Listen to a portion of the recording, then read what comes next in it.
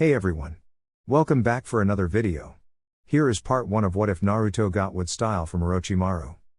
Summary: oppression, lies, defilement, loneliness, hatred.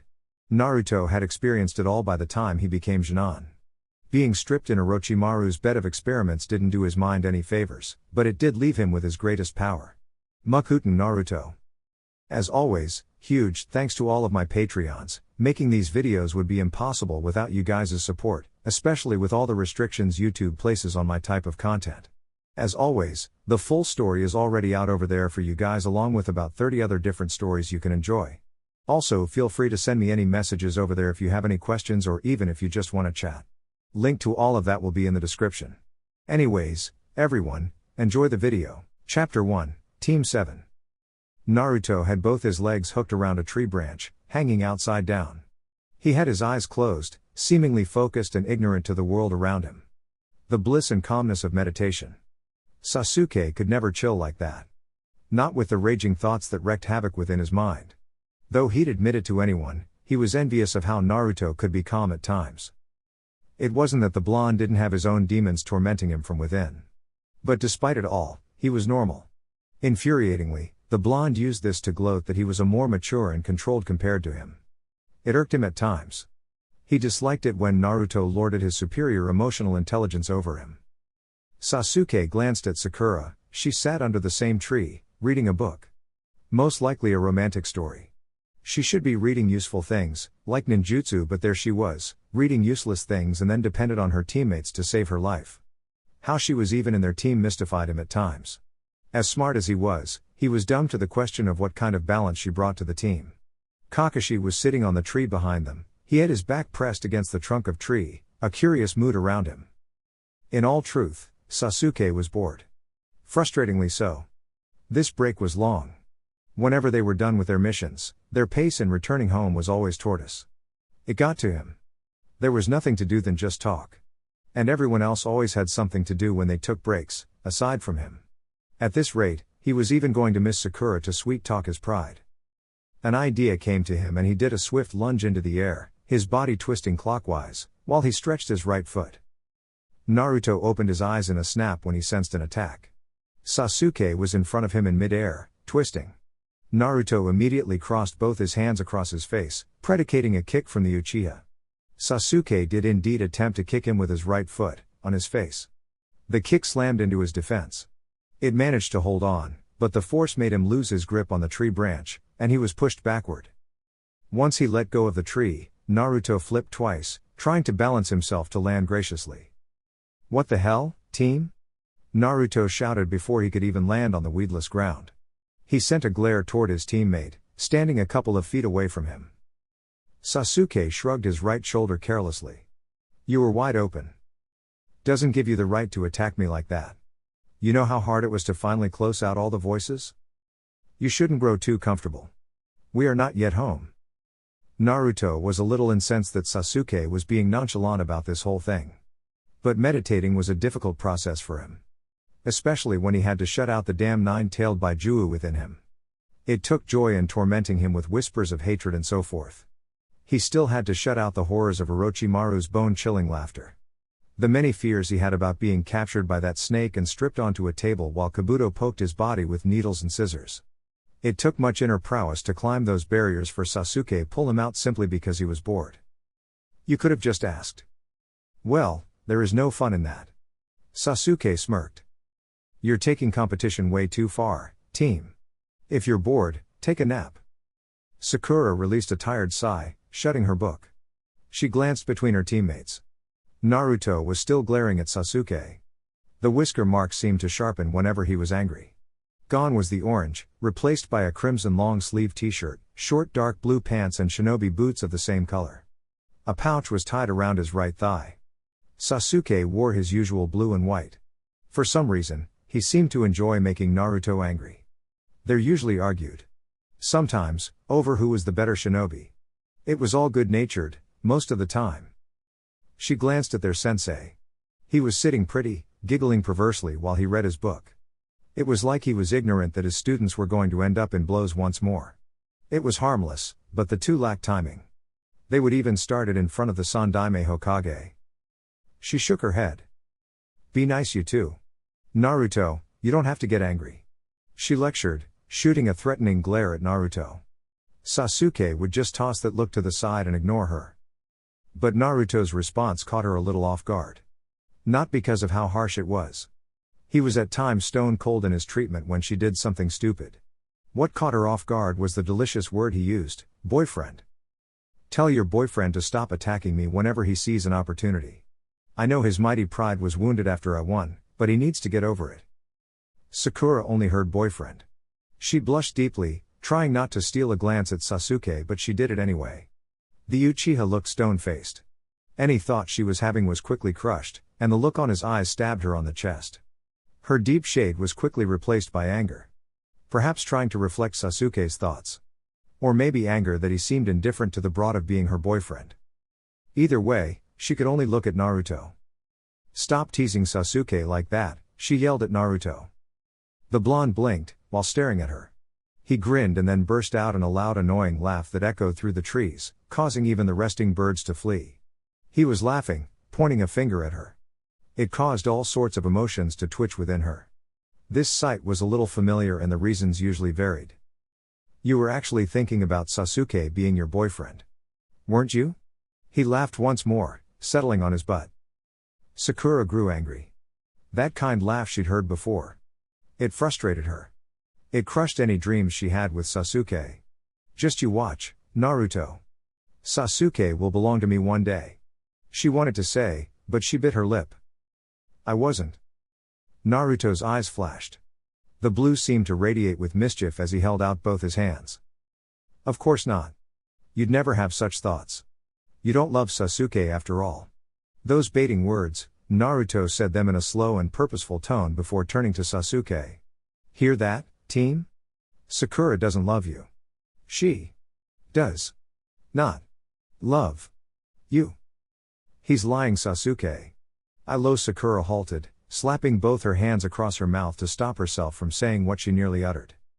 Once more, Naruto's laughter disturbed the peace, making her red.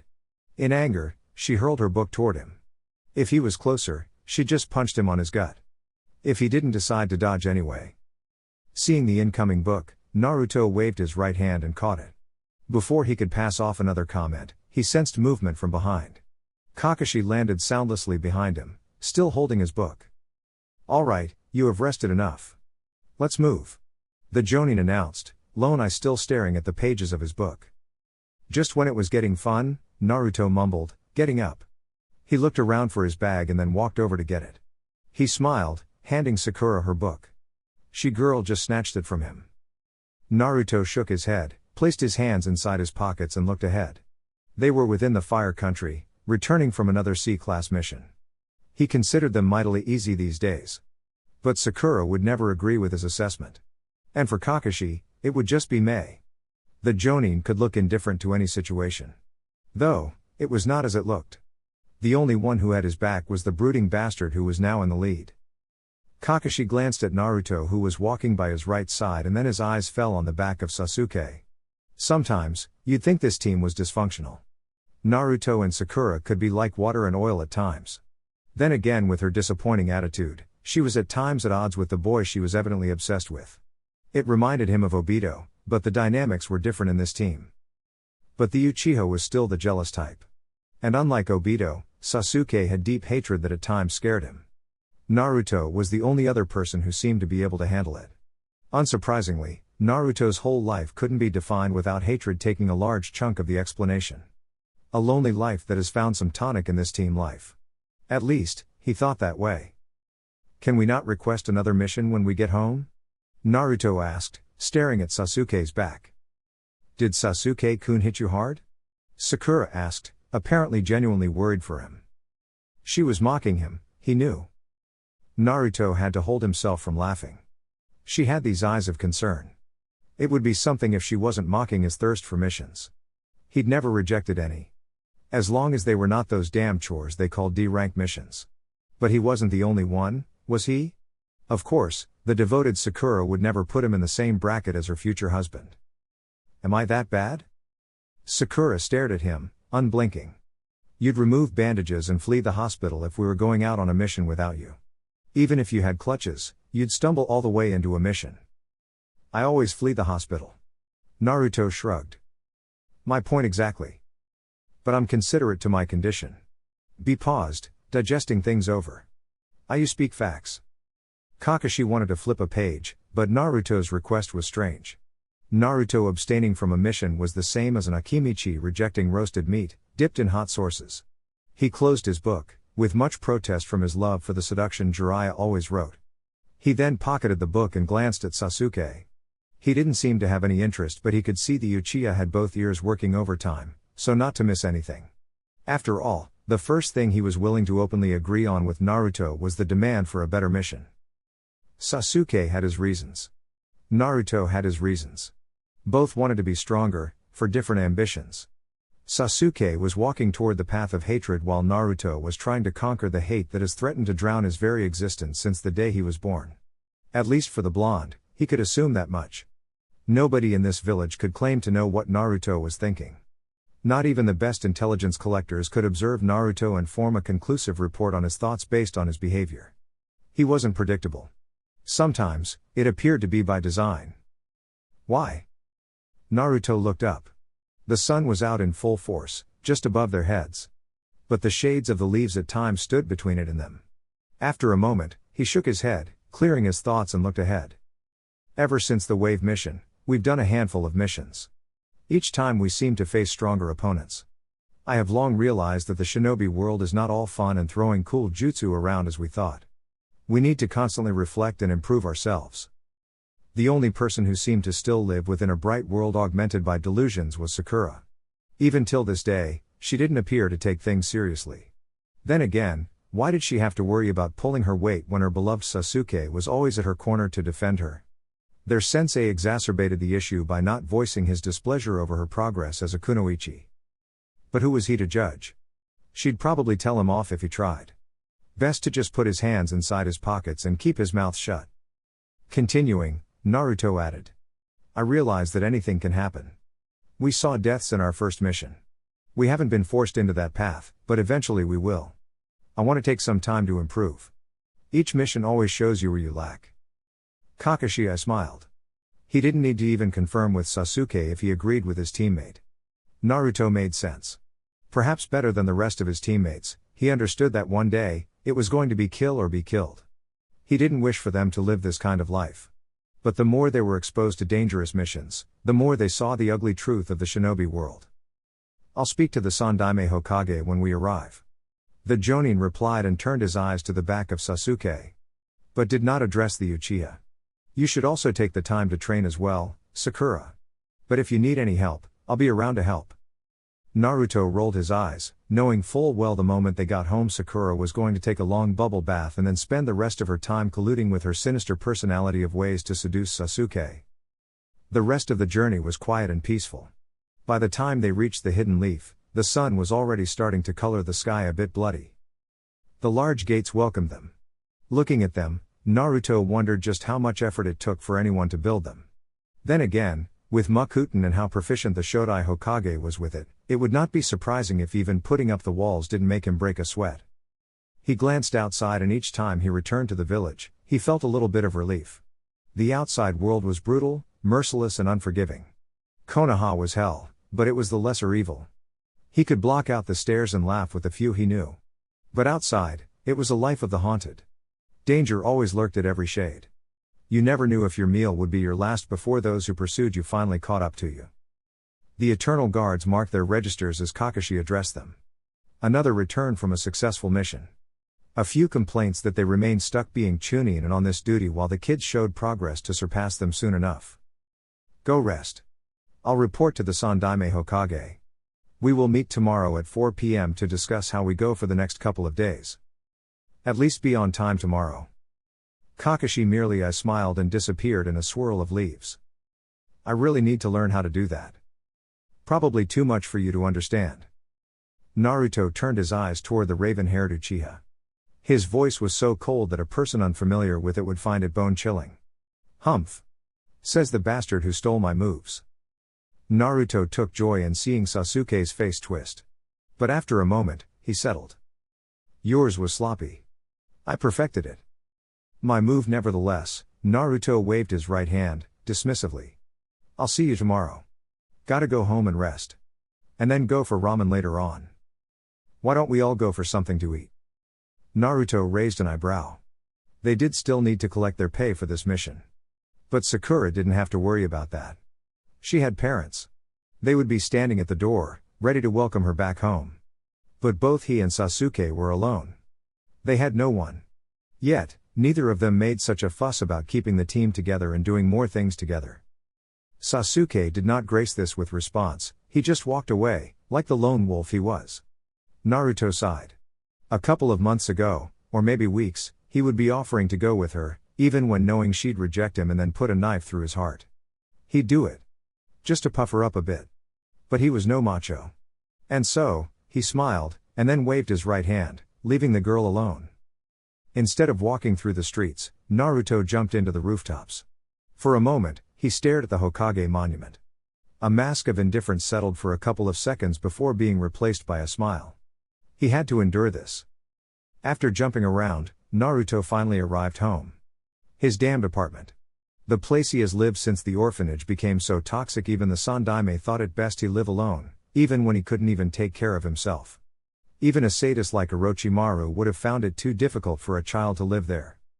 Pulling out his key from his pouch, Naruto stuffed it inside the keyhole and unlocked the door. He stepped in and then shut it behind him.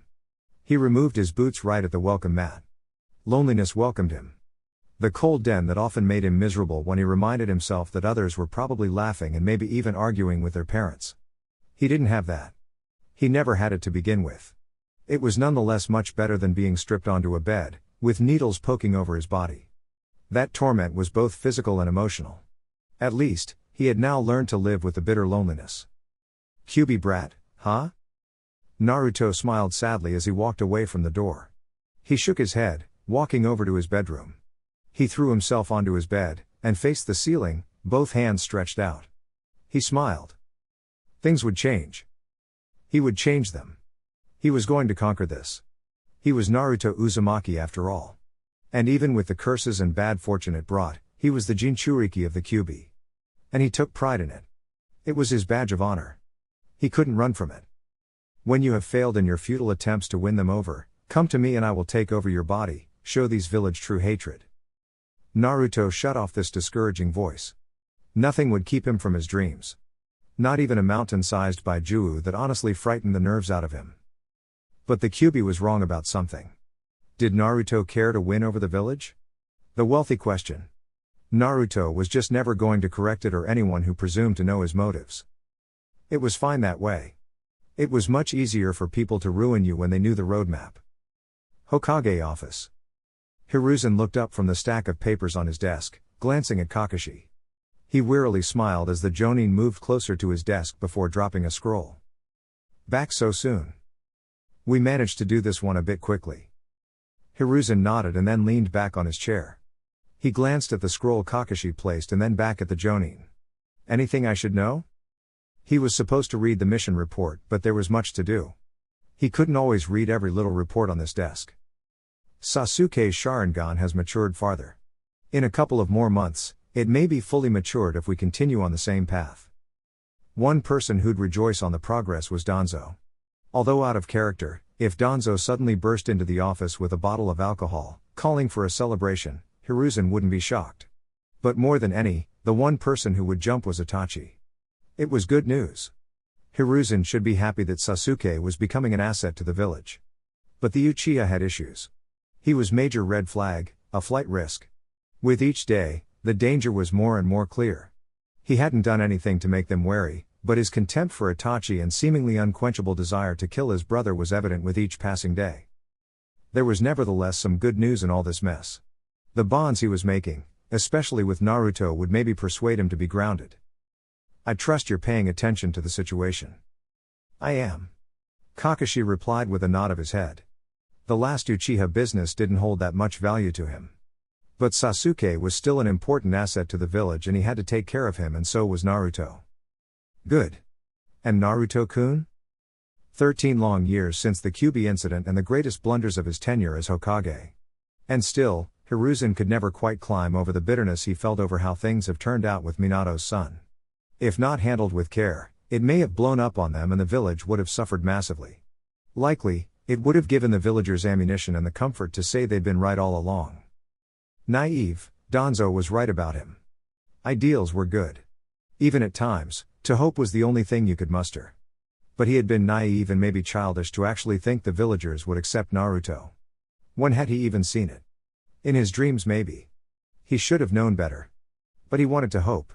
For what exactly, Hiruzen couldn't tell. As a result of his naivety, Naruto has suffered greatly.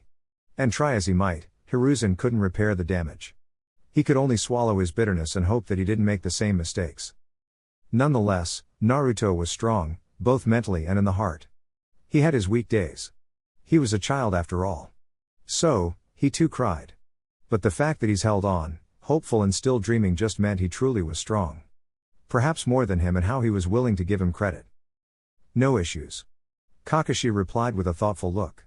His capacity to learn and willingness to admit that others are better give him the edge. He sighed just thinking about Sasuke. He has always been willing to better himself. Indeed. But unlike him, Sasuke's pride gets the better of him. Most Uchiha were prideful. But you're his sensei. I put you there to handle it. Nobody matches the potential of those two in their generation. We could be looking at future Hokage. The Sandaime Hokage said in a stern tone. You need to ensure that they remain close and kill any thought that may not align with that of the village. Hi. Kakashi paused. But I struggle with Sasuke. He doesn't open to anyone. While he sometimes seems to be willing to give everything for the team, there are times the thought of revenge seemed to overtake him. Admittedly, even when he took Sasuke to his wing when teaching him Chidori, they hadn't exactly bonded. The one person who seemed capable of pressing the right buttons with the Uchiha was Naruto. And the blonde was smart about it, at times. There were days Naruto pressed Sasuke just for his amusement. It astonished him just how much Naruto had analyzed his teammates. And him. He hadn't seen the sheet. It was just in the way that Naruto handled both his teammates that made him realize the blonde knew when and how to press them. He is on the right path. It is only true bonds and companionship that will ease his heart.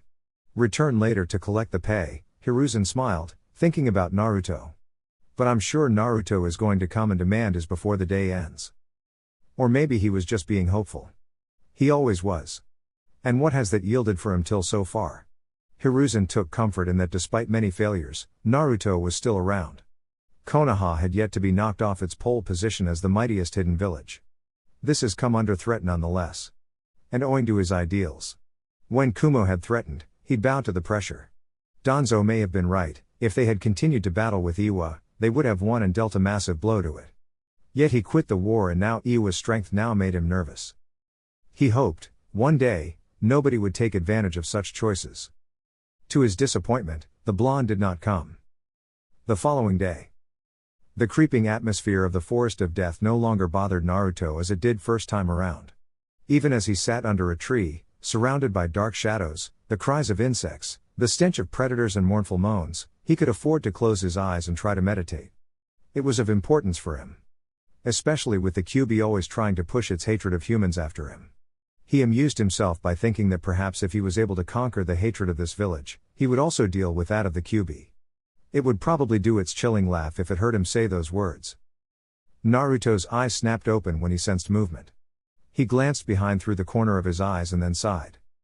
You have a bad timing, team. Sasuke stared. Asking Naruto for something was a problem. The words always got stuck on his throat and he usually just resorted to just attacking. These days though, the result was not always pleasant. How did you even know I was here? Kakashi-sensei told me. Sasuke shrugged. I need a training partner.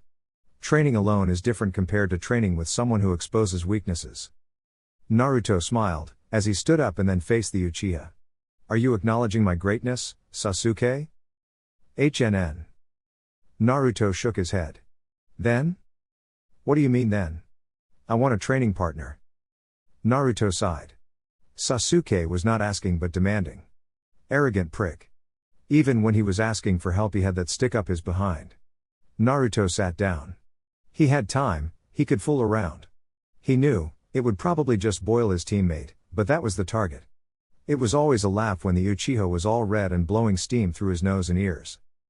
Ask someone. I'm busy. But if you really want to do it with me, ask nicely. Sasuke glared. I can just attack you. Oh? Naruto did hand seals. You think I'd permit you to do that? But if you want to play it like that and refuse to ask, let's do this. He grinned. Taijuu Kage Bunshin no Jutsu. About 100 clones appeared, some standing behind him, some standing on the trees. Basically, they surrounded them. Defeat the clones and you get to spar with me. Sasuke gritted his teeth, seeing the hundreds of clones lunging at him all at once. How was he supposed to even fight them all when they were attacking like that? They were clones, but still copies of the original. Whatever Naruto could do, they could do. He leapt backwards, inhaling oxygen while doing hand seals. Kaden, Great Fireball no Jutsu. Sasuke released intense flames from his mouth. The huge ball of flames charged toward the incoming horde of clones. To give it range, he kept releasing the flames while spinning.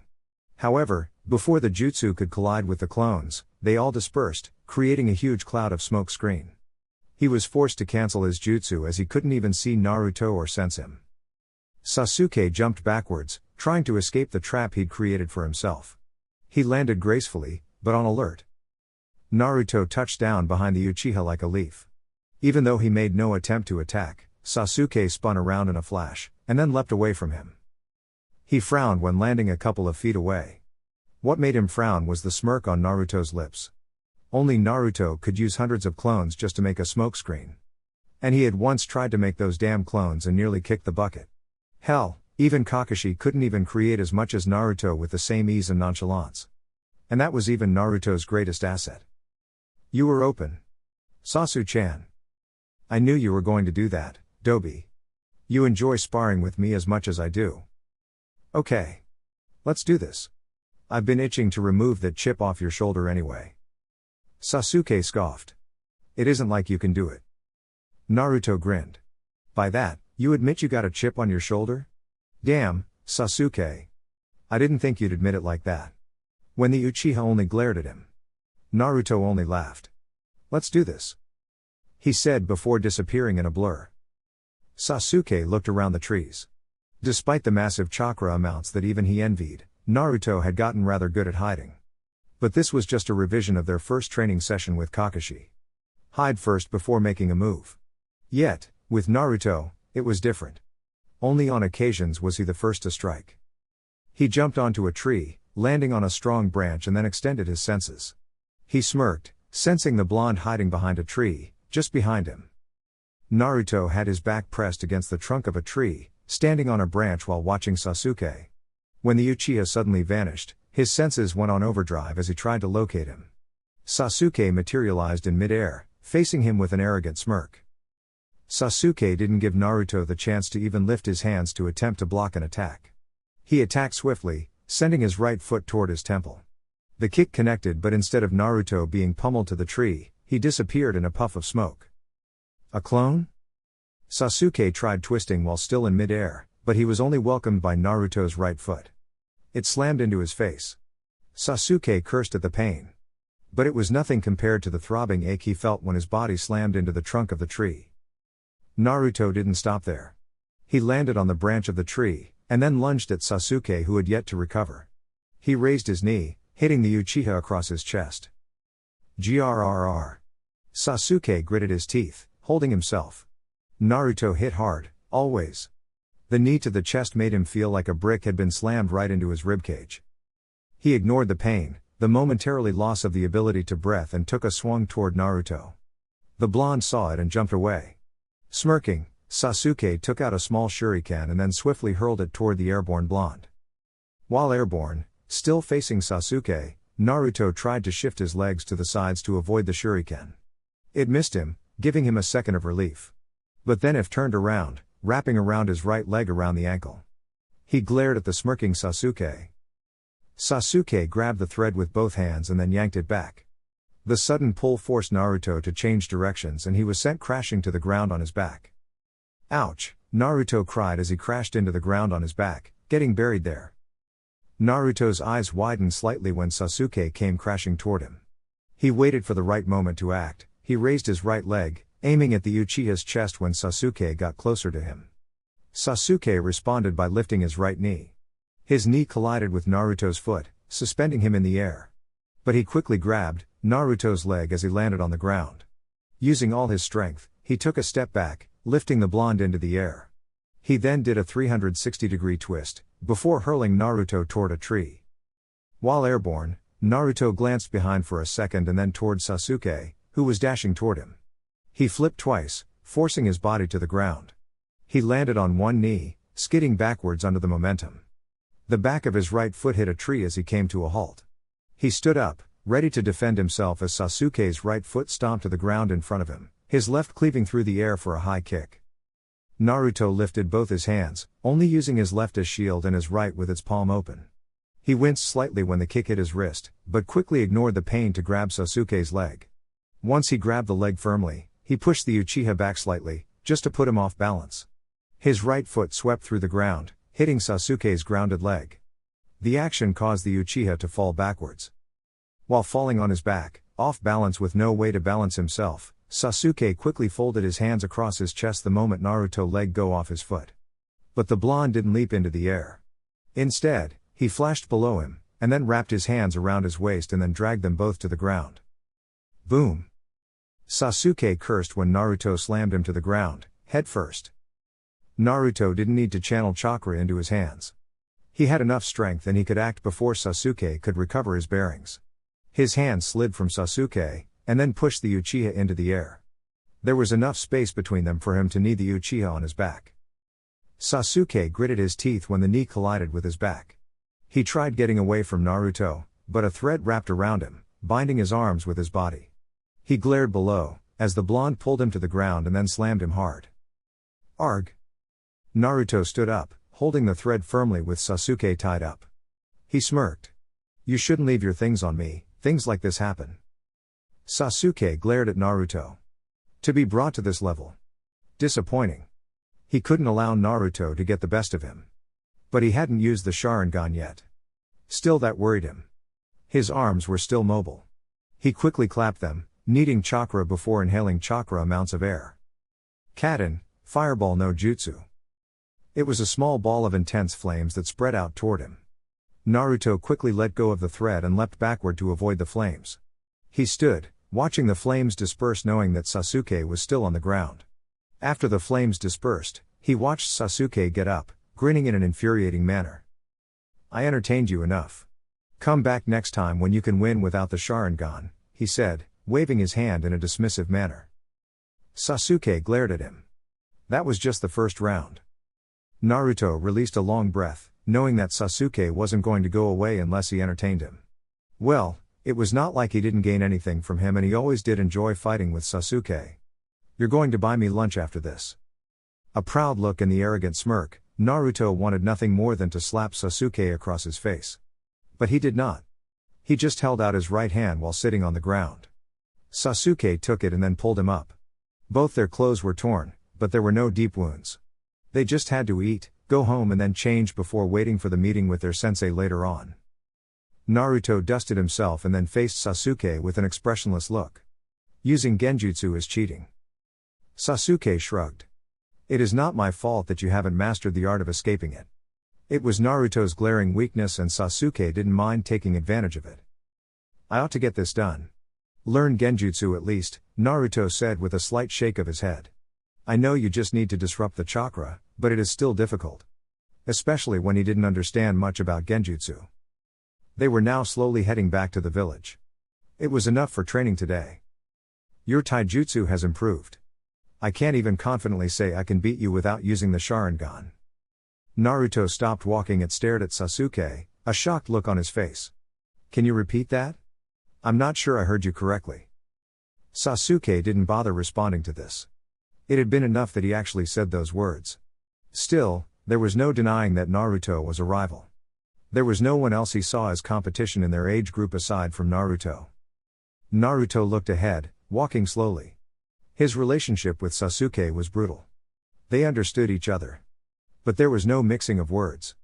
The Uchiha told him exactly what he thought of him, and he didn't shy away from telling him that he was an arrogant prick with a superior complex. Yet, as they reached the village streets, The fact that they walked in opposite sides became quite clear. Sasuke was the beloved Uchiha and he was the outcast. The loathsome demon brat. There were days they didn't seem to know how to react to him walking around with Sasuke. Perhaps for some villagers, it was fine, the Sharingan could control the Kyuubi. It was sad. But he had to fight this. To earn his place in this village. Looking ahead, Naruto couldn't help but smile. Sakura and Ino were walking toward them. How he loved this convenient meetings. He glanced at Sasuke, he seemed to want nothing more than to flee. At least, it wasn't like the academy days where fangirls would be chasing after him. How he envied that love and obsession. It was annoying, but Naruto didn't have anyone chasing after him. Not unless it was Anbu or Iruka. Sasuke-kun. Ino waved her hand, her speed increasing. Sakura kept up with Ino and then pushed the girl away from Sasuke when she stopped in front of him. Sasuke was her teammate. He beloved. Were you two training? Sasuke looked to the side, but did stop walking. He was just not going to entertain this. It was pointless. He glanced at Naruto through the corner of his eyes, the blonde openly enjoyed talking and teasing. He did it with either him or Sakura. Neither of them found it amusing. Well, some of us do take the shinobi life seriously, Naruto said carelessly. He then grinned, ignoring the look Sakura was giving him. Besides, I need to get stronger. No weak person becomes Hokage. Sakura rolled her eyes. Keep on dreaming. You are never going to make it. Not with Sasuke with around. Naruto smiled. Sometimes, he didn't stop himself from responding in kind to Sakura's jibes. She deserved at times. Even though he did pity her. I have more chances of becoming Hokage than you actually dating Sasuke. He shot back, his tone a little cold. Ino whistled. That's just cold. Naruto shrugged. He wanted to say Sakura irked him at times. My dear, Ino-chan. Sakura is going to take the lead here. You know, she gets to spend time with Sasuke in missions. Did I tell you that he even acts as Prince Charming at times by rescuing her from danger? That foxy grin on Naruto's lips. He was baiting her. Ino glanced at the uninterested Uchiha and then swallowed hard. She had stopped feeling the obsession long ago. But she would never stop acting like she wasn't interested, not when it would give Sakura a free run. Or maybe she still held some interest. She folded her hands across her chest, looking defiant. I highly doubt it. Naruto shook his head. Just the other day, they were doing the night watch. And you know, I don't sleep at all. So, I'm in my tent, and I hear Sakura's voice. He changed his voice, imitating Sakura. No, Sasuke-kun. We are not yet married. Sasuke-kun. Don't touch there. Kia, Sakura shouted, her face all red. She lunged at him, trying to punch him. Naruto quickly hid behind Sasuke to avoid getting hit. You were actually thinking about it, weren't you? Sakura faced Sasuke for a moment and then looked away. Why did Naruto have to be like this? He was always trying to make her look like a fool in front of Sasuke. You truly are a pervert. Ino remarked of Naruto. Now, Naruto said, his tone a little serious. He stepped away from Sasuke, walking over to Ino. He stopped in front of her, smiling slyly. But not as much as you, ain't it, my dear Ino-chan? Don't put me in the same bracket as you. Ino puffed her cheeks. We are not in the same bracket. You exist at a higher level. And I admire you for it. Should I call you master? Naruto, Sasuke's cold voice halted any thoughts. If you're going to continue with this, I will go home. Naruto let loose of a long breath. Such a bore, he said. Well, ladies. We will be on our way. He walked past Ino, waved his hand. Where are you going? To eat. We can join you. Naruto and Sasuke exchanged looks and then ran off without responding. Sakura glared at the dust. That was Naruto's fault. The way Sasuke seemed to agree with Naruto and even go along with him, bothered her as she could never get to that level. She shook her head. She just had to do her best. You know they are going to Ikaraku Ramen, right? Sakura blinked. Of course, Naruto probably even had dreams eating ramen. She wouldn't be surprised if his fridge was empty and there was nothing but instant ramen in his cupboards. Let's just go. To their surprise, the two weren't there. It was about an hour before Naruto was supposed to be at the training ground for the team meeting. He didn't immediately head there but went to the Hokage tower. The third wanted to speak to him. The steps and the passages were all too familiar. Who didn't he know inside the tower? For as long as he is known to walk, Naruto has often found himself drawn to this place. The main reason being that the old man was the only person who'd shown him kindness, aside from the good Samaritans at Ikaraku Ramen who even allowed him to eat for free. The office was usually busy. Even as he stepped in, the third was busy with some people. Naruto minded his business and settled on the couch within the office. He glanced at the frame of the Yondaime Hokage, the greatest Hokage as far as Konoha was concerned. And also the man who sealed the Kyuubi within him. And most recently, as he'd come to find out, the man was his father. It was laughable that he'd heard it from the Kyuubi. The Baijuo had been taunting him, trying to get him angry. It had told him, he was the son of the Minato Namikaze, and yet the village hated him. When he denied this, the Baijuo had remarked, it would know best since it had been sealed within his mother and had nearly come close to killing both parents. The latter had been said in passing, but Naruto had observed the watchful gaze. The Baijuo had said it purposefully. A test of some sort. If there was any doubt, that hateful snake had smugly broke the news, simply to watch his face twist in anger. Naruto. He turned to face the third Hokage. The people he'd been speaking with were now gone. Naruto blinked. Had time just flown away while he fought with his thoughts? He stood up and walked over to the Sandaime's desk and sat on a chair. The old man was a little hidden under the stack of papers on the desk. It was always work. Even his dream became a reality, he would end up getting drowned in that kind of work. How are you, Naruto-kun? Warmly, Naruto responded. Fine. Despite the lies and the secrets. There was no doubt. This was the person who had loved him more than anyone else. Good. Hiruzen stared at him. Kakashi tells me that you still don't use Mokuton. It was not that he didn't want to use it was just that there has never been a need to use the extravagant jutsus. He was also still learning. Sakura didn't even know he could do wonders with it. She'd seen him do small things. But if he did big things, she would be forced to accept that he could use the bloodline to the same heights as the Shodai Hokage. She would probably faint when she is forced to accept it. For now, they all treated it as if it was normal. He smiled, amused at the image he painted of her trying to rationalize how he could use it. There were some undeniable psychological issues that he refused to think about even when the Sandaime Hokage tried to lead him to it. It isn't that I don't use it. I only use the minimal efforts.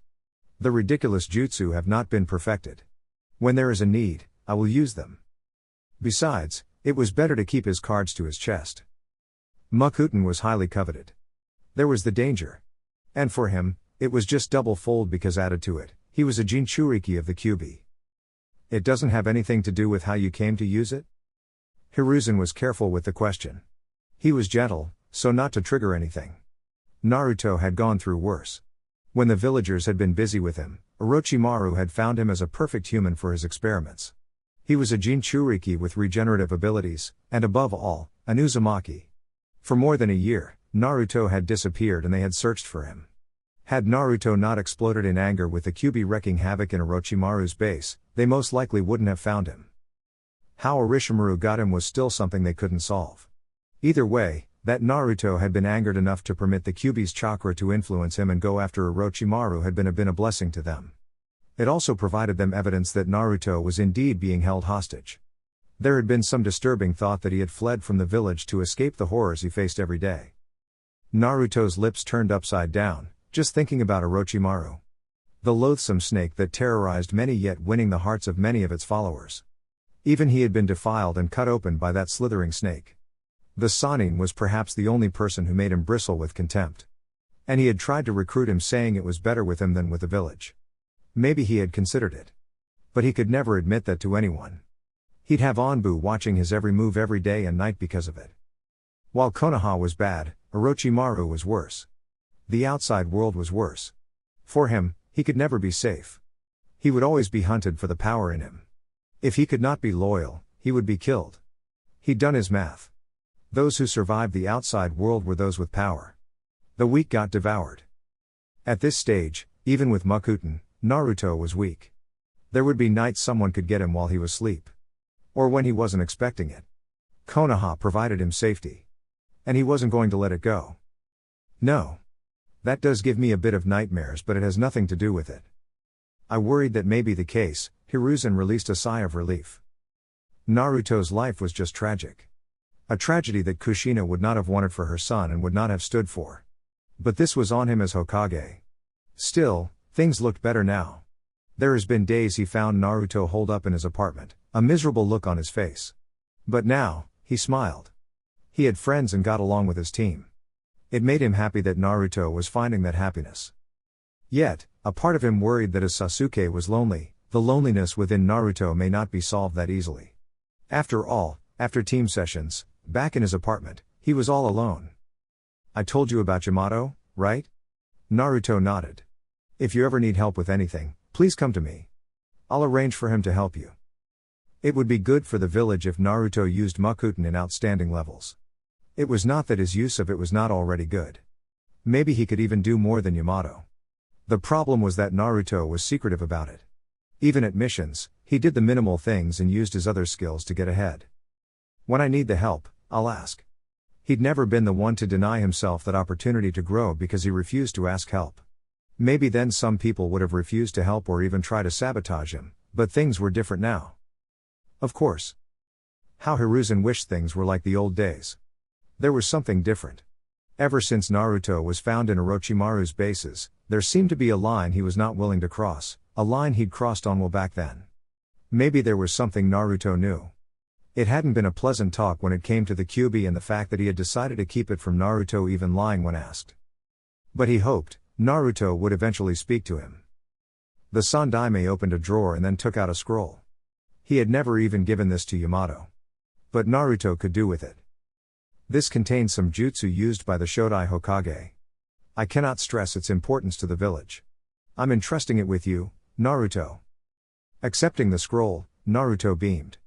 He had begged the third for some scrolls because he wanted to learn by himself, but the old man kept him away from it. I'll take good care of it, Gigi.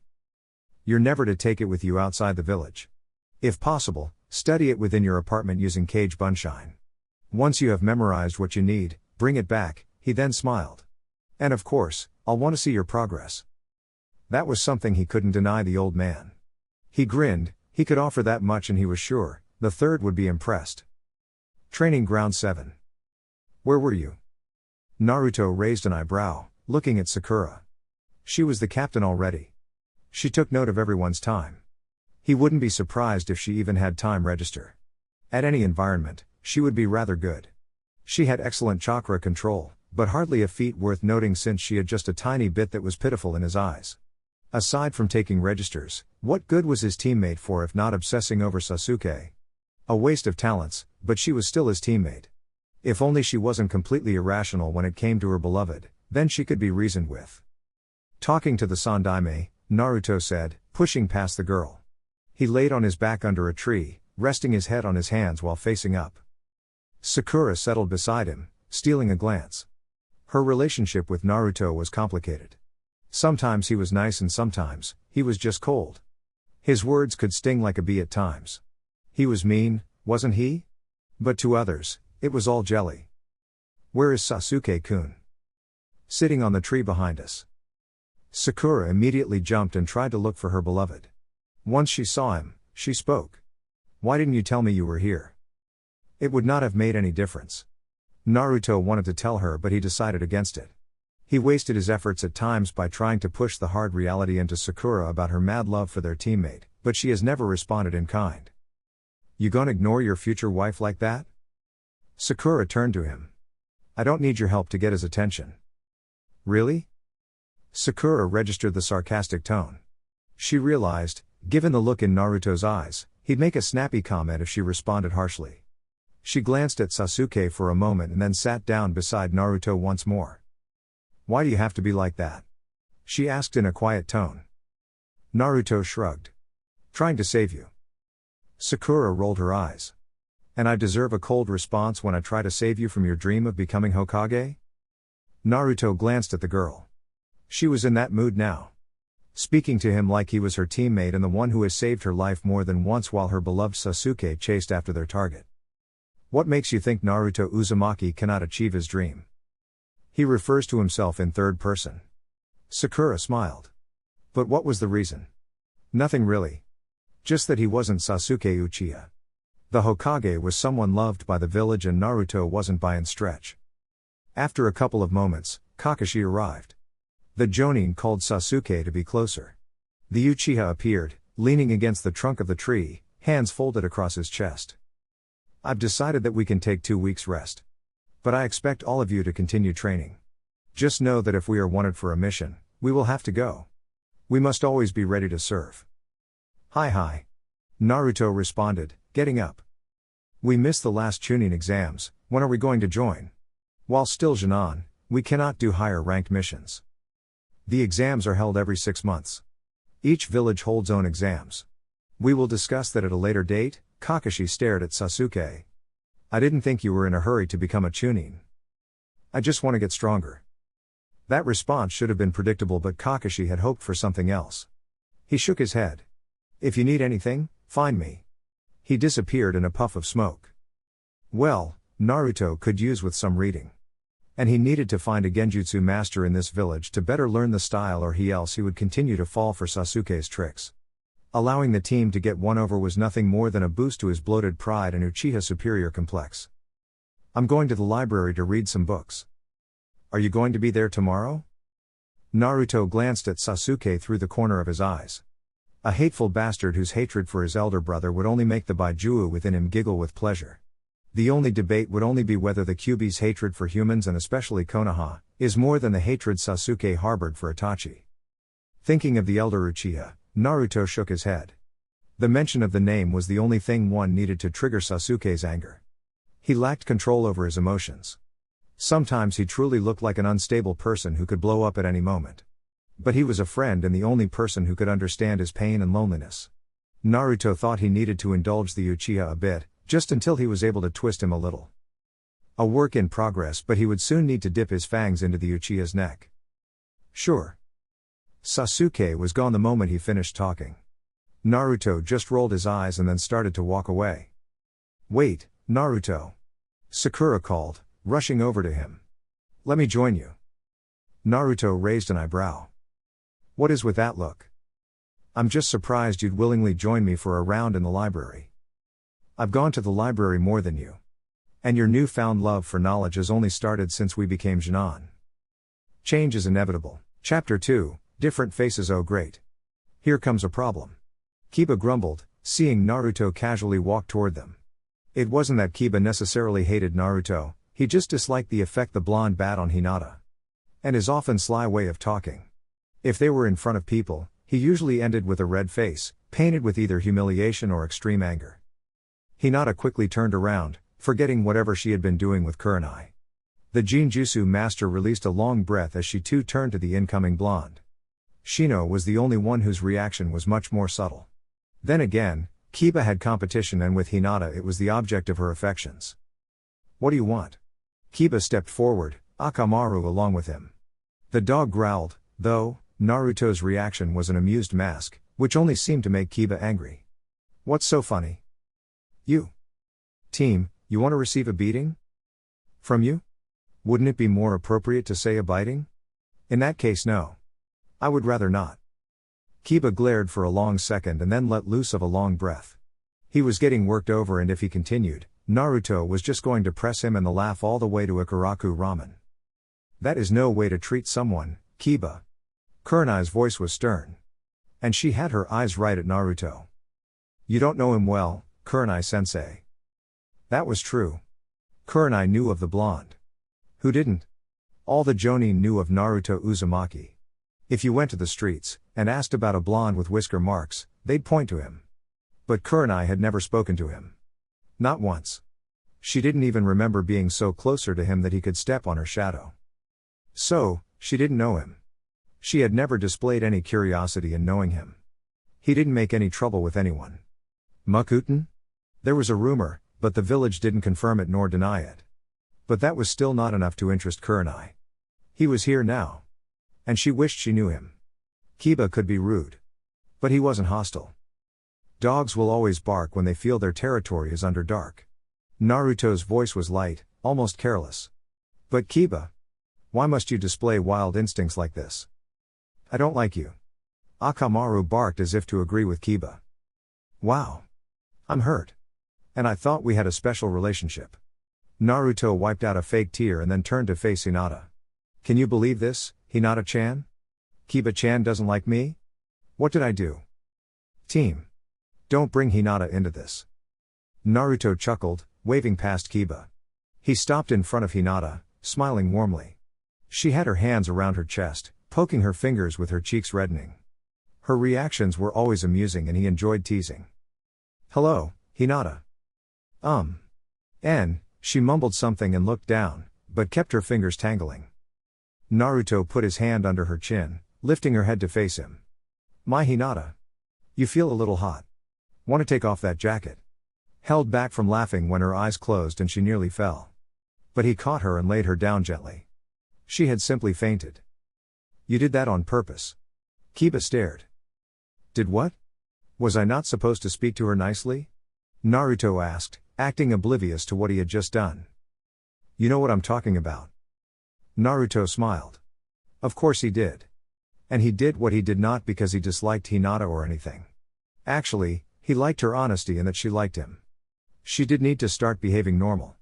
But he teased her because he wanted her to step out of her comfort zone and start getting used to his presence. Are you just jealous that you don't have the same effect on her? Before Kiba could respond, Kurenai clapped her hands to get their attention. She stared at Naruto, just wondering what he wanted. His relationship with Kiba was something else.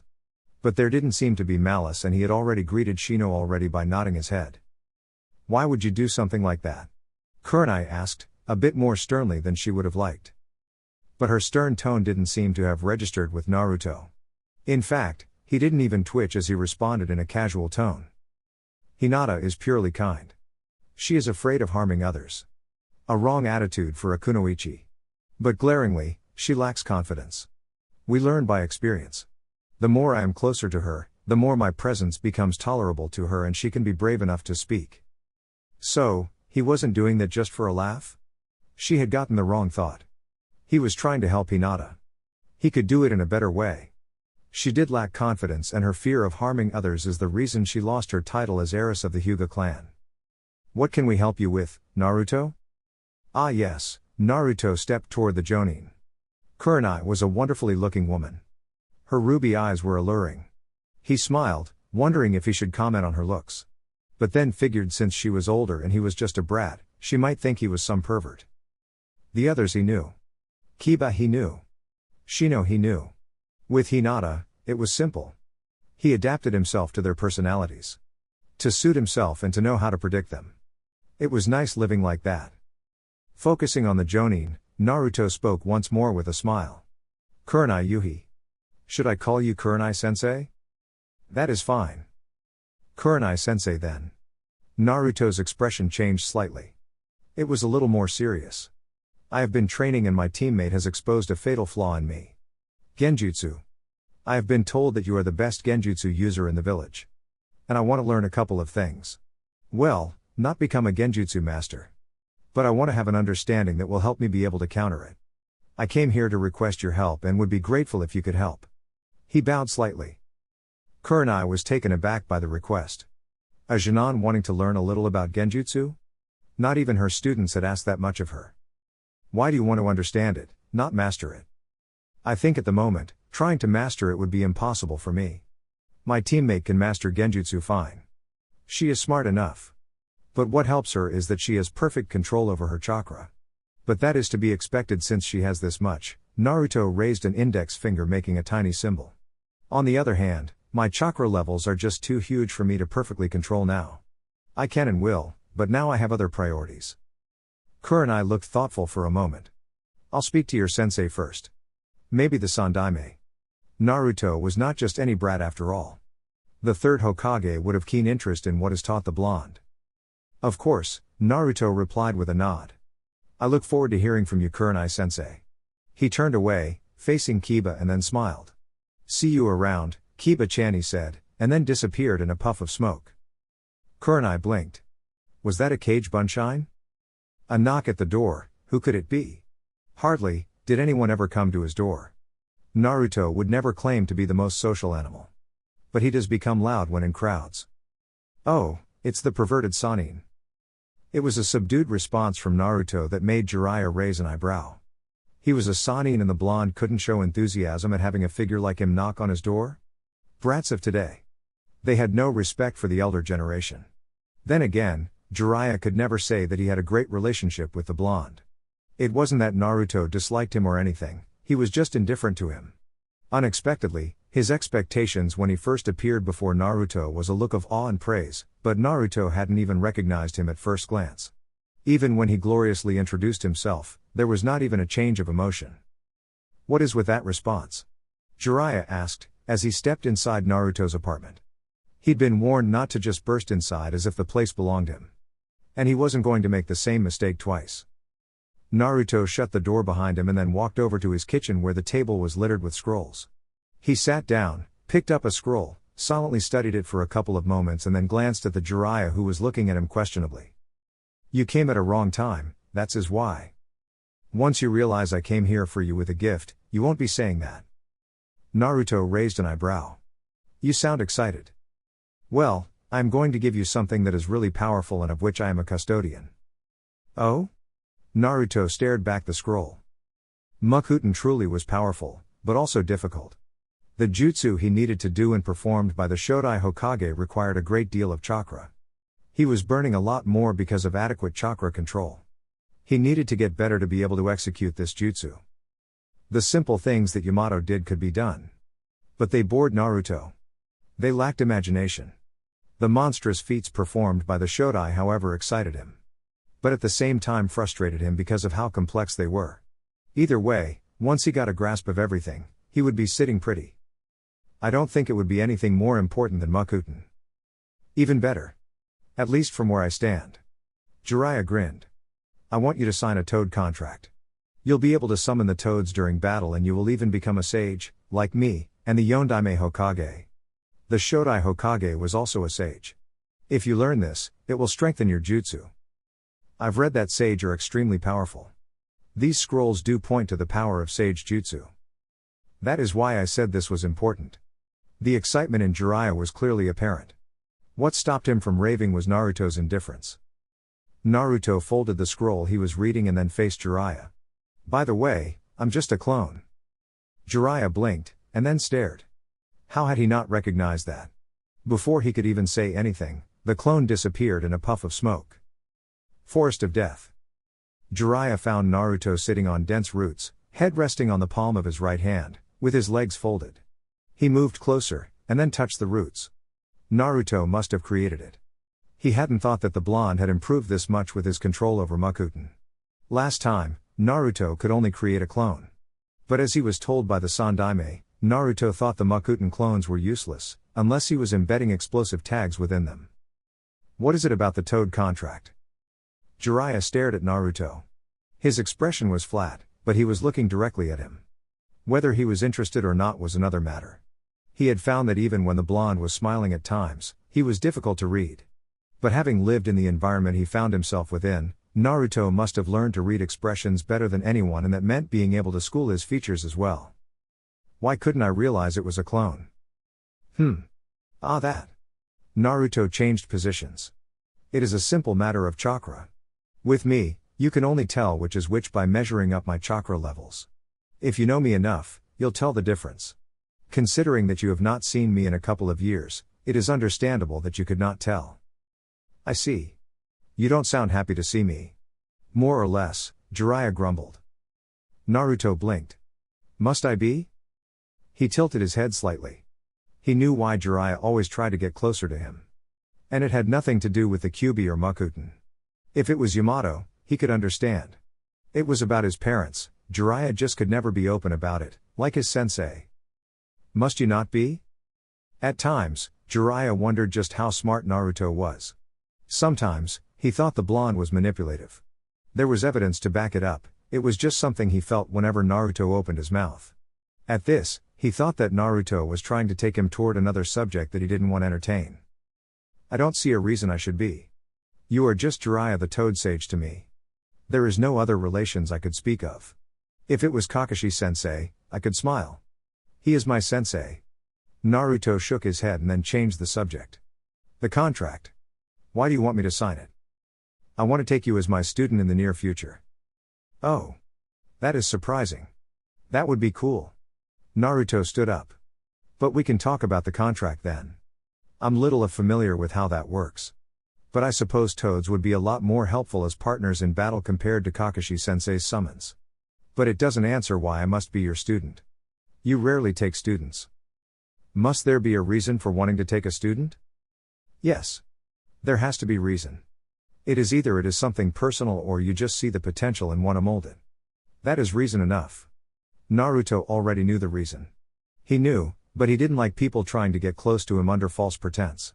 Weren't there enough lies already? Must there be more to it? Jiraiya frowned. Naruto wasn't that starved of affection that he was willing to jump into the hands of anyone who showed him care. Perhaps he'd underestimated his strength and that he would have thought that just by simply showing up, the blonde would be all over him. It wasn't a matter of trust. Or maybe it was. After all, Naruto wanted to know the reason behind his goodwill. Jiraiya had reasons, but he didn't want to share. This was all going to give him a headache. The third is my sensei and he has asked me to look after you. You are a valuable member of Konoha who uses Mokuton. We have high hopes for you. The Sannin then grinned. You want to surpass even the Yondaime Hokage, don't you? I was his sensei. I can help you. Naruto jumped from the roots and landed beside Jiraiya. He held out his right hand, stared at it while deliberating events that could have possibly unfolded. The Sandaime couldn't have forced this on him. If anything, a better teacher for him was Yamato. If the old man was going to force a sensei on him, it would be his fellow Mokuton user. Jiraiya couldn't assist him with his training in that regard, so, it wouldn't make complete sense for the Sannin to be forced on him. I have been alone since I was born, Jiraiya-sama. Mokuton? Is that the only thing valuable about me? I have asked myself this question time and time again. Sometimes it is about the Kyuubi. I wonder, is it the only reason the Sandaime is even close to me? If it was because of the Baiju'u, then he would have made sure I learned to control its power. But the Sandaime sees me as a child. I think, if it was possible, he'd rather I not even use the power. But that is just wishful thinking. One day, I will have to use this power. He glanced at Jiraiya at the corner of his eyes.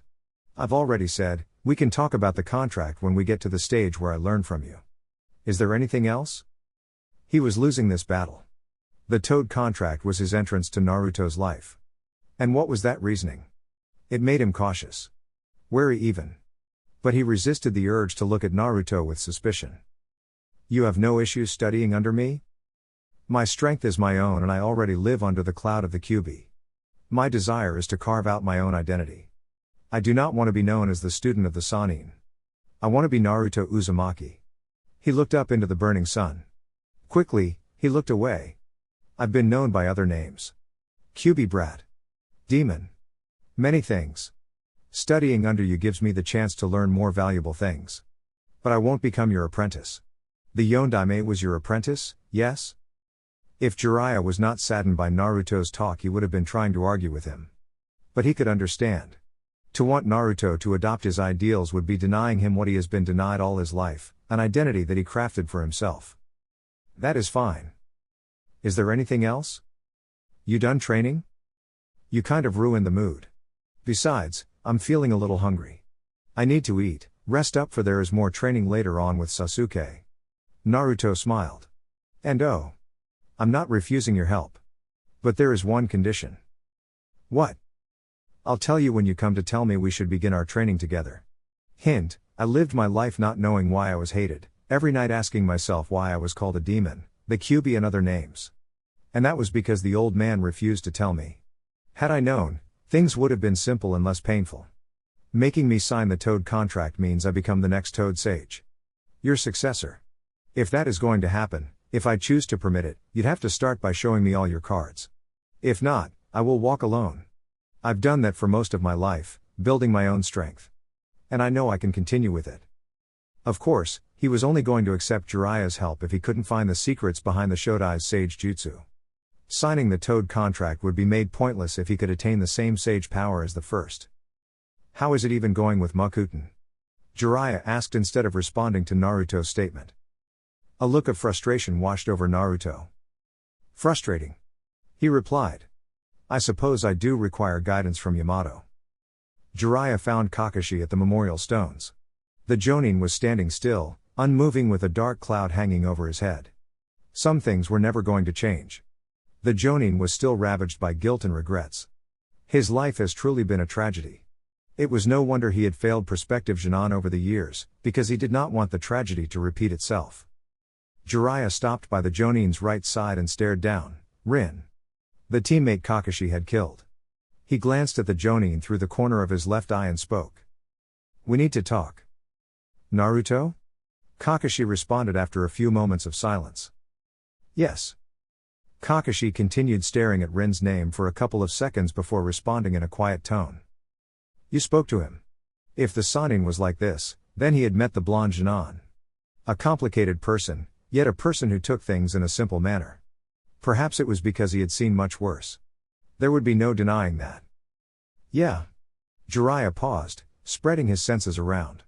Once satisfied, he continued speaking. "What am I missing? How far is he even with Mokuton?" Kakashi adopted a thoughtful look on his face. "He can defeat Sasuke. And that is someone hailed as a genius. He may be much stronger he looks. I don't know his full capacity with Mokuton. He doesn't use it that much. He rarely does so. I asked him about it and he said what he could do would be a mockery of what the Shodai could. He said it with an embarrassed look on his face. He sets higher standards for himself. But hardly surprising. He has good grasp of ninjutsu." "How good?" "You'll see." Kakashi responded. "But that is not what you came to talk about, is it?" "He may be a little difficult to crack." "That is because Naruto is not gullible. He is independent and not too trusting. Just because you are Jiraiya doesn't mean he is willingly going to go with you. One more thing, he is adept to lies. He has seen people lie to him more than enough. There were times when he tried to make friends and it all ended horribly wrong. The best policy is just to avoid the issue than tell an outright lie. That was something the Sandaime was rather good at.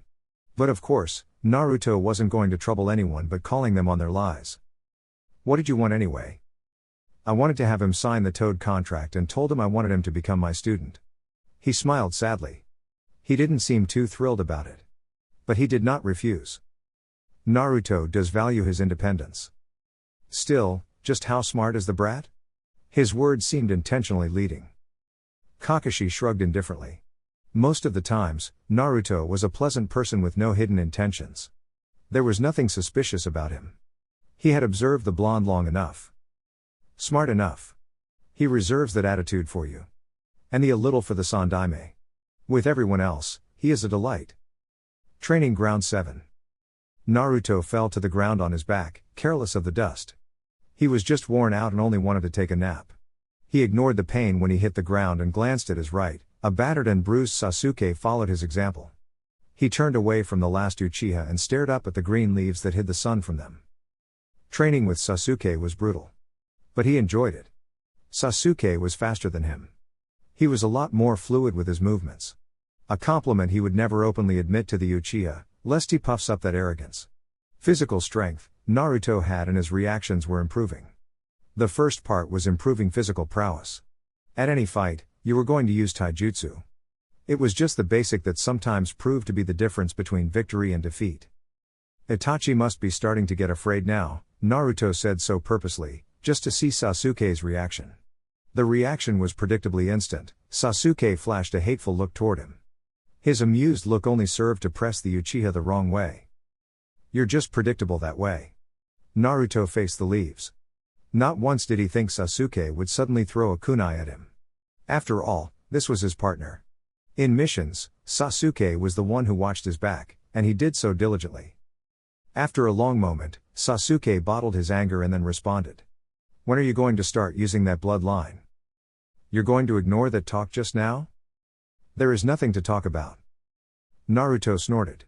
"If you end up getting filled up by hot air, it is something to talk about. I fear that the day he appears before you, you are going to recklessly attack him even when you cannot even lick his boots." Sasuke glared at him through gritted teeth. "You do not understand."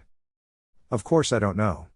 I have never claimed to understand, but I know enough that at this stage, you're going to end up getting swallowed." Naruto smiled sadly. "You are my friend. The only person I can truly call a friend in this village, and it would be sad if you did something reckless." How would you react to someone who killed your parents? Your entire clan just because he wanted to test his strength? The anger and pain. The betrayal. Naruto could feel it all. Sasuke must have truly looked up to his elder brother. Naruto could never understand what it meant to have an elder brother to love you. He had no one. Younger, he had come to believe that he may truly be what the village called him. I don't know. I have not yet hated someone to that level. But you know I'm a Jinchuriki. Sakura is ignorant, so, it can't be helped. Despite your superior complex, you must know just how I'm treated in this village. The same look you have when you think of Itachi, is the same look the villagers give me. Sasuke knew. He had known long ago how Naruto was viewed. He was loved and Naruto was hated. The fact that Sakura could not see this was just ludicrous. But she was that ignorant. She shouldn't be a kunoichi really. The Kyuubi caused a rampage in this village that killed many people. I can understand their hatred for it. Yes. That is why I'll say, in some ways, you and the villagers seem alike at times. Don't put me in the same bracket as those ignorant people. Sasuke replied in a stern tone. Seemingly offended. I understand their anger for the Kyuubi but not their hatred for you. Does not change anything. You are still the same. Hateful people who cannot see past their hatred. You ought to learn to control your emotions. I'm almost certain that you'd abandon anything just to kill your brother. Killing him is the reason I live. How I pity you, Sasuke. To simply dedicate your entire life to killing just one man. The Uchiha won't be revived. What honor is there in doing so? Instead of trying to create new memories of the Uchiha, you are just going on a dark path. Sasuke snorted. Dark path? What of you? Don't compare me to you, you hateful child. I'm content with my life. I have dreams. I have desires. Negative thoughts? I have them. There is no person doesn't have negative thoughts. The difference is that I don't indulge my thoughts. I master them. I control them. Sasuke wanted scoff but he knew better. When it came to self-control, Naruto had that. And he didn't seem to particularly hate the villagers for their treatment of him. What is your goal? Sasuke asked curiously. Naruto faced up into the sky and then replied. I have many things I want to achieve. So many things, Sasuke. Maybe you could say I want change. He paused, sensing a new chakra presence. And restoring your clan? Didn't you say you want to restore your clan? Naruto smiled. I'm certain that Sakura will be more than happy to carry your children. Sasuke groaned just thinking of the pinkette. Why did you have to bring her up? Because she is coming. Sasuke's eyes snapped toward the clearing. There she was, blushing all the way toward them along with Ino. If it was not because he was tired, he would be getting up to flee. He hated her affections. They were a nuisance and she was nothing more than a burden in missions. She did not take anything seriously. If you say anything I find troubling, I'm going to stab you tomorrow when we train. That is just dark, Sasuke. Then again, you are the dark avenger of the Uchiha clan, Naruto said with a laugh. You should loosen up a little. Being stiff and broody is the reason those who know you actually hate your guts. Naruto sometimes didn't mince the words. But Sasuke was not bothered by it. Not even a little. Those insults didn't do anything to him. Is it just how you act all carefree in front of other people but then changed when you are alone? I don't even have a need for other people. What I need is power. Oh. You power-hungry fool. If you're not careful, you'll betray everyone one day. The love for power has driven many astray. But you probably don't care about that. You just want to kill your brother and would even sell your own soul to get the power. Naruto shook his head. It is truly sad. You fail to see what is important to life. He paused, sensing that Sakura and Ino were upon them. Seems like a serious conversation is happening here. Ino was the first to speak as she stopped beside him, staring into his eyes with her hands placed around her waist. Naruto smirked. Well, we were thinking about doing a double date. You know, you and me. Sasuke and his beloved Sakura-chan. He was saying that he secretly does crush over her. Sakura allowed herself to dream, just thinking about a shy Sasuke confessing his love for her. Her daydream was crushed when Ino burst out in laughter. It was just the kind of laugh that shattered all hopes. It was made worse when Naruto joined her. They were laughing at her. She was glared at the two and then looked at Sasuke. They are making fun of you, Sasuke-kun. Naruto snickered when the Uchiha ignored Sakura. Why would you say something like that? You have more chances with him than my dear Sakura. Arg. Naruto jumped. What the hell, Ino? How could you say something like that? I don't swing that way. Who'd even like this brooding bastard? Ino allowed an innocent smile to settle on her lips. Well, you have gone far better than Sakura. I mean, you two have kissed. She was trying to hold herself from laughing. Naruto fell on his butt and then leaned against the tree's trunk. An expressionless mask settled for a second as he replied. Don't remind me the horrors. But I remember you and your gang, led by the cheerleader-in-chief trying to kill me. Who are you calling a cheerleader? Sakura exclaimed, glaring at him. Naruto shrugged. You cheered and encouraged Sasuke at the academy. Even followed him home and then jeered anyone you perceived to be an enemy. Sakura had no response. Always when Naruto and Ino combined, she was always left without a place. She honestly envied their relationship. They never hung together, but whenever their paths crossed, they acted like best friends. Naruto was her teammate and she couldn't even interact with him in the same way. Then again, Naruto seemed to get along even with the others. He bickered with Kiba, but that had to do with Hinata and it was always friendly. The same could be said about Sasuke. In her silence, Naruto spoke, addressing Ino.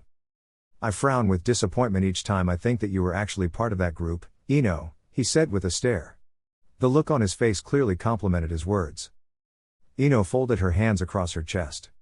I was a child then. She huffed. You're an adult now? I've grown. Don't you know? Once we become shinobi, we are no longer considered children. Those are just words of a brat who wants to enter the world of adults a little too early. Naruto shrugged.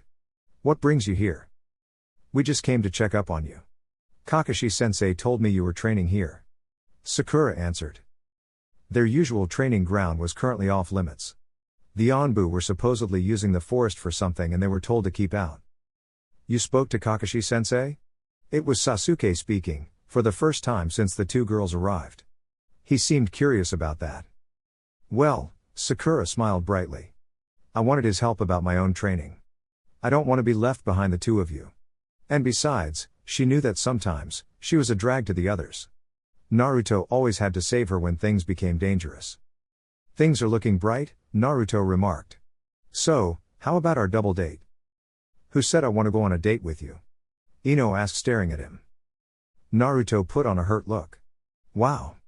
I actually thought you liked me, Ino. But I was wrong, he shook his head, smiling sadly. Let's call it a day, Sasuke. I don't think I'll be able to come in tomorrow. I'm a little hurt at the moment. It might take some time to recover. Damn, don't think I can even stand you. Sakura obsesses over you and even the delightful Ino. You almost sound believable, you know. Wait, Sakura butt in, a surprised look on her face. He was faking that? Naruto and Ino looked at each other before shaking their heads. Was there something in particular you wanted? Kakashi-sensei said I could join you too. He said it would help better improve our teamwork. Great. It was not Naruto who responded, but Sasuke. He wasn't being sarcastic either. The Uchiha then stood and then faced Naruto. Tomorrow, then? Naruto nodded. Sasuke then turned to walk away. Wait, team. Naruto called. You forgot something. Sasuke stopped and then turned around. He gave that look that clearly said, what? In the most unpleasant way. The chip you carry on your shoulder. Sasuke glared. Naruto laughed. Amused, Ino gave her hand to help Naruto get up. Once he took it, she spoke. Are you always like this? What? Pissing off Sasuke? And making fun at the expense of Sakura? Of course not. I'm a delightful person. He replied with a foxy grin. Sakura doesn't say. Naruto shrugged and leaned in on Ino's right side. And then whispered. Sasuke has her so whipped. I can save her life now while he just watches without interest, and she could go and dream that I was Sasuke who saved her life and wake up the following day believing so. Ino scoffed, but she would not disagree with Naruto. When it came to Sasuke, Sakura didn't want to hear anything. Her devotion and love for him was honestly disturbing. She just could never grow out of her academy days fantasies. She shook her head. At least, Since graduating and experiencing a bit more of the shinobi world, she had grown. Sasuke didn't care for Sakura. It was debatable that her friend even saw this. Even if she did, she most likely had some reason or an excuse to condone it. You are her teammate. Aren't you supposed to help? Naruto shrugged, removing himself from Ino. I try, he said before turning to Sakura. Be here tomorrow at 8 a.m. He then smiled at Ino. Later, Ino-chan. Ino thought to give him the middle finger, but she smiled warmly. The poor guy already had a tough time living in this village, and he was not a bad person despite what others may claim. She just wished Sakura was a little nicer to him. What is with you and him? Ino shrugged. I should be asking you the same question. He gets in the way. Jealousy isn't a good thing, Sakura. I don't want to hear that from you. Well, Naruto was right. When it came to Sasuke, Sakura was stubborn. But she could understand, she too had been stuck in this kind of life before. She had been a fangirl. Competing with Sakura and the other girls, because Sasuke was cool. But now, she didn't think so. Hokage office. The Sandaime smiled pleasantly after Jiraiya stepped into his office. It always gave him some comfort when he saw his only loyal student around. It gave him a pat on the back, always telling himself that not everything he has done was a total loss. He shouldn't even be active now, but he couldn't quit, because his students had disappointed. But at least, Jiraiya was still breathing and serving Konoha to the best of his abilities. When did you return, Jiraiya? Yesterday, the Sannin responded, staring at his sensei. You look a little happier than last time I saw you. I was still dealing with Naruto after he confronted me about the Kyuubi. He smiled, he should have known that it would happen. The Baijuwu was sealed within after all. It was a difficult moment for him. He'd never seen Naruto look so betrayed and hurt. For some days, he'd thought that perhaps his relationship with Naruto was over. But now things are looking good. For you maybe. Jiraiya paused, shaking his head. I met him. My road is going to be a little more difficult. Hardly surprising. Ever since realizing that I kept the truth about the Kyuubi from him, Naruto has come to conclude that there are many things I'm hiding from him, even about his parents. That was a touchy subject that Hiruzen always tried to ignore, but he had a feeling, Naruto suspected something. He just could never ask because he knew it was going to be an emotional talk that may not be pleasant for him. He knew, it was only a matter of time before this happened. You think he knows something? I don't know. He probably suspects something.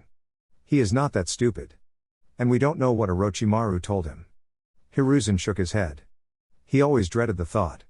Have you spoken to Tsunade? I saw her. The Sannin frowned. She refused to return. Still racking up gambling debts and roaming around freely. She is only safe because she is a Sannin. He shook his head. She won't return. Allowing Tsunade to roam free despite her talents, one of the things that has earned him some angry retorts from Danzo. Worse, there was also Orochimaru who he had allowed to leave, simply because he could not kill his own student. But he'd understood Tsunade's pain and allowed her to cool her head, but it didn't seem like she was ever going to come back home. You think I have given her enough to work over her issues? Well, it isn't like you can send Anbu after her.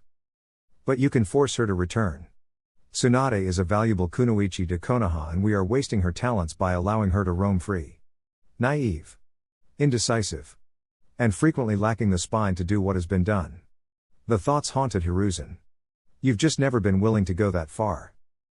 Jiraiya cared for Tsunade, but he didn't know about forcing her to return to the village. There was no war. The village was not under any attack.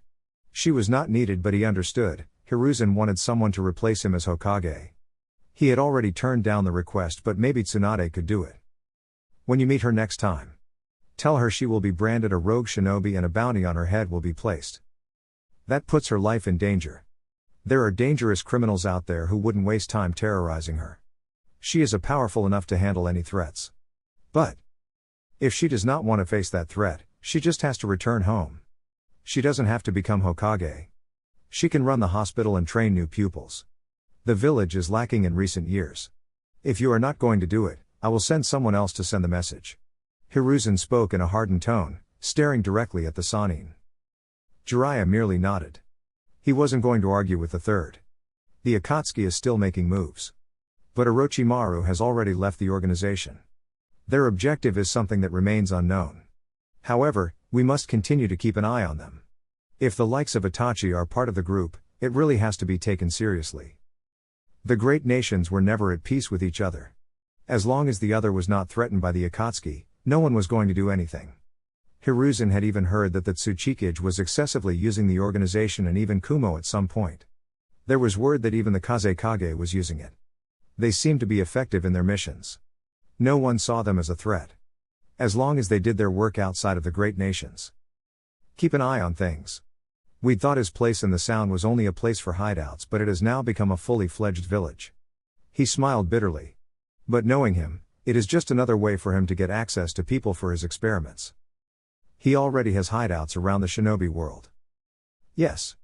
Find out whatever information you can find about this village. And be in contact with the Sound. We cannot in good conscience just watch when we know what is happening. He is our problem, and we will deal with it. Hiruzen knew that Jiraiya had never had any intentions of killing his former friend. But Hiruzen was now willing to do what must be done. What was love when it ignored the suffering of the many people in favor of a twisted shinobi who only cared about his experiments and power?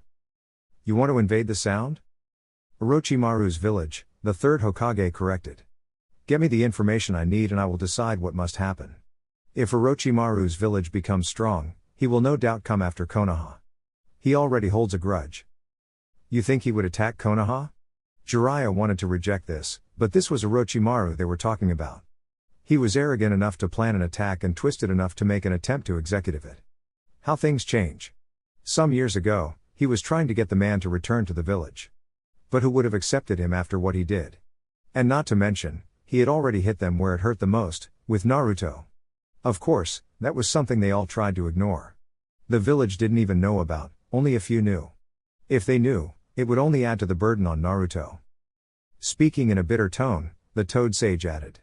We speak of wanting peace, but even after everything that Orochimaru did, I was willing to forgive him because he was a friend.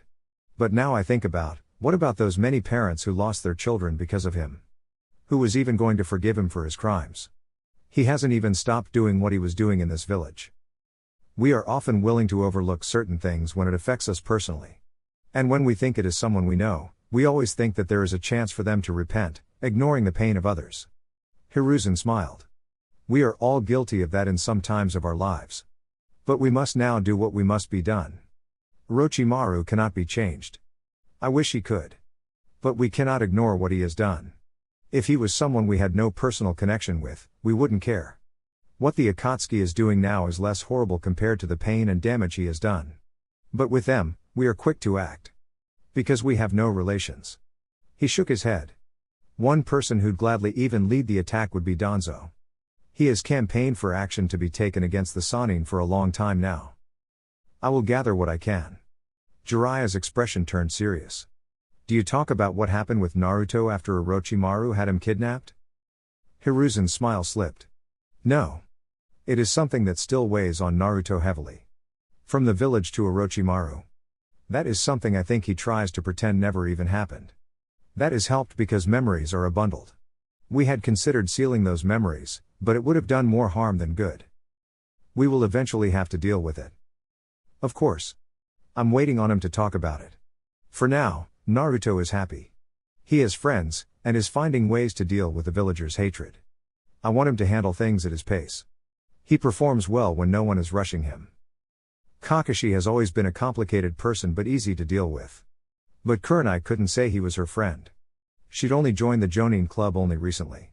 Even when the Kyuubi was attacking Konoha, she was one of those who were not allowed to enter the battlefield because they were young ones who had a bright future ahead of them. She smiled, looking at the silver-haired Jonin who was walking up to her, hands inside his pockets, a rather disinterested look about him. Then again, as far as she has known, he has always been like that. Sorry to call you out so suddenly. Kakashi waved his right hand. I wasn't doing anything. I called you out because one of your students made a request to me a couple of days ago. I wasn't sure how to handle it, so I thought it would be best to speak to you first before making a decision. Kakashi had thought she wanted something, personally, but not one of his students going to her. For a moment, he stared at her. If anyone was approaching her it would be about genjutsu. The only person who'd ask that was most likely Sakura. She was the one who showed promise due to her excellent chakra control. But Sakura asking help on training to another sensei? It didn't seem to fit. From what he knew, she had quit training with both her teammates after the first day. But anything could happen. Sakura? Kurenai shook her head. Naruto. That was surprising. He didn't see it coming. Kakashi had to stare at the woman to see if she wasn't just joking. But Naruto and Genjutsu? The two didn't seem to click. Naruto wasn't even suited for Genjutsu. I thought the person asking you would be Sakura. She has displayed potential with Genjutsu. Naruto on the other hand has massive chakra reserves, and no perfect control over it. He mentioned that. And still wants to learn Genjutsu? You didn't know about it? Kakashi shook his head. He has been training with Sasuke over the past week. He didn't say anything about it last time we spoke. Oh. Kurenai paused, thinking. He didn't say he wanted to exactly learn how to use Genjutsu. He said he wants to understand it because it was his weakness. I don't have a problem with it, but he is your student, and I didn't want to start teaching him anything without talking to you first. No. It is fine, Kakashi replied. If Naruto wants to learn and if you have no problem with it, you can teach him. Considering that Naruto was the Jinchuriki with a rather dark cloud following him around, Kakashi thought she would have reservations about it. He smiled, at least even with everything, there were people who were willing to overlook all that and do what they thought was right. And the third Hokage? Should I speak to him as well? I mean, given his special circumstances. Kurenai spoke with caution. Ma. Kakashi shrugged indifferently. It won't be a problem. But if you want to be at ease, you can still speak to him. Training Ground 7. If there was anything disappointing about this team, it had to be Haruno Sakura. Ever since she joined them for a single training session and then walked away halfway, Naruto had never seen her again. Perhaps he and Sasuke had pushed her a little harder. She had gone home limping and battered. But pushing her limits was the best way to improve her. The Uchiha had predicted that she wouldn't return. Not that it hadn't been a prediction worth gloating about. Sakura refused to do hard, and had said their training was too hard for her. It should have been suspected that she would quit, but not halfway through the first day. You're making me uncomfortable. Sakura gave Naruto a side glance. They were standing under a tree, waiting for their sensei to arrive. Sasuke was sitting up on the tree, looking like he would rather be somewhere than here. She knew why Naruto was staring and she knew it was disappointing, but it didn't make her feel any good. Sorry. I got lost in thought. Why do you think Kakashi-sensei called us? Mission most likely. Some clients choose who they want. I wouldn't be surprised if some people come to choose our sensei. He is famous after all. They'd probably be horrified that the famous Genin was a tardy kind of person who didn't seem to take things seriously. Naruto knew better, of course. Everyone had his own demons to fight. He'd come to see that in this life of a journey, it was a rough ride that would cripple him if he was not strong enough. The hatred from the villagers? He'd managed to stomach it. But the shinobi world could corrupt it all by forcing him into situations where someone had to die to protect his teammates or the mission. I thought we'd get a little more time. Naruto shrugged. He glanced up at Sasuke for a moment before shaking his head. It complicates things, especially if it is one that takes us a little too far from the village. Indifferent? No, he would be disappointed if that was going to be case. After all, he hadn't even heard back from Kurenai to even begin his study of Genjutsu. Yo! Kakashi greeted after popping up in a puff of smoke. Sakura wanted to shout that the man was late, but decided against it. She just sighed and stared at her sensei, hoping that he would not say anything about her running away from training with Sasuke and Naruto. She was glad when he went directly to business.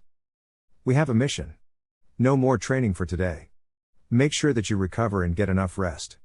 Meet me at the Hokage Tower tomorrow at 1 p.m. sharp. And pack enough gear to last over 3 weeks or more. After saying that, the Jonin disappeared in a puff of smoke. Later that night. Still up? Naruto didn't immediately respond, but stared down at the village streets from the rooftop of his building. The sky was dark, but the lights brought in light. However, the alleys were dark and some nasty things happened there. Naruto had seen his fair share of madness while wandering about the night streets as a little boy, trying to find a hole he could crawl into and escape the misery that was his lonely life. Trying to settle my thoughts. Naruto responded in a quiet tone while glancing at Kakashi through the corner of his eyes.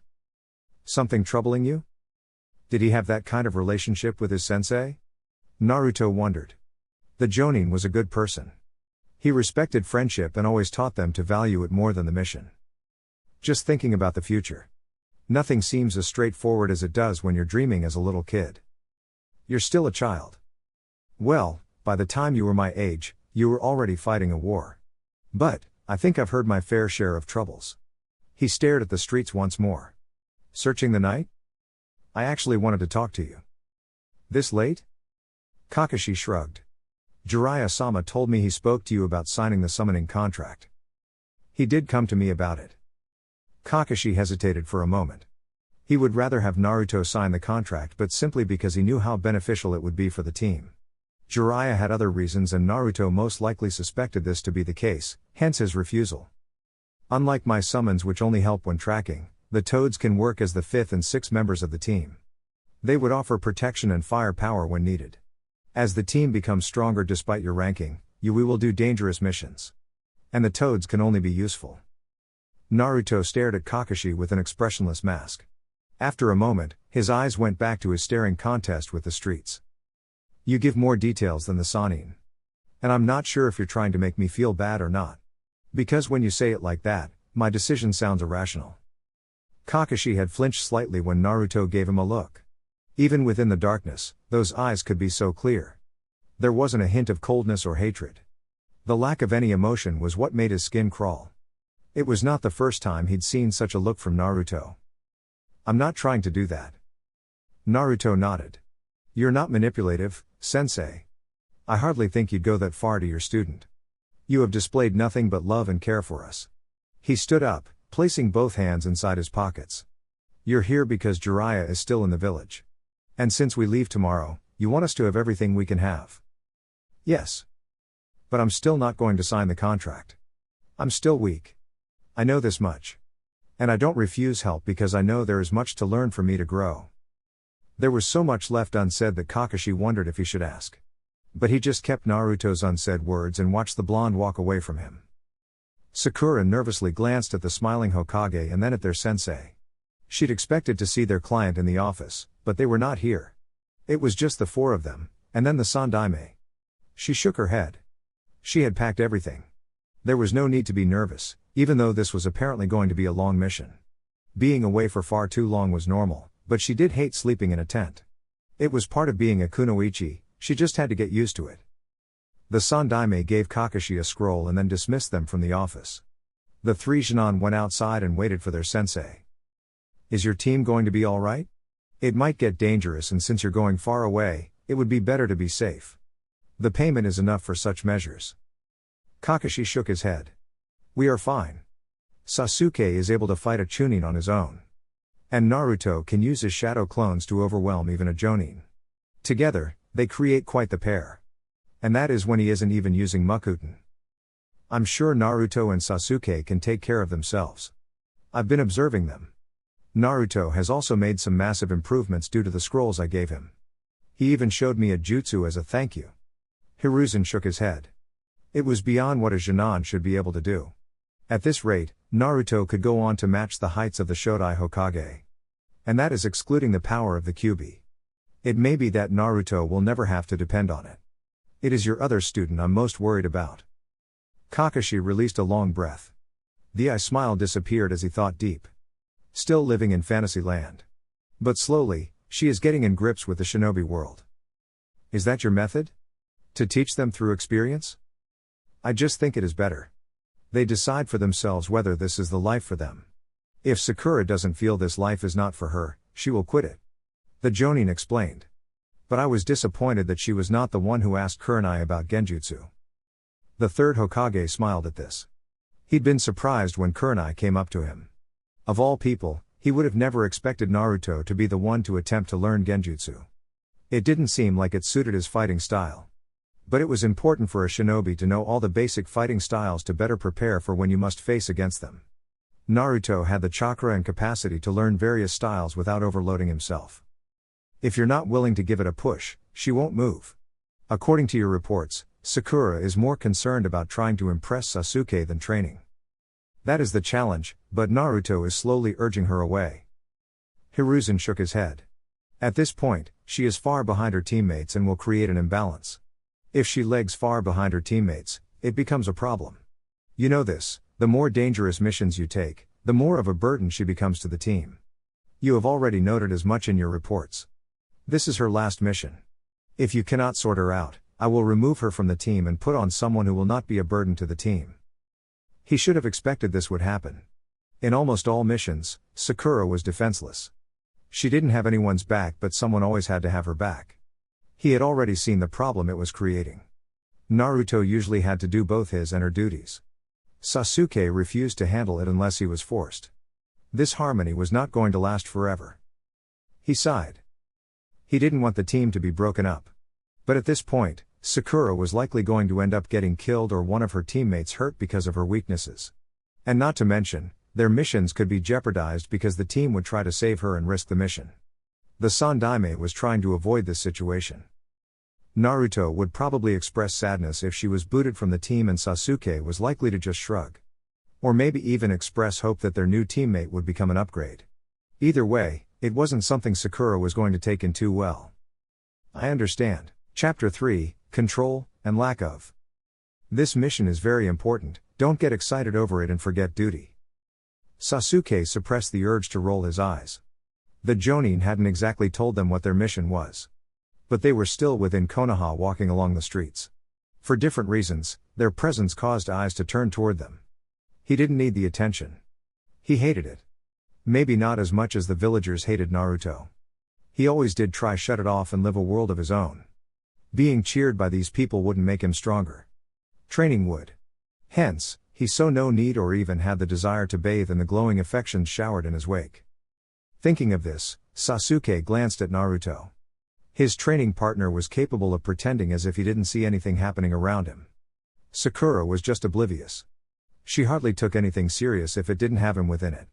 Disappointing that she had to be their teammate.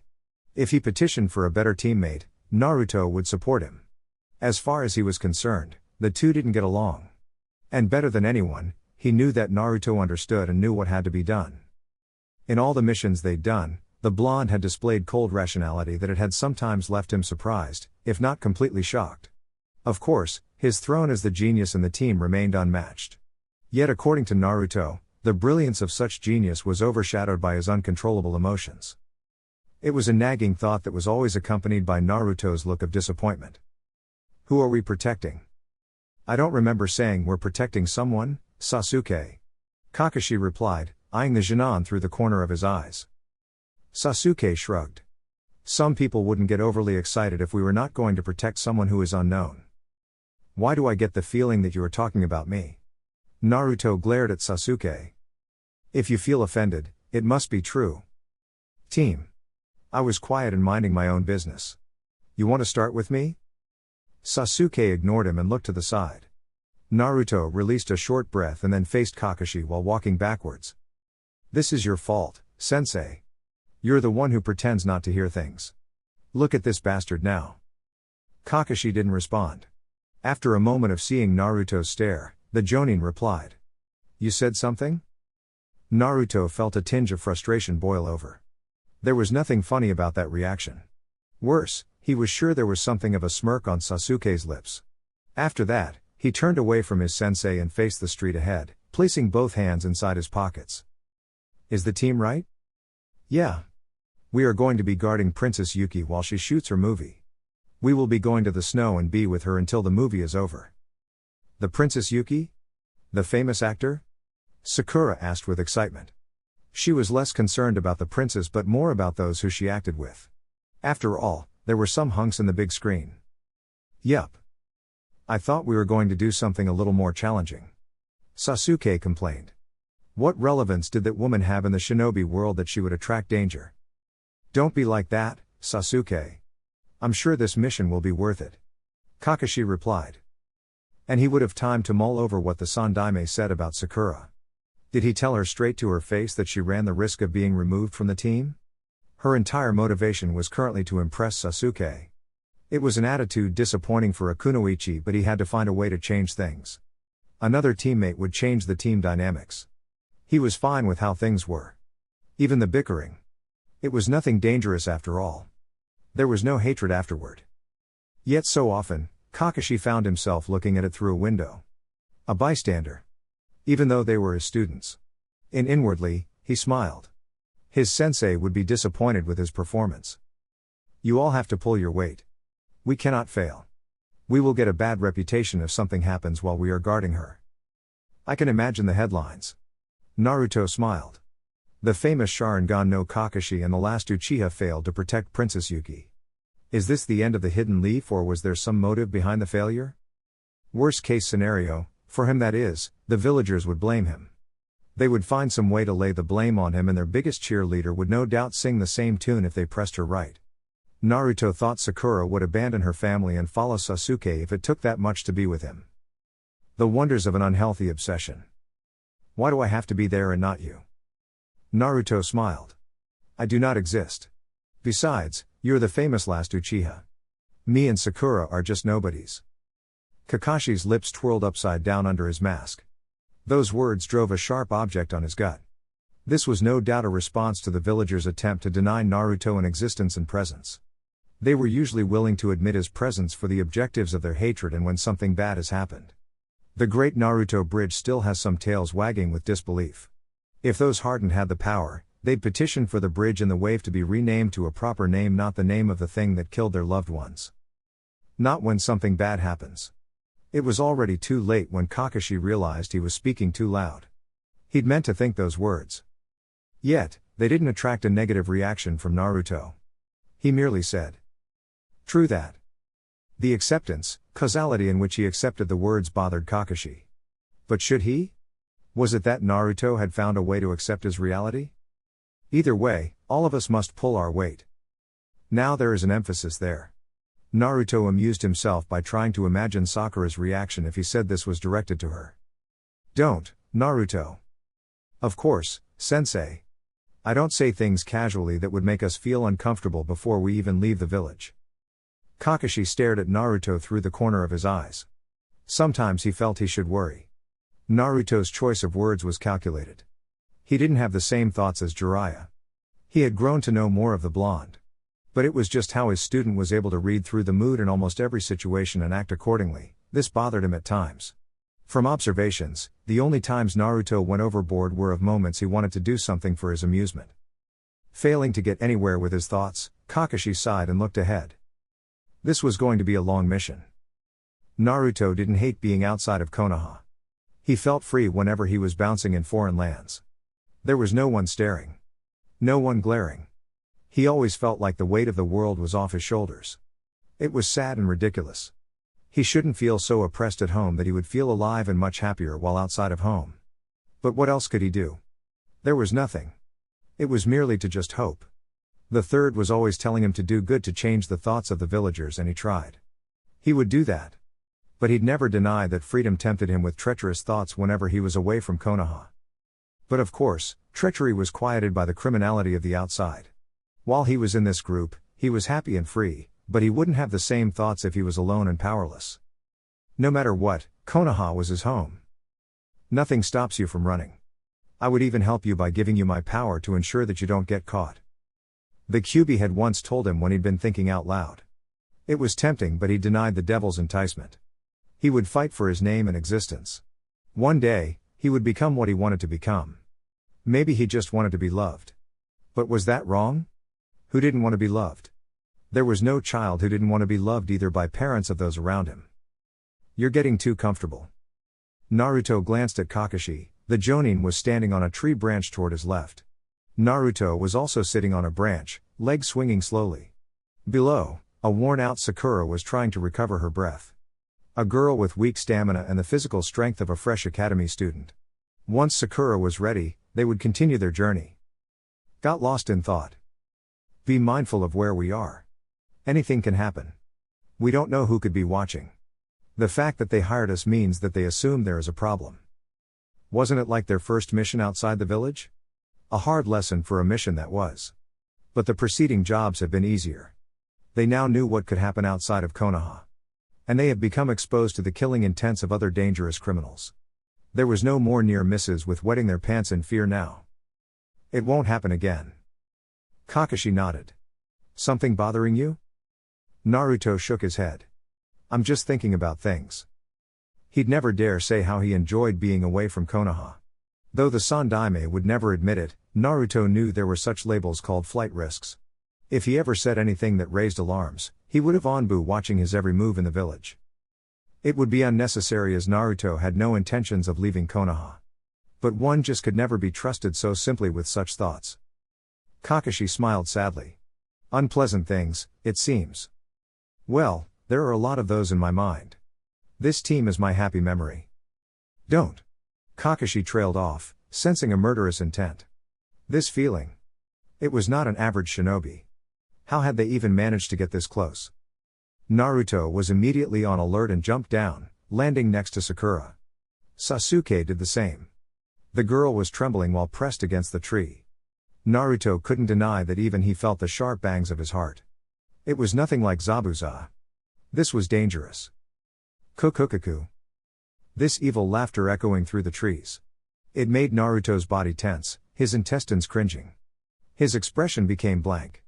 There was only person who giggled like that. He knew this too well. He should have realized this feeling the moment it hit. Orochimaru, the sadist bastard, was here. What did he want? Good reflexes. Hearing this arrogant and amused voice, Naruto felt something in his heart burst. For a second, pure contempt flashed through his eyes, before he quickly wiped it away. Much to the giggles of the beast inside of him. It was always telling him to embrace his hatred. Come out, Orochimaru. Kakashi called. He placed a hand on Naruto's right shoulder. He could sense the blonde's tension. It wasn't unexpected. There was a lot more buried that Naruto didn't seem to have any desire to deal with. But at least, unlike Sasuke, Naruto was a lot more controlled. The Uchiha would have already launched into the shadows if it was Itachi. He didn't have to worry about that with Naruto. But this was unexpectedly dangerous. If Orochimaru had an interest in taking Naruto, Kakashi wasn't sure he could stop it. Not unless he went to great lengths by using the Mangekyo to get them out of this situation. How had Orochimaru even known they were here? Did he have someone in the village watching their movements? Orochimaru as in the Sannin? Sakura asked in a quiet tone. Her fear lessening a bit because of Kakashi. One and only. Naruto replied in a cold tone and made Sakura even more afraid. Kakashi was a Jonin and a famous one, but who was he compared to a Sannin? Wasn't Orochimaru supposed to be a cage-level shinobi? If he was going to attack them, what chance did they have? Sakura worried. She was afraid for her life. The fear caused her knees to shake once more. Don't move, Sasuke. Nobody does anything unless I state so. Just stay calm. Easy for you to say. Sasuke almost said. But seeing that Naruto was calm, he swallowed his words and kept focus on the hidden presence.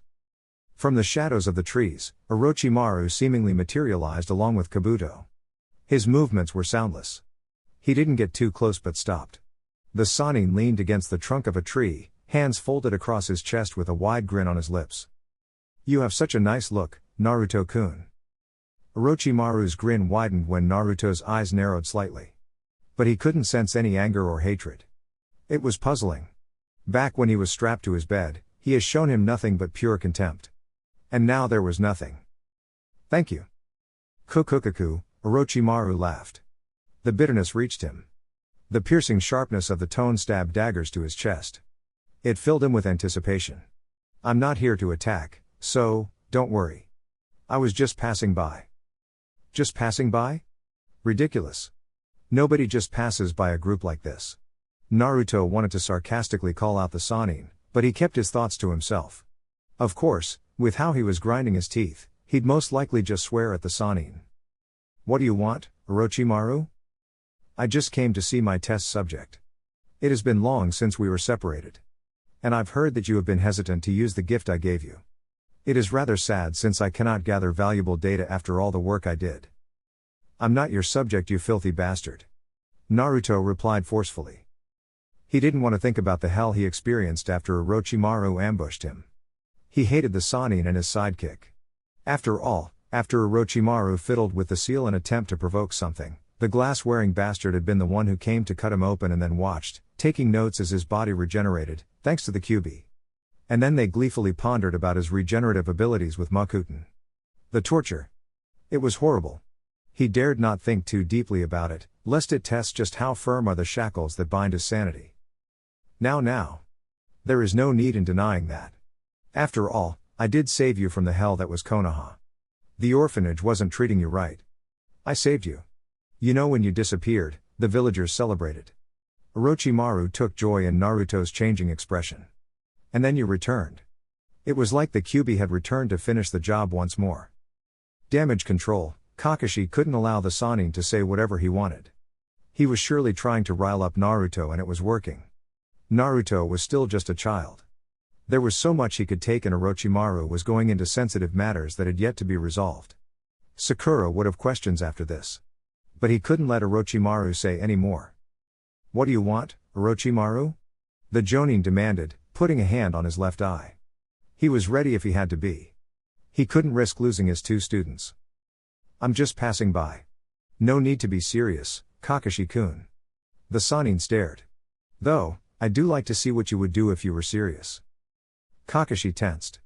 He couldn't predict what Orochimaru would do next. The last time he come across in a heated scene, he hadn't been able to move at all. He could now move, but what could he do? Have you come to take Naruto? Kukukaku, Orochimaru laughed. Who knows? He turned his eyes toward Sasuke. Hello, Sasuke. He grinned. You do not have the same eyes as your brother. But I hear you're quite skilled. Sasuke's eyes flashed. Don't say that name. Oh, why not? Itachi-kun was my partner, and I wonder if you can compare to him. He did always talk about his little brother, always used to look up to him. Orochimaru laughed. He told me all about how your parents begged for mercy after he'd slaughtered everyone, and how you cried pathetically trying to stop him. He felt so sorry for you that he ended up not killing you. The Sannin adopted a thoughtful look. No, he said you were just not worth the effort. Anger got the best of Sasuke. His eyes flashed crimson and he lunged toward Orochimaru. But he never reached the Sannin. Kakashi tripped him, causing him to fall flat on his face, and then quickly stood atop of him to stop him from moving. Your intel was right, Kabuto. He does light up when Itachi-kun is brought up. I would say rather predictably. Quite nothing like Itachi. I could never read him. He is the master of his emotions. It is laughable that his brother lacks this much self-control. Orochimaru then faced the Uchiha. Next time, I'll let you entertain me to see how good your Sharingan is. For now, you're still a brat. Orochimaru moved far faster than Kakashi could react. The Sannin moved past him and then stopped in front of Naruto. Naruto stared straight at Orochimaru, unblinking. Use that gift I gave you. You're denying me valuable data. You were the perfect subject for me, and I did more than what I could with other subjects. If you do well, I'll tell you another secret. The Sannin leaned in to whisper. You have not forgotten I know your secret, right? Give me the valuable data I require, or I will talk. He then moved away to avoid Kakashi. If you are a good boy, maybe I will come and rescue you from the hell that is Konoha. Nobody likes you there. But I'll treat you better. Naruto laughed. He'd have to be manipulated through genjutsu to agree to join Orochimaru. There was currently no joy with the villagers, but joining Orochimaru would be betraying his pain and following a path that went against his core beliefs. Even if Naruto had to choose between jumping off a cliff and following the Sannin, Naruto would put on a foxy grin and jump to death. There is only hell in your place. And I'm happy at Konoha. Just die, Orochimaru. Honestly, if Orochimaru just went up and died, Naruto would celebrate. He wasn't a sadist who enjoyed other people's pain, but Orochimaru's, he would enjoy. Maybe someone would say it was wrong. But the Sannin did not deserve pity. He was worthy of being condemned. How sometimes he wished there was a true devil who could come and collect his spawn. Or a god who could save those faithful to his teachings from this snake by grabbing him by his tail and throwing him into a pit of eternal flames. Why does it sound like you really want me to die, Naruto-kun? I'm a little hurt, you know. Naruto glared, his grip on self-control loosening, little by little. Any more of this, and he was going to charge. Maybe it was an overreaction. Was it that the pain and hate he should feel for Konoha's people was directed toward the Sannin? Did it really matter? Orochimaru put him through both physical and mental torment in an attempt to manipulate and control him. He could never forget that. I'm sure a lot more people would far more happier to see your death. Cruel death would do. But I suppose even if you just died without pain, anyone could take it. Those words had been said in a calm manner, but Kakashi knew the situation was getting out of hand. Naruto was starting to lose it. While still holding down Sasuke, Kakashi knew the situation was anything but ideal. He could try to attack Orochimaru, but Kabuto was watching him. Their formation, broken with just a burst for anger. At this moment, under his mask, Kakashi swore at Sasuke. Luckily for him, Orochimaru had no desire to cause damage. Kukukukuku, Orochimaru laughed as he distanced himself from Naruto. His laugh was an echo once more as he disappeared into the shades of the trees. Well then. Kabuto bowed and then followed after his master. Once they were gone, Naruto released a long breath, trying to rein in on his emotions. Rarely did he experience such overwhelming contempt. It was a rare feeling. He did have some hatred. It was just buried within him and he didn't want to see it. But Orochimaru threatened to bring out those emotions out to the surface. Once calm, but still mad, he gathered his surroundings. Pathetic. Naruto was stone-faced, staring at Sasuke. The Uchiha responded by shooting daggers at him. He shrugged it off. A little bit of taunt and you readily attack a Sannin without due consideration. I don't need to hear that from you. Sasuke replied harshly.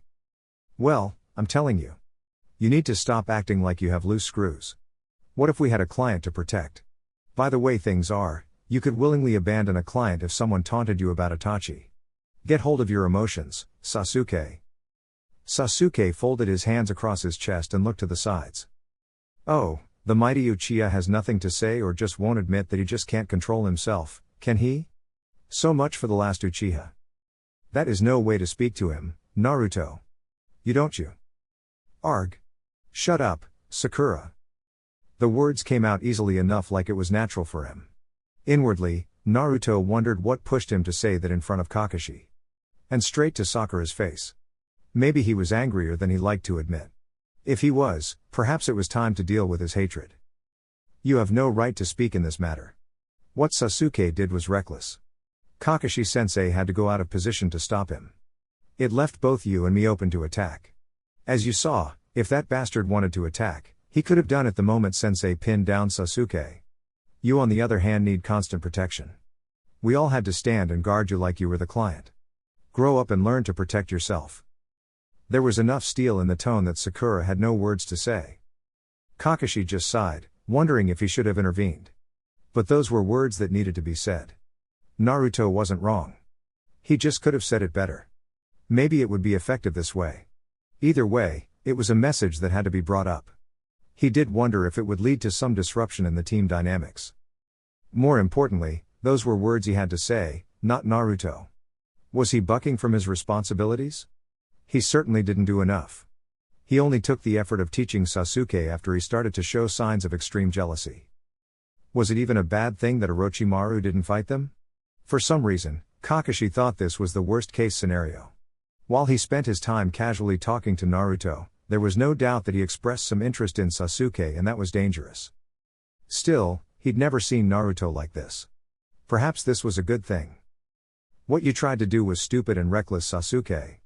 Either Naruto or Sakura could have been hurt because of you. You could have been hurt. This kind of attitude is what disqualifies other shinobi from completing missions.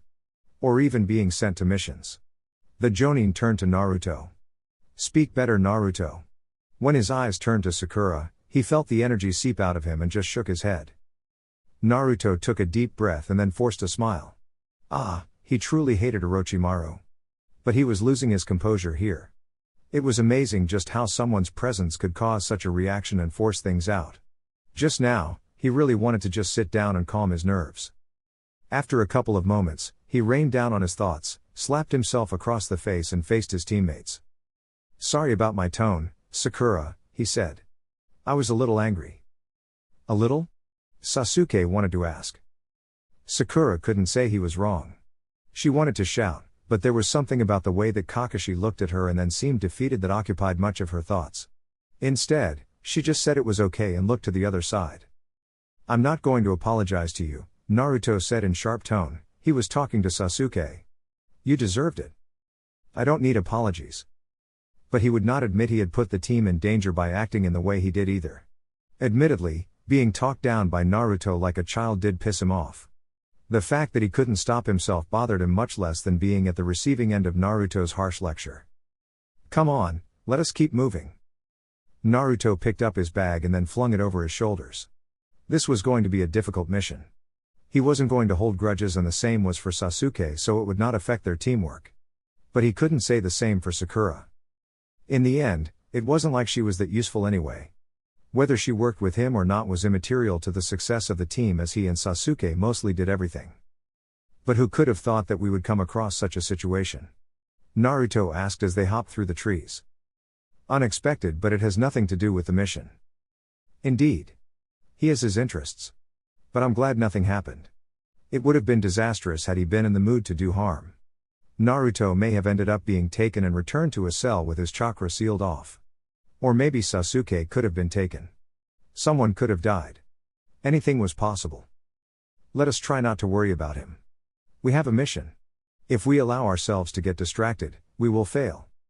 Was it wise to leave them like that, Orochimaru-sama? Kabuto asked in quiet tone as he walked slowly beside his master. It had been the perfect opportunity to grab both Naruto and Sasuke. They had invested heavily on the blonde.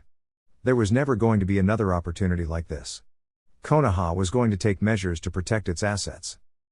Are you forgetting how things were like last time we got him? Orochimaru hadn't thought Hiruzen would turn into that kind of person. But he'd seen it. His kind and gentle sensei had turned into a demon the moment he realized Naruto was gone. His hideouts had been destroyed, with Danzo working overtime to find Naruto.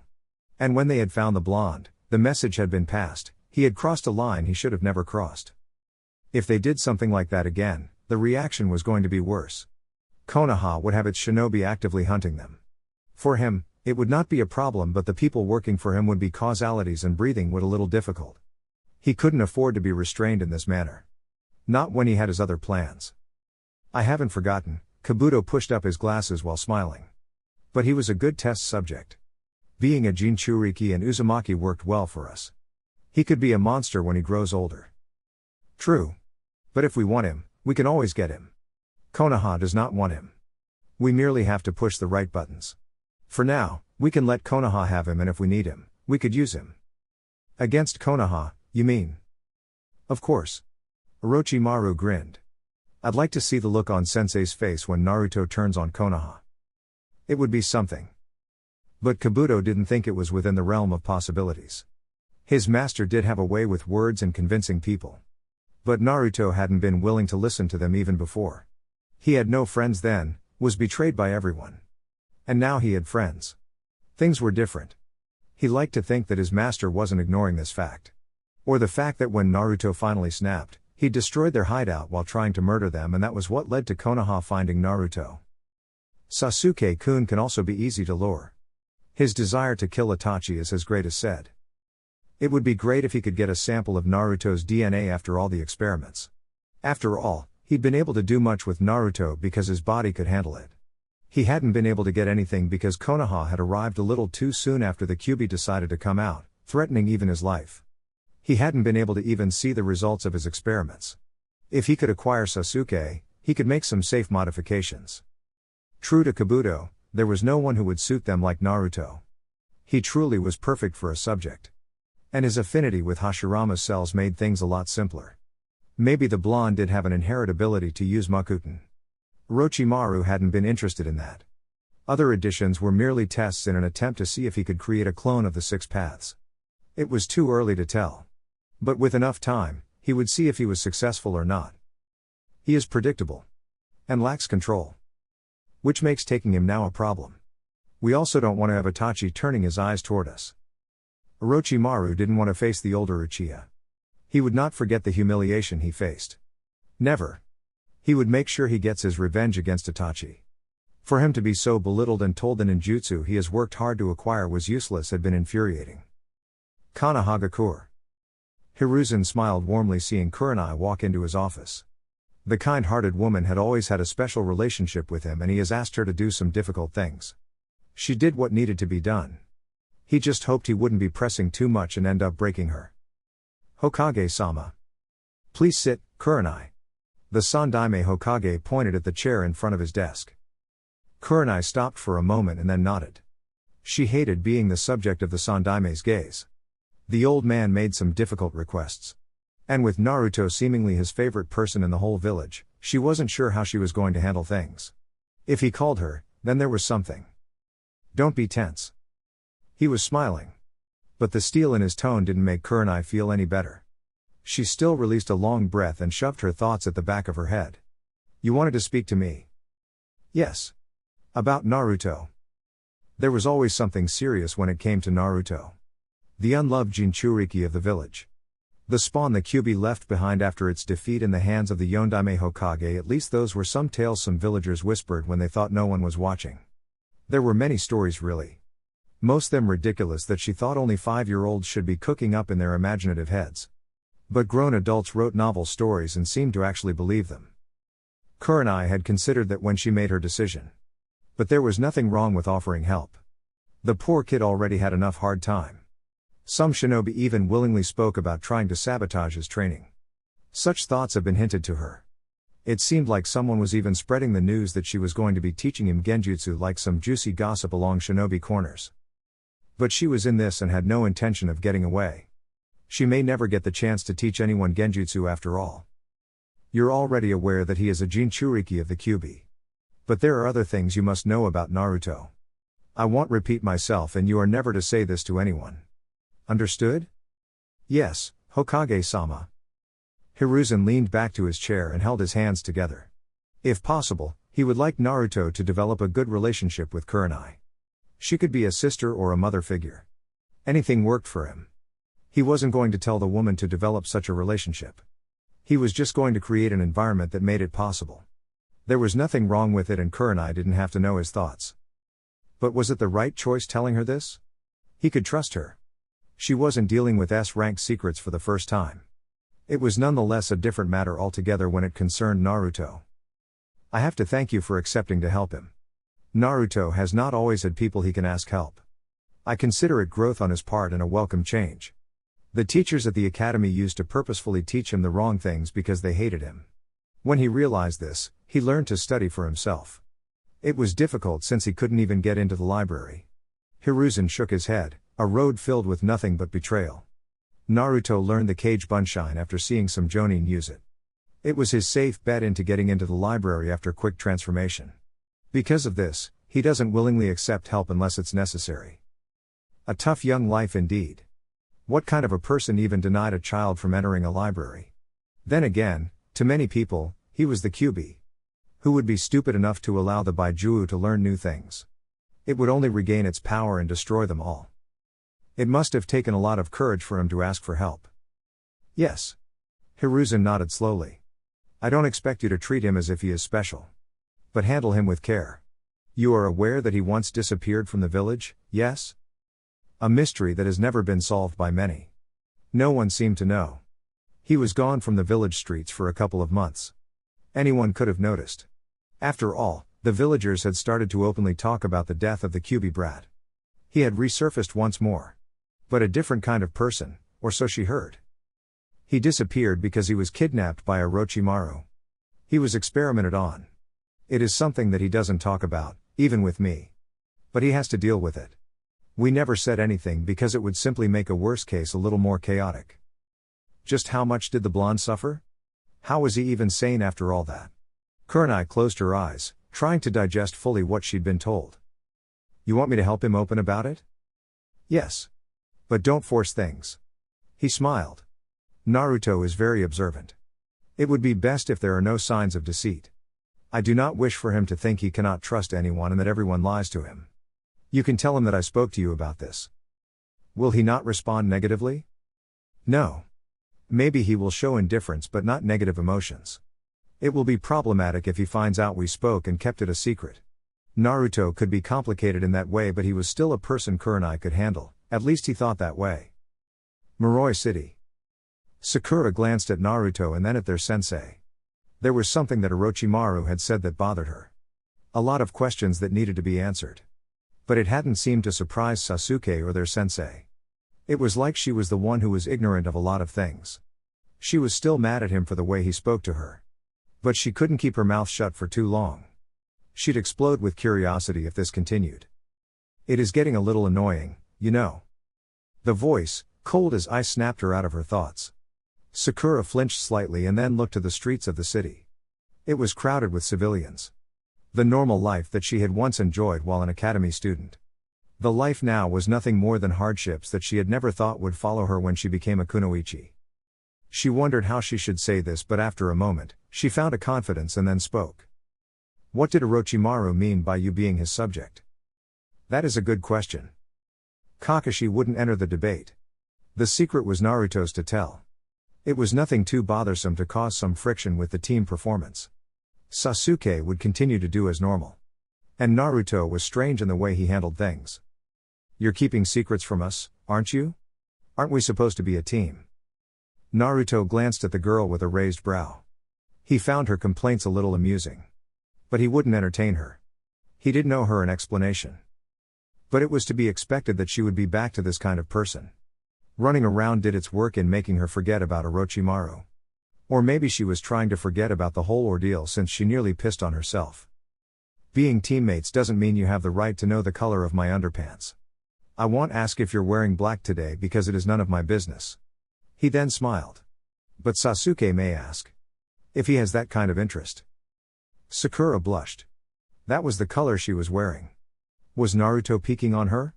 She glared at him and then stole a glance at Sasuke. He was staring at Naruto. She realized, he'd been listening to their conversation. Why do you have to bring my name into this? Well, Sakura's reactions are just too amusing. And yours as well. I can't help myself sometimes. Naruto responded with a shrug. It served no purpose in telling Sakura anything. She was that kind of person who you told a secret and she would go around spreading it around to anyone who cared to listen. Ino was the gossip type, but she knew when to keep her mouth shut. Still, he wouldn't tell her. Even if Sakura could keep the secret, whenever something happened that she didn't like, she would open her mouth and then tell him he was doing certain things because of it. After all, she has often reminded him he had a different attitude because he had no parents. Was he to be blamed for that? You're not going to tell me? Sakura asked, her tone a little quieter, her face displaying some disappointment. Naruto glanced at Kakashi, looking for some help, but the Jonin just shrugged. He disliked this part of his sensei at times. The man was more than willing to act like a referee and allow them to deal with their own issues rather than interfere. Sometimes, it worked and sometimes it didn't work out. And this moment, Naruto wasn't feeling all jolly that he was going to play nice with Sakura. But he had to be mindful of the mission. He didn't want to say anything that would make the girl lose focus. Someday, Naruto replied casually. It didn't take long for them to walk about the village and then find their client for their mission. Their client was an old man riding a horse with some masked men wearing armor, also riding horses. The man jumped from his horse and stepped in front of them, smiling warmly. Sandayu-san. Kakashi greeted the old man with an eye smile, while holding out his right hand. You've arrived just in time. Sandayu replied, shaking Kakashi's hand. Is this the rest of your team? Kakashi nodded. Yes. In time for? Sandayu smiled. The princess doesn't want to get on a ship to the snow to continue filming. We were just looking for her. She is within the city but is acting up. Why? Sandayu shook his head. Help us find her first and then we will talk further. There is a timeline we have to follow, so much must prepare to leave the city by tomorrow morning. Kakashi nodded and then turned to his team. You all know how she looks like, yes? Yeah. Good. Then spread out and when you've found her, alert me and we will gather everyone. Hi. The Genin disappeared from the view, surprising Sandayu at the speed in which they vanished away from sight. He smiled. You could never underestimate shinobi. Being on the road this long has taught him that you could never underestimate anyone who wore a headband. They looked young, but they were capable of some dangerous actions. He hoped it would be enough for what awaited them in the snow. You're not going to join them? Kakashi shook his head. You need not as well. We can find some place to talk about the mission while they search. For his team, it would be a training session. The woman wasn't a kunoichi, so tracking her down would be a little difficult. But she was also the kind of person who attracted attention, so that made up for her lack of presence. It was only in this kind of situations that Naruto could walk around with his chest puffed up. If he could walk in air, then he could do so. There was freedom any place that wasn't Konoha, and it was the freedom he enjoyed. Perhaps it was the kind of attitude Orochimaru thought would make him want to abandon the leaf and then join his crusade. But no matter how cruel the fate was, Naruto wasn't about to give up hope and walk on the dark side of the shinobi world. If he could afford to walk like this, there was hope that even in his beloved Konoha, things could change. Thinking of Konoha made him realize that he still needed to get in grips with his chakra control exercises. Since they were likely going to spend the night in this city, he could afford to do some training. He jumped from the street and landed on a roof. 3 cage bunshines appeared in a puff of smoke. They all did a transformation jutsu for camouflage, and then disappeared into different directions. Naruto looked up into the sky. The sun soaked his face with its warmth, nearly blinding his eyes. He quickly shut his eyelids and glanced down at the streets. The Gale Princess, huh? This was going to be some mission.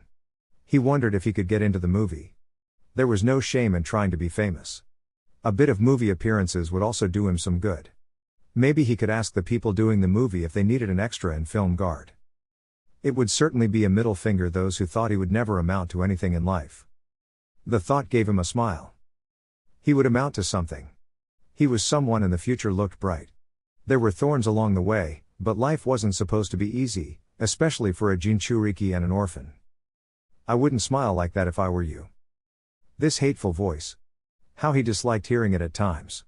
Perhaps the anger there was that he'd managed to regain control of himself when the Kyuubi was trying to break free from the seal while wreaking havoc in Orochimaru's hideout. Had he not snapped out of it, it would have been the end of him. The Baijuu liked it when he was angry. Negative emotions drew out chakra from the seal. And it weakened it.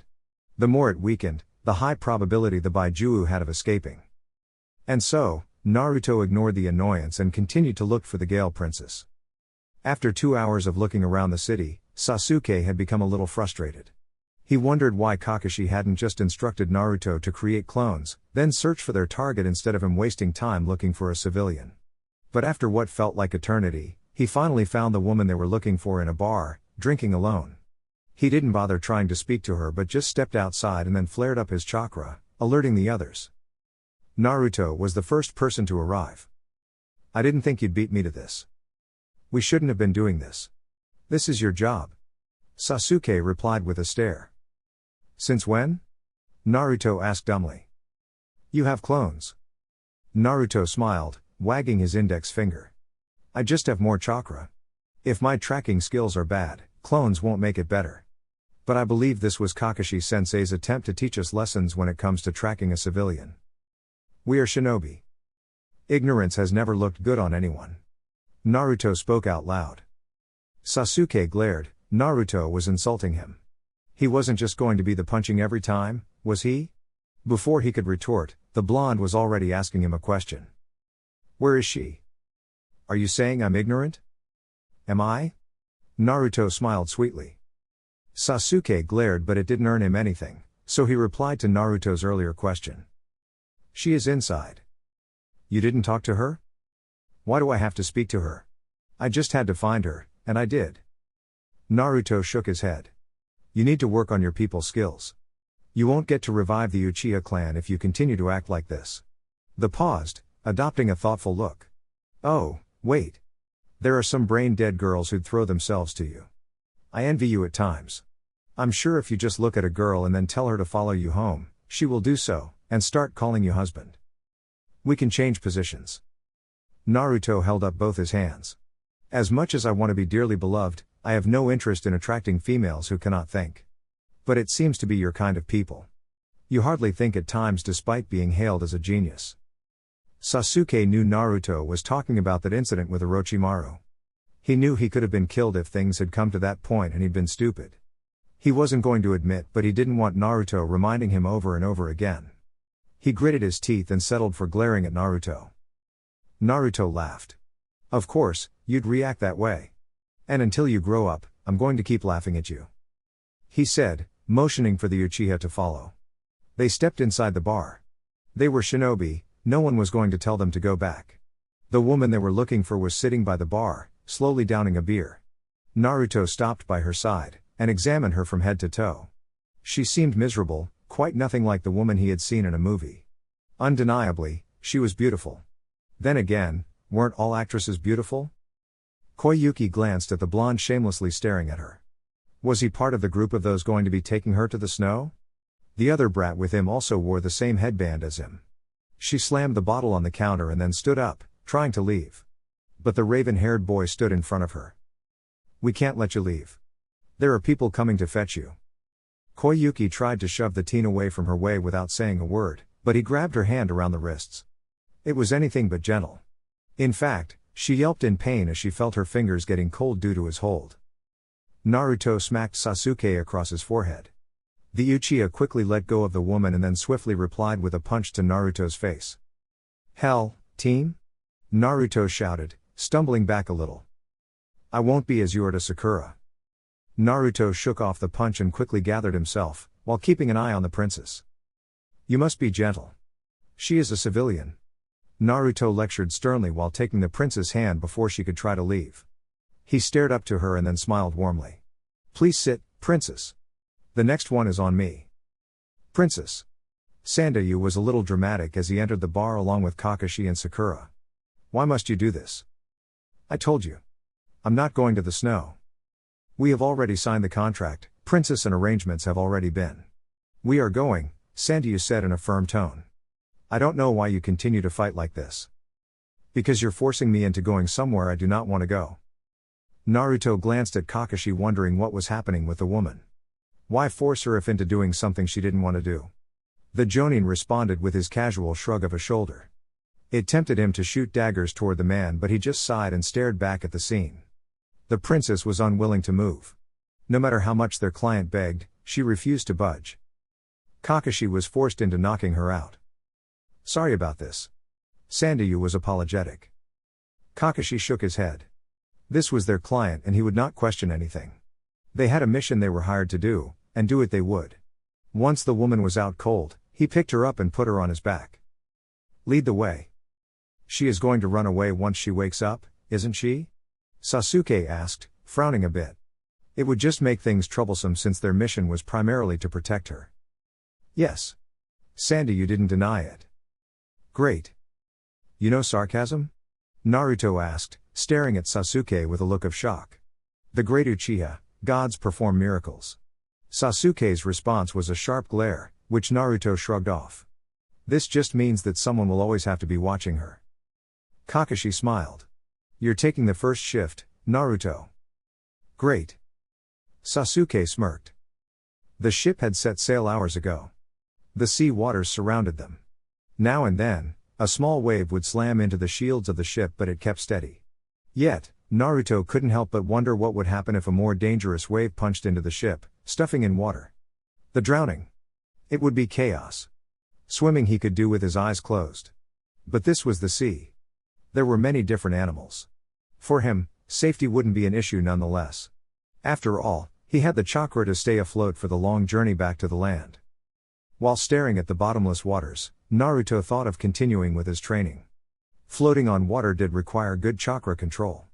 And to do it continuously while moving would be good for him. He held a hand sign and created a clone. In a puff of smoke, his carbon copy jumped into the waters, hands held together, and began the chase from the sides. Naruto turned away from the waters and stared at the happenings within the ship. The director of the movie was sitting behind a camera, shouting orders while the princess flashed her brilliance before the camera. Sakura was gawking over her crush and Sasuke just looked stone-faced, watching over the princess. When he noticed him, the Uchiha moved his feet and then stalked toward him. His movements lacking any real purpose, the stick on his shoulder waving that puffed up Uchiha arrogance. Just one day, he was going to crush all that and humble the Uchiha. Then he would learn to be humble. Or maybe not. He smiled. Sasuke was just likely to haunt him.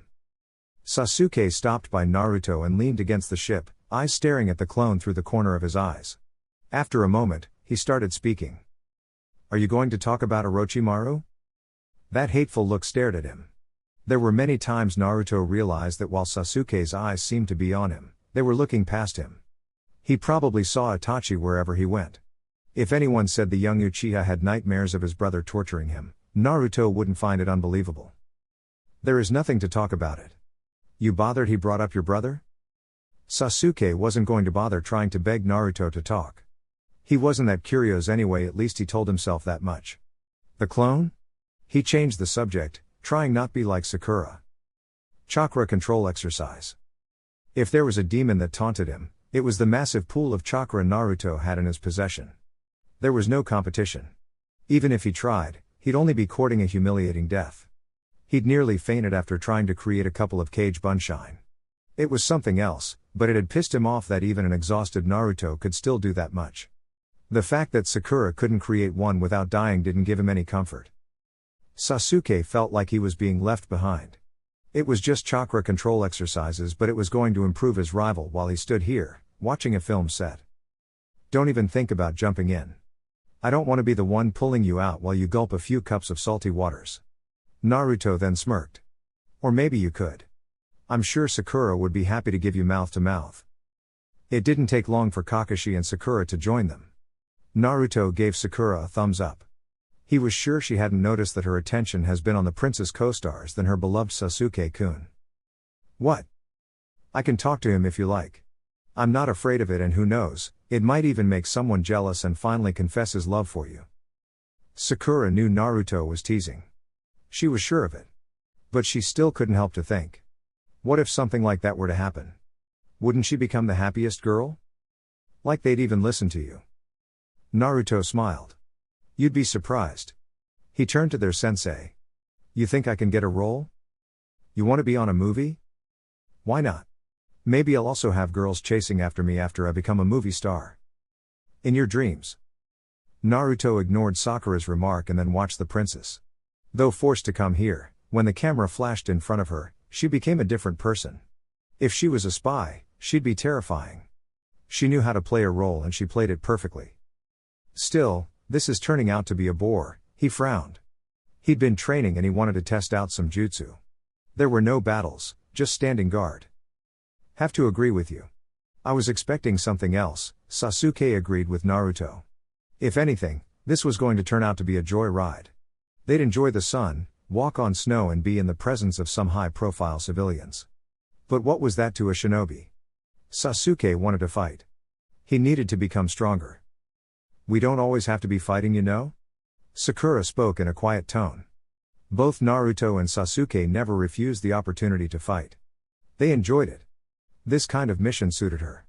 It made her feel safe.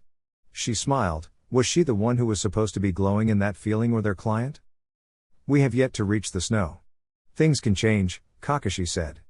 He knew things were going to change. If what he suspected turned out to be true, the mission would please both his male students and put Sakura to the limit. Naruto turned around to face the deep waters. This was life. Without water, there was no life. Not just for humans, but for the animals and everything that has its roots dug deep into the pockets of the soil. Could he attempt Suiten? Water and earth were the ingredients for Mokuton. He could try to learn Suiten while here. The vast waters could offer the opportunity. Naruto nodded to himself and then held a single hand sign. 2 more clones appeared in a puff of smoke. Drinking. Though she appeared happy in the big screen, Naruto had come to learn that the princess was a miserable person. If he could use the word, she was dislikable. Everyone had issues. It wasn't that she treated everyone badly, just Sandayu. It was late at night, and she was busy drowning her sorrows on alcohol. There was nothing troublesome to guard than a drunk client. Unpredictability always characterized their actions. But with her, one could predict what she'd do next. The extreme version of it would be trying to jump into the water and swim back to her holly place. Sighing, Naruto walked over to her. She was sitting on a wooden chair, beside her bed. Staring at nothing in particular.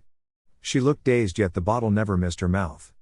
But even a blind man couldn't miss his mouth. You do something repeatedly enough, you started to do it unconsciously. He snatched the bottle from her, earning a glare. He smiled. It wasn't his business to lecture the client. It is only helpful to me if you're sober. My job is to protect you. When you're drunk, it becomes difficult. In a quiet tone he spoke, staring at the woman. Please understand that much. I didn't ask you to protect me. We wouldn't even need this protection if we were not going to the snow. But we are going. Give me my bottle. No. Naruto shook his head. His lips twirled upside down. You look so lonely and miserable. It is kind of sad. But it makes me realize that everyone has their issues. She smiled for the camera and he'd grinned for the villagers. And then when he went home, he'd be all curly on his bed, thinking about the weight on his shoulders and that there was one to relieve him of the pain. When the princess responded with silence, Naruto spoke again. I'll come back again in 10 minutes to check on you. Please be on your bed. I'd hate to have my sensei put you up in bed and compel you to sleep. That mind trick again, Koyuki frowned just thinking about. Why did she even have to be here? There was nothing but pain that awaited her on that side. Sandy knew this, and yet he was forcing the issue. She watched with a stare as Naruto turned away, still holding her bottle. She felt tempted to lunge at him and take it, but she felt weak and honestly had no energy. She didn't even have the energy to get up from close the door behind him and then glanced up into the sky. It was cold. There was no solid ground around him. The night moon reflected off his face. Unlike the sun, it permitted a staring contest. Naruto could hear snores of people enjoying their night dreams. Rarely did he enjoy dreams. If the villagers were not cornering him and tossing him into a pillar of fire like a witch, everyone he trusted was turning on him, and in the background, the Kyuubi was laughing gleefully, offering to rescue him, but only if he ceded control of his body. And then there was Orochimaru. He felt his skin crawl just by thinking about the Sannin. Kakashi-sensei. He walked over to the comfortable chair the director uses. It was just sitting on the deck. He settled comfortably and watched as the Jonin appeared from the shadows. You sensed me. The Jonin walked over to Naruto and then leaned against the frame of the ship, his back against the waves hugging their ride. When you have lived around people you think one day will storm into your place and then burn it down, you kind of develop sharp senses. Just to be safe. The tone was a little lifeless. The eyes shone brightly yet a little cold. Perhaps it was the reflection of the moonlight. It was nonetheless an expression Kakashi had seen once or twice from Naruto. Sadly, he replied. It has never been easy. He knew best. He couldn't put it as a question. Anything like that would be displaying an alarming level of ignorance. No. Naruto's lips twitched slightly. But I hope it becomes so. One could only hope. The sad part of it all was that it was the only thing Naruto had. There was no tangible evidence he could hold on to. Or even a promise made by someone. He just had to sweat while wrestling with demons, hoping while keeping in mind that it could all be for naught. Kakashi dared not entertain the thought. The cold grip of dread touched his spine when he tried to peer into that future. We all hope so as well. Kakashi didn't muster the kind of confidence and assurance he'd wanted. His thoughts maybe. I spoke to Kurenai-san about your request. I was honestly surprised. You never displayed any interest in genjutsu. It is effective. He frowned. And Sasuke has been using me as target practice. Whenever I have him on a bind, he uses it. Sharingan genjutsu is powerful. But still just illusions. The exposure has made me learn to recognize it quickly. The main problem is not being able to recognize that you're under an illusion. Creative people can fool you easily. You think you can do it? Who knows? My primary objective is to learn its basic structure and how it works. If I manage to work out my chakra control, then maybe I can learn to employ it myself. He paused, adding. Sakura would have been better suited for it. She could provide support while we attack. Only if she was willing. She has to change that. Kakashi replied in a stern tone. You wouldn't have put her under hard training on purpose. Naruto shrugged. I won't help anyone who doesn't want to be helped. If she had any interest in improving herself, she would have stayed. We pushed her to test her resolve. Turned out she didn't have any. Kakashi sighed. That is a problem. Indeed it is. But you're the sensei. It feels like you're telling me to do my job. Naruto smiled sheepishly. Wouldn't dream of it, sensei. It wouldn't be wrong. I've just been watching from the sidelines all the time. I've only ever taught Sasuke. The Jonin shook his head. I'm your sensei, but not really, your sensei. More like a family man who is concerned about keeping the family together. Kakashi chuckled lightly. Maybe right, he said. But I'm failing.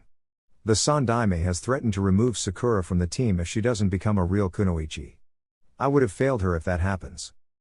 Naruto was surprised the Sandaime would take such drastic decision, but it was rational.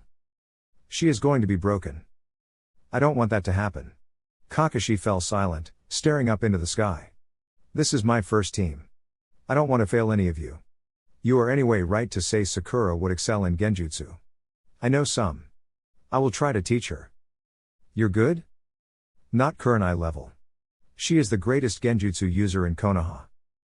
Naruto nodded and then fell silent for a couple of moments before speaking. I'll help. We have a good team. It can be challenging.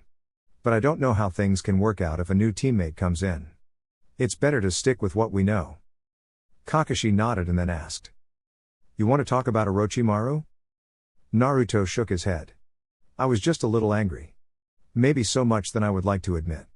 Bottling things inside isn't good. He smiled sadly. But I don't really want to talk about it. It is an uncomfortable conversation that brings all sorts of emotions. I understand, but you'll have to eventually deal with it. I know. I know that very well, Sensei. Chapter 4, A Cold Reality. Cold. Treacherously so. Naruto had never felt such a cold dance through his bones, causing his organs to tremble. His body to shiver in a defensive mechanism to create warmth. The question of whether they'd reach the snow was a stupidly infuriating one at this point. If the sea had been frozen, Naruto wouldn't have found it out of place. The mountains looked like solid ice, but they were just covered by blankets of snow. Dark clouds gathered above, shutting any hope of the sun. Each landscape had its own atmosphere. If it wasn't deathly cold, it was deathly hot. Yet to the citizens, it was the normal. For the next couple of weeks, for them, this was the new normal. But this was damn cold. The only person who'd shown excitement was the film director. He'd shouted for the ship to halt. The large ice stranded within the sea would do just fine for filming. Of course, everyone would be out, getting battered by the cold while he sat next to heater, blankets covering for measure. Some mission this was turning out to be. You'd think the fire would be full of fires after seeing the snow, Naruto said in a mild tone, daring not to venture out into the snow. There are other nations like this. The samurai nation is like this. Replied Kakashi calmly. At least we have reached the snow. We can now eat something different and get some space. Felt like I was locked up in jail. Is the village far from here? Not far, but we are there. Does the snow have a shinobi village? Kakashi glanced at Sakura for a second before looking into the opening. He was getting a little worried. Sandayu wasn't completely honest with them and he worried that things could boil all over. There would be no reinforcements from this place. But he trusted that Naruto and Sasuke could get the job done. The problem was protecting the civilians. While their duty was to protect the princess, they couldn't just watch the others get in trouble. Many people required numbers. Regardless of the strength of the enemy. Well, at least creating thousands of clones for Naruto was nothing. It could always be a fallback plan just in case. As far as I know. Yes. The Jonin replied. They are different from us. They use some armor called chakra armors. I hope we don't come across anything like that. A problem? Sasuke asked with an expressionless look. But inwardly, he was dancing in joy. He needed something troublesome to alleviate the boredom and a bag to pound to remove the frustrations he felt with being stuck in this ship with no other way of escaping. Naruto had been right. The little space to move had started to feel like they were in jail. It was doing the same thing over and over again with each day. Yes. I haven't come across a shinobi wearing one in a long time. I'm sure they have evolved them. Kakashi replied in a thoughtful tone. You need to be on the lookout the moment we arrive. Things can escalate at any moment. Of course. For now, let us check this place before they set up their equipment, ordered Kakashi. They all jumped out of the ship. The second Naruto touched the snow, he felt a cold chill down his spine. He needed something over him or he was going to end up freezing. Those heaters were needed while they stand guard. This was like he was standing inside a freezer while butt naked. He surveyed the area with a keen eye. This snow reminded of Haku. The kind-hearted shinobi who died to save his master. A sad reality. But that was the shinobi world. That first mission had taught him the brutality of this journey he'd started. There were no merry songs while out on missions. Death was a working hazard. You went, but there was no guarantee of ever returning. In his case, the villagers would rejoice. Few would mourn his death. A sad reality for him that made him slightly miserable. He hoped that things could change. For the better, in the near future. Looks okay, Sasuke said after he was done with his round. Yeah. Naruto replied in thought. His mind absorbed by his life-sucking thoughts. Sasuke stared, curious about the sudden loss of attention in Naruto. It wasn't the first time he saw Naruto with that kind of look. It always seemed to resurface whenever he was alone. Yet, Sasuke wouldn't ask. What? Sasuke shrugged. Naruto put his hands inside his pockets and then walked away from Sasuke, heading back to the ship. The crew would be busy setting up the scene and their equipment. Nothing really seemed to be fixed in some cases. The director was a whimsical junkie who went with whatever he saw fit. It took about an hour for everything to be set up, and like usual, the princess had to be dragged in front of the camera but became majestic when the lights flashed and the director yelled march. The many extras were standing within the snow, the princess doing her part with her guards. The antagonist in the movie was standing some distance away, reciting his lines perfectly as if he was a true villain. They should have gotten a real one. Then again, such a person wouldn't think about killing people on the film set. It would no longer be a film but a reality show. Ah, how Naruto wished he could be part of the show. You look disappointed. Kakashi asked him. Naruto glanced at the Jonin. He didn't have his usual book at hand. In the past days, he had his book while they were filming. Then again, there was no threat in the ship. There was nothing even here, but you could never be sure about anything. The world was full of surprises. I'm not getting part in the film. My chance of fame is slipping away. Naruto replied with a pout. You can't do your job while going after the camera. It is possible. I'll be a little closer to the princess. I think my acting skills can even rival that of the princess. Kakashi smiled genuinely. That may be true. At least some of us are getting a kick out of this. Naruto was staring at Sakura, who had her eyes on the males she liked. A truly bad taste in men. He shook his head. And then his eyes snapped toward the huge boulders on the sides. Company. Kakashi announced in a serious tone. Take formation. He ordered and then jumped in front of Koyuki and her men. Come out. The Jonin shouted. There was no response. The antagonist stared at the Jonin. What are you talking about? There was no response from anyone behind Kakashi. The man in robes and a stuff looked confused for a moment. This wasn't according to the script. And yet, the cameras were rolling. Oh. I see. Are you friends of the princess? Welcome to the snow country. Nader stepped out of the snow, hands folded across his chest, smirk on his lips. His eyes stared directly at the Koyuki. Princess. Welcome home. Kakashi turned to Koyuki for a moment, seeing her shocked look. This was not part of the script. This was real danger. He'd known something was up when he saw that crystal and how Sandayu was pushing for her to return to this country. Did the Sandaime know? Either way, this was not what he expected. You. The Jonin took a stance. A pleasure to meet you again, Hatake Kakashi. I hope this time around, you won't run away from me. This was not the ideal place to fight. There were too many people and anything could happen. An attempt to remove the threat in this location would be like playing the lottery. They just needed to repel and get everyone else into the ship before moving away. Everyone, get back into the ship. The moment he yelled those words, Kakashi's eyes flashed behind, sensing some movements. Sensing movement, Naruto's eyes flashed on both sides. There were two enemies coming directly toward them. They were moving fast along the snow. Yet, his eyes could clearly match their speed. Years of training help. The target was the princess. He only shot Sasuke a look and focused on his opponent. Sakura would act as the last guard to Yuki. Mizore was sliding along the snow in speed, having burst out from below. He was staring directly at the princess. The brats couldn't do anything to him, not when he had his chakra armor. He stretched out his left arm when the blonde brat moved to intercept him.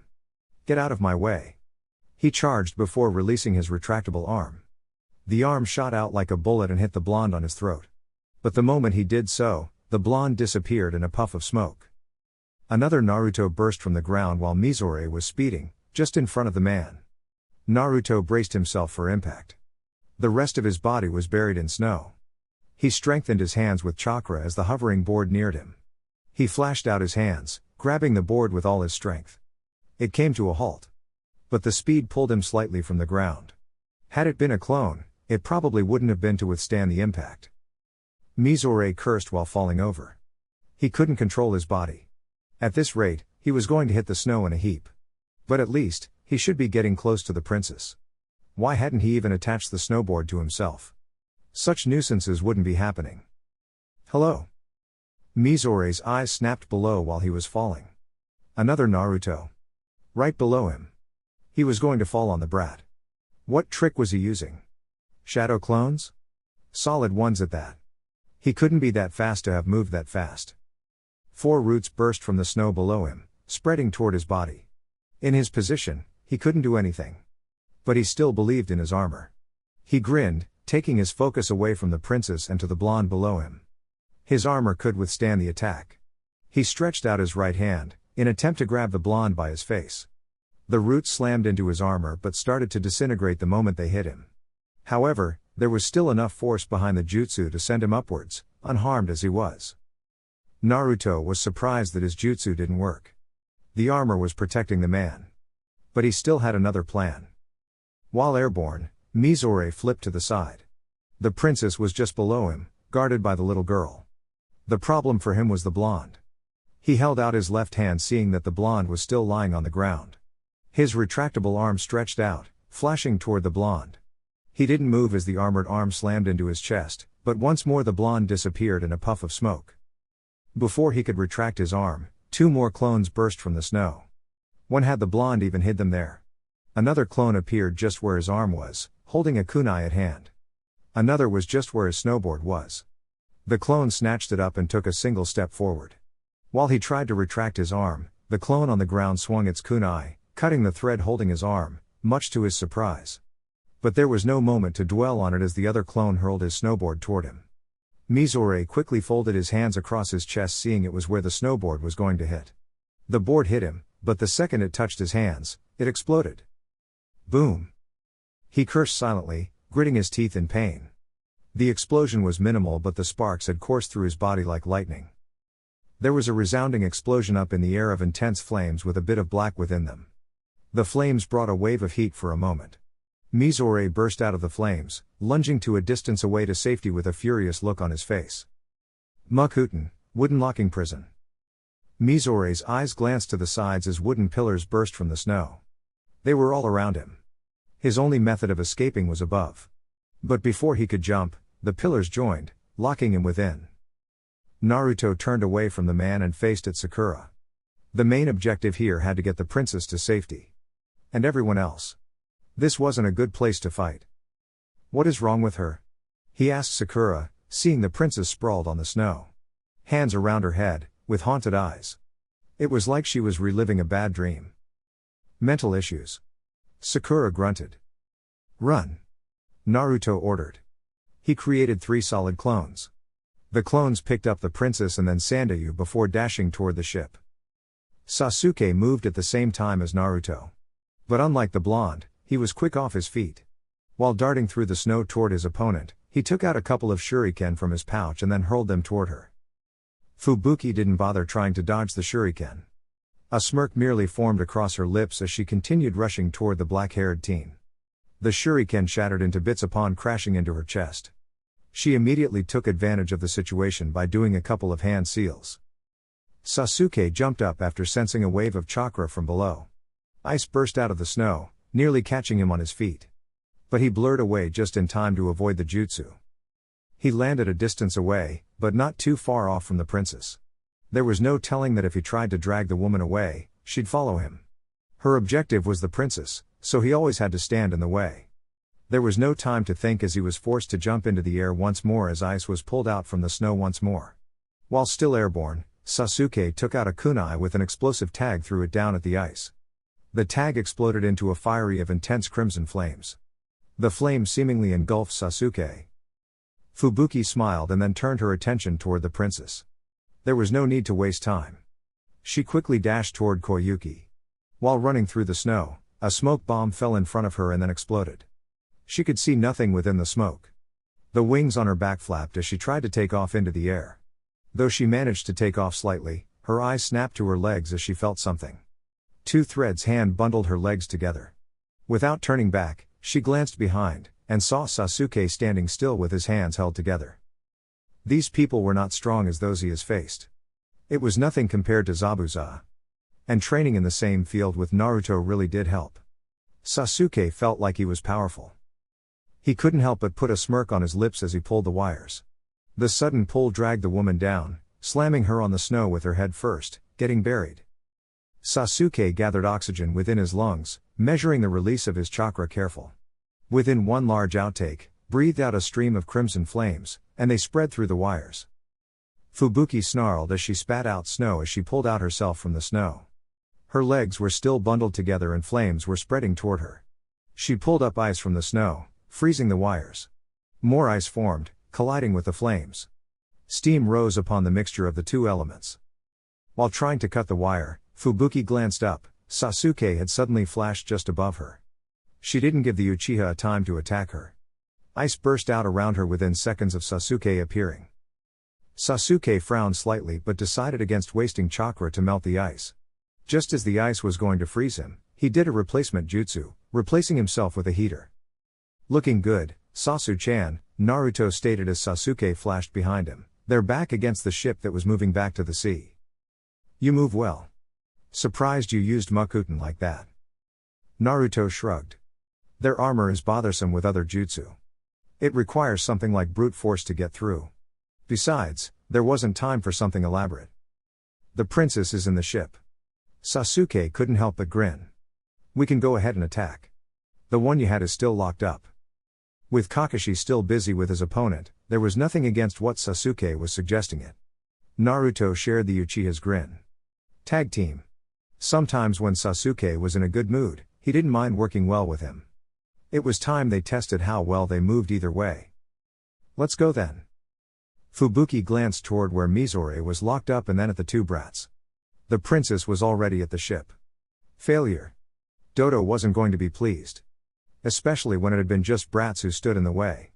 It was better to deal with them now rather than later. They were only going to be a nuisance later on.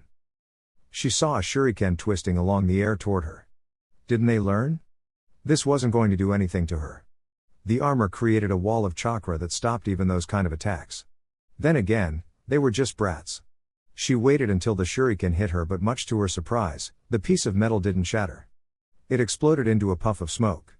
Two hands burst out of the smoke, grabbing her around the shoulders. She was pulled into the smoke, while being twisted around. The person wrapped his legs around her waist, hands now around the back of her neck, her hands were pressed in. He was holding onto her very tightly.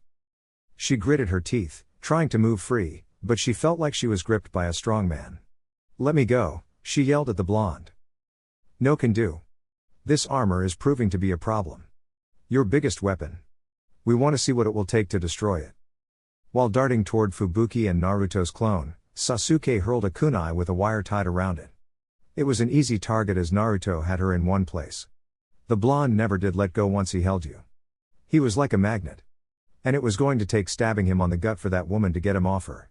The kunai twisted around her legs, just above her ankle, and the wire tied her legs together. Sasuke pulled, causing the two to fall over to the snow, with Naruto hitting first and Fubuki atop of him. Chidori. The sound of birds chirping. His one move learned from Kakashi. The lightning cutter at hand, Sasuke increased his speed.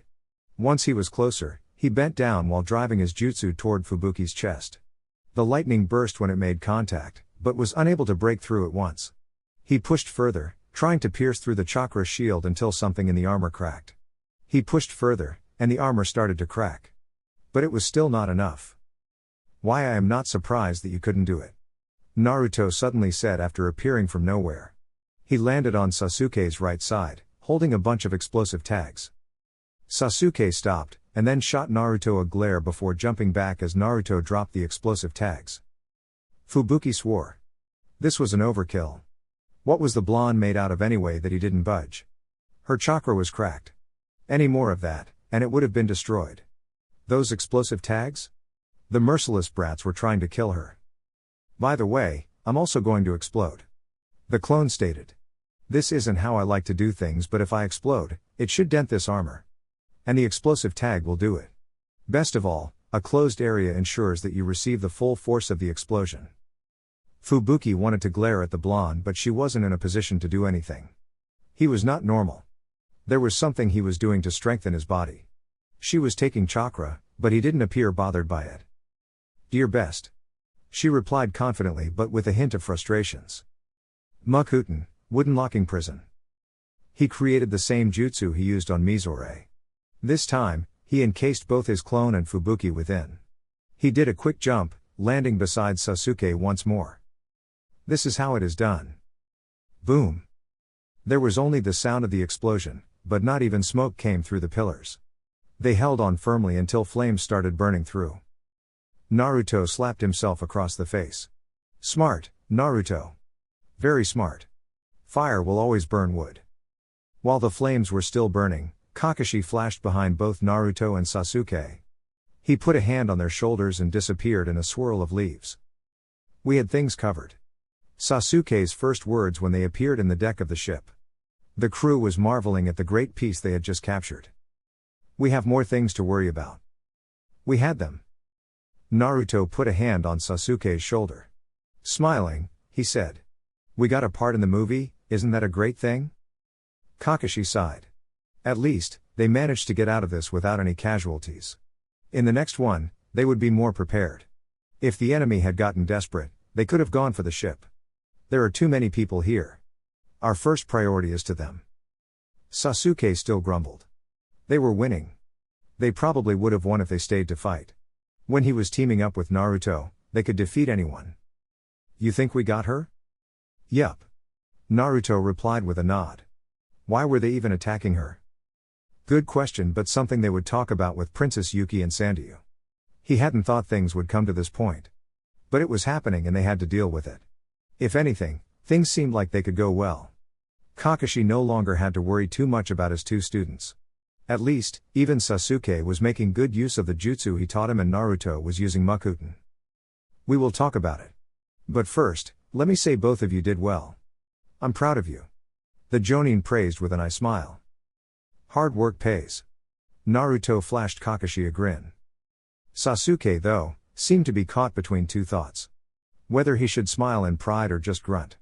In the end, he did neither but just folded his hands across his chest and looked away. Evidently. Kakashi replied to Naruto. At least even Sakura had stood her ground. When they had just started, she would have outright refused to take Naruto's instruction. But now, she did as told. But standing her ground doesn't mean she would have done a better job. After all, her illusions would not have worked against those opponents. She truly was a mismatch in this team. She needed to improve or else the Sandaime would make true to his word. He glanced at Naruto. The blonde had better command of the team. Sasuke was of course the smarter one. But he sometimes lacked compassion and became too engrossed in the mission he looked away from his teammates. Sometimes he did better. But when it came to looking after the needs of the team, Naruto did it better. Both nonetheless did what needed to be done when it needed to be done. He would have thought Naruto would hesitate, but he could be like Sasuke, just less ruthless. No, much more ruthless than Sasuke. After all, Sasuke always acted based on emotions, and when it came to it, Naruto could be a rational being, discarding all emotions. But those were not the most powerful enemies we have faced. Naruto added. Sasuke nodded in agreement with Naruto. He was happy that he had managed things without getting beat, but shinobi from the Great Five posed more danger than these. Were standards really that different? They depend on their armor. But they are strong shinobi. Kakashi responded in a firm tone. Naruto, you were employing shadow clones. You just don't throw them. But you use them efficiently to create more bodies. Anyone would struggle if they are not used to it. Shinobi from this side are not exposed to the many things in the elemental nations. Well, sometimes, tactics win battles. We almost got Zabuza despite him being powerful because of tactics. Naruto replied, shrugging his shoulders. Brutal force doesn't always get the job done. If you know the weakness of your opponent, you can defeat them. Bingo books are useful for this purpose. Kakashi paused, turning to the incoming Sakura. The girl looked relieved about something. Everything okay? She nodded. She is fine. She just fainted after shouting that she was not going back. She appeared to be reliving some past trauma. That is the case. You know something? That man did call her Princess Koyuki and you looked shocked when you heard it. She plays a princess, but there appears to be something more to the story. Sasuke was staring at Kakashi, waiting for an answer. If it is true, she is a real princess of the snow country. I'll discuss the details once I have privately spoken to Sandayu. Sandayu glanced at Kakashi and smiled weakly. He was sitting beside Princess Koyuki's bed. The woman was sitting up, an expressionless mask on her face. The Jonin remained standing, watching the two for a moment before finally speaking. I suspected something when I first saw you. Kakashi started speaking. You probably do not remember me, he said to Yuki. He was the one who saved her life from certain death years ago. She was still a child then. She glanced at him coldly. I'm not going to the snow. We have already gone through this, princess. We are already there anyway. You tricked me, Sandayu. There is nothing for me there. There was nothing but pain and despair. That cold land that made your heart cold had nothing for her. She was fine in the land of fire. Happy, no. But she was alive and not facing any tragedy. There is something for you. Your people are waiting for you to return to your home. I have already spoken to them. We will return. Sandayu replied forcefully and then looked at Kakashi. I'm sorry I kept this from you. But I requested you specifically because you already dealt with those people before. What was with these people and putting his team in danger? You should have told us the real reason. We indeed have to protect the princess, but not having any knowledge of who we face puts my team at risk. I understand, but whether you decide to turn away or not, we are still going to take our country back. I have gathered enough people to fight. Kakashi shook his head. Are they shinobi? No. Civilians who are willing to give anything for their country. A good thing but unnecessary. You can't send civilians to fight against shinobi. They will just get killed. Don't do anything. We will deal with it, Kakashi said firmly. He smiled. Even if I ordered the team to sit back and wait for reinforcements, Naruto and Sasuke would not permit it. They have already tasted battle and will say they will be more than enough. They are going to get killed. You should just save your lives and return home. But if you want to die needlessly, do so. A woman who had her hopes crushed. When someone crushes your childhood, you start thinking they were all powerful. For Koyuki, she couldn't tell the difference in power because she was just a civilian. Her mind was scarred by the tragedy of her childhood. She found it impossible to look beyond this mountain. He ignored her words and faced Sandayu. What is it about the crystal? Yes. Your uncle then. My father said the crystal was a key to the treasure of the snow. When you spoke about treasure, one was thinking about money, anything of monetary value. I will need that for safekeeping. That is what he wants. Not you. Life was unfair at times. Not everyone had demons. And you did not apply F0R it. They just rammed into your life and then left you scarred for life, and sometimes finding a knife to be very attractive in spilling out your guts. Sakura had no such demons. Everyone in the team had issues. But Sakura was careless. She had nothing to worry about because she was free. It was no wonder she didn't take this life of a kunoichi seriously. Perhaps if she experienced a little bit of Princess Yuki's misery, she would take this business very seriously. Naruto hoped that she wouldn't realize the hardship until it was too late. But who knew? The only struggle she had in this life was trying to win over her beloved Sasuke. Such thoughts made him envious. It was a cruelly bitter feeling that made his eyes turn cold. He shook his head, leaned against the frame of the ship, and stared at the bottomless water. Kakashi was standing on his right, with Sasuke on the left and Sakura by Sasuke's side. Their sensei had just finished explaining to them what the issue with Koyuki was. We still continue with the mission? Sasuke asked. Of course. Good. A little bit relieved. There had been the possibility that Kakashi would make them wait for others. There may not be that many enemy to encounter as far as Sandayu is concerned. We will not be going against an entire village. But against one man and his henchmen, Kakashi said in a stern tone. He gave Sakura a stern look. The look made the girl flinch. I considered not saying anything or even just tell you only, but we are a team and I want everyone to know this. What? Sakura asked cautiously. She was sure she wasn't going to like what she was going to hear. You're severely outmatched in the team. You need not be as strong as both Naruto and Sasuke. But as things stand, you don't offer anything to the team and it creates an imbalance. Whenever there is a mission, none of us can do anything without having to worry that you'll hold your own. We always have to worry about you. There are missions that we might not even be able to do because you are not ready for them, and going there only threatens your life. The Sandaime Hokage has said that if things continue like this, you will be removed from the team.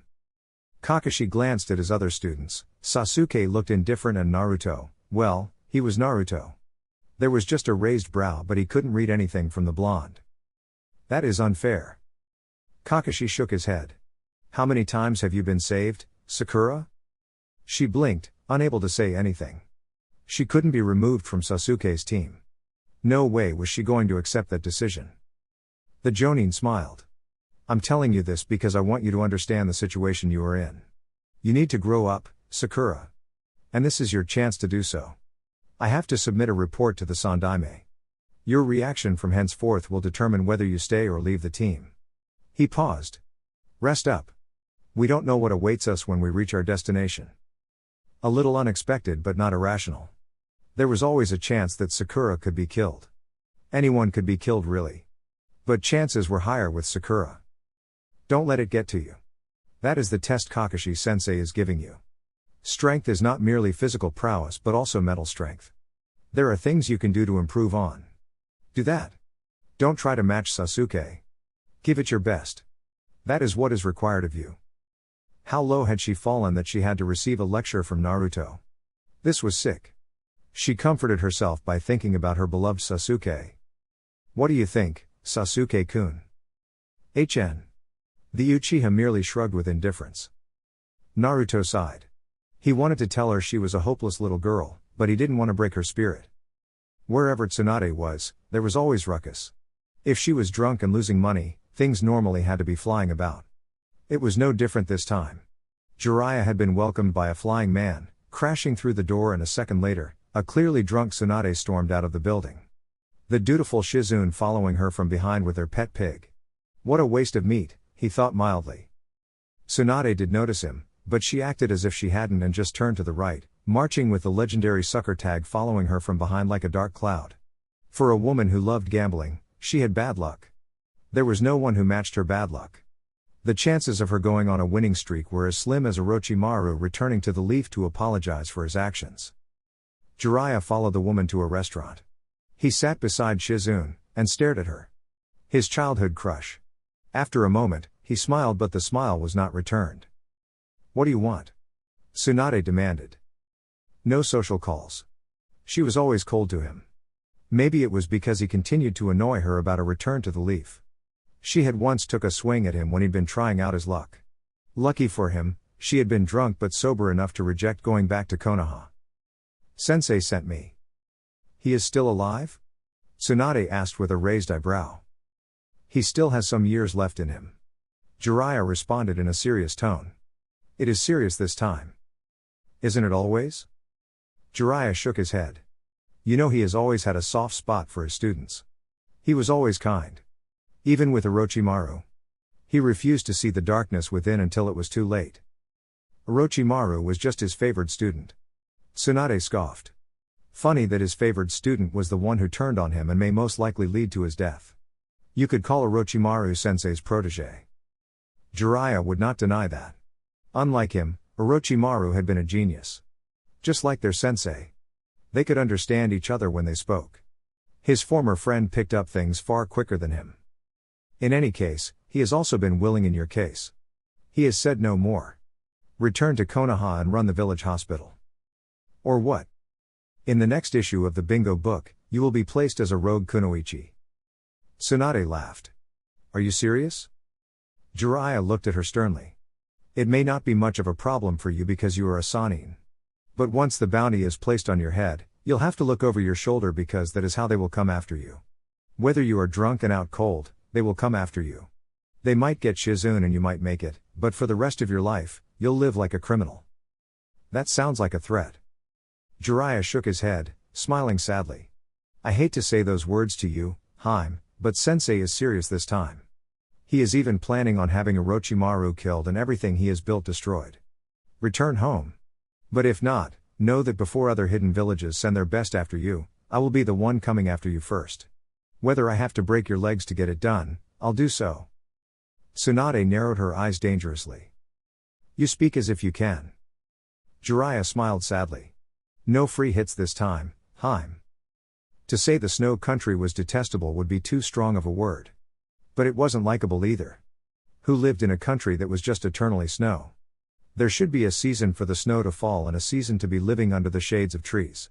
But in this nation, it was just damn coldness, and that reached the core of the bones. Naruto had only taken a couple of steps after getting off the ship, but he disliked this country already. Though reasons differed, he could understand a little when the princess said there was nothing in here. Thinking of the woman, he turned to her. She had tried running. But they already knew she was a runner. A leash was prepared for her. Figuratively at least. Still, she looked miserable. Even more so than normal now that she was in a land she'd been forced to enter. A daughter of the past daimyo, refusing to return to her home to help her suffering people. Yet, Naruto couldn't call her selfish. If he did the same, anybody who dared call him selfish needed a knock to the head to help them think properly. Standing beside her was Sakura. She looked fine, but he knew she was still burning over what their sensei told her. Around, the crew was standing up their cameras. They were ready for their act. Sandayu insisted on filming first before they even get to enter the streets of the snow. Thought you'd be against this. Kakashi shook his head, halting beside the blonde. I was, but the client has his needs. Besides, they will be drawn out here. Isn't it going to repeat the same situation as before? We don't have to worry about the ship getting wrecked. Naruto nodded. Hopefully one of them isn't able to join them. It makes it simpler. But there is still the boss. Unlikely to come at once, but we shall see. We just have to be ready for anything. To prepare, that was the best one could do at times, but sometimes no matter how you prepare, it was never enough. There were just some mountains that no amount of preparation could help you overcome. They just immense themselves in you, slowly suffocating you until you tap out. Yeah. Naruto paused, staring at the action behind the cameras. Sakura is taking the news with shock. Expected, Kakashi sighed. But she needs to accept it and grow. She hasn't changed her attitude no matter the challenges she has faced. She lives in a bubble. Being constantly saved, and not having to face any difficulties herself because we shield her, has made her into this. When everything is handed to you, you can't change their perception. You've done your part trying to change her, even with her infatuation with Sasuke. Obsession. Naruto corrected. She refuses to change. I can understand the Sandaime's worries in this situation. We were meant to balance each other. She was smart in the academy and did the basics well, but this is no longer the academy.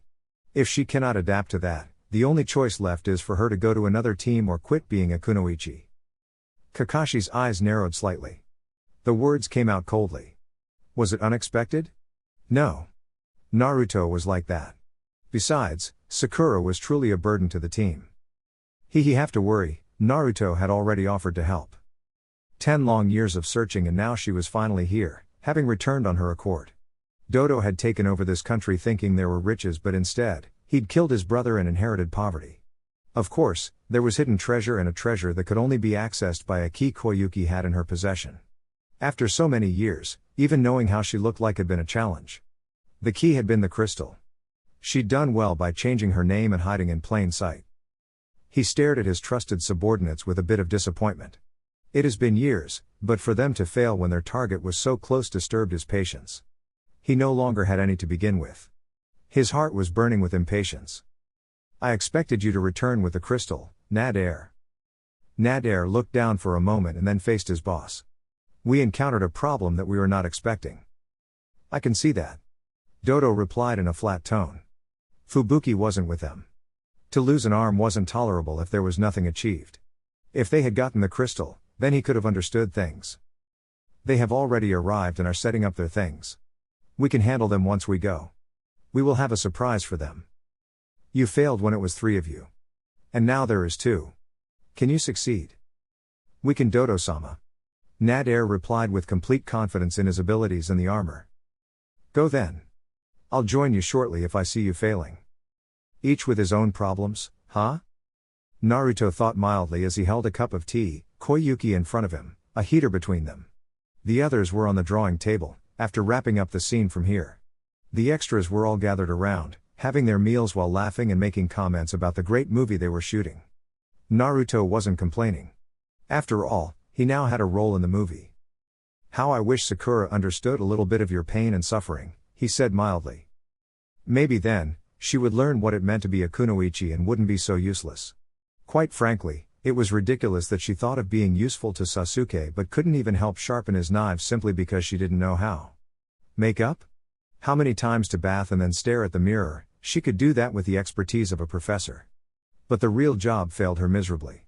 Maybe it won't be so bad if she was removed from the team. Koyuki glanced at him and then drank her tea silently. It was suffocating having those cold blue eyes stare at her every moment. He was like a bug she couldn't shake off. Even when she had to go to the small room, he wouldn't let her out of his sight. Silence, huh? Naruto smiled. But still, this place is damn freezing. I'd die if I had to spend a whole month here. Once more it was just silence. But after a couple of moments, Koyuki spoke, but she was not replying to his statement. Why don't you just leave me alone? I'm here but I won't do anything Sandayu wants me to do, she said so hopelessly yet so firm. Smiling sadly, Naruto replied in a quiet tone. How I wish I was you. The people of this country want you. Maybe because they need a leader. Honestly, you are not one and can't save them. Yet, they want you. I think it is not fair. I can offer much to my village, yet its people do not want me. They'd celebrate my death. She glanced up at him curiously. His words were cold. He wasn't offering none of that annoying talk. She wanted to smile, but failed to do so. How lucky of me. Koyuki ended up responding with sarcasm. Yeah, Naruto said in the same tone as the princess. Well, whatever happens afterwards isn't our problem. We will do what we are hired to do and then depart. It will involve dealing with your uncle and that means there will be no one left to control this nation. It would be sad if you did not take up the role. Quite a mockery of what you play in the screens. I'm an actress. Is it irony that you chose to become an actress? Naruto asked with a smile. The fact that you still carry the crystal means you have not quite completely forgotten about home. It is good. But rather. He paused, hearing a different sound. Something is coming, he said, standing up to face the direction of the sound. A train, Sandayu shouted, seeing the tracks on the snow. Everyone get back. It must be Dodo's men. Train? Now that was a foreign word. But he didn't need much explanation from anyone as the slithering machine roared to life while heading toward them. It was a different kind of transport that they used in the elemental nations. Instead of being amazed by this, take good care of the princess, Kakashi cautioned him. Naruto hadn't even felt the Jonin appear before him. She was the main target and they would protect her life even if it meant they had to watch everyone else die. You couldn't save everyone. No one had that power. But it didn't stop people from hoping. Got her. Naruto replied. The train came to a halt in front of them. Everyone else was standing back while to avoid any casualties. Give us the princess and we will be on our way from here. A cold booming voice from the train called out. Well, that is a stupid request to make, Sasuke said calmly. Already on a stance. Even if there was nothing to lose, he would not give her away. Not when it would result in them going away without a fight. Sensei, I'm feeling a bit motivated. Do you mind if I destroy the train? It could be weapon for all we know. Kakashi glanced at Naruto. This definitely had something to do with meeting Orochimaru. He'd never seen Naruto use this much of Mokuton in just one mission. After a moment, he nodded. Go ahead. Sakura, you're with Koyuki. Hi. Naruto nodded his head. And did and signs before holding his hands together. Mokuton, deep forest creation. The ground trembled slightly even though they stood on snow. Within seconds, trees sprouted from the snow. It was like a large dense forest. As quick as they sprouted, they marched toward the train. There was no resistance. The trees burst through the train. They ripped it apart as if they were alive. Within a minute, the roots had entirely decimated the train and now rested on the snow with chunks of the train submerged underneath. Impressed, Kakashi was. But he did not miss the look from Sasuke when Naruto released his jutsu. He would have commented on it if their opponents hadn't stepped out of the wreckage to stare at from the roots. Naruto, Sasuke, you take Mizore. I'll handle Nader. The Jonin said, pushing up his headband. There was no need to hang about without taking things too seriously from the get-go. Naruto faced Sasuke for a second and then spoke. So, Sasuke, how do we handle this one? Genjutsu surely doesn't work because of the armor he wears. Sasuke still felt threatened by the jutsu Naruto had displayed. He couldn't do anything like that. And Naruto was keeping it from him. He clenched his jaws in anger and then faced the man standing above the roots Naruto had created. Where do you think the boss is? Hiding somewhere, most likely. Naruto responded in thought.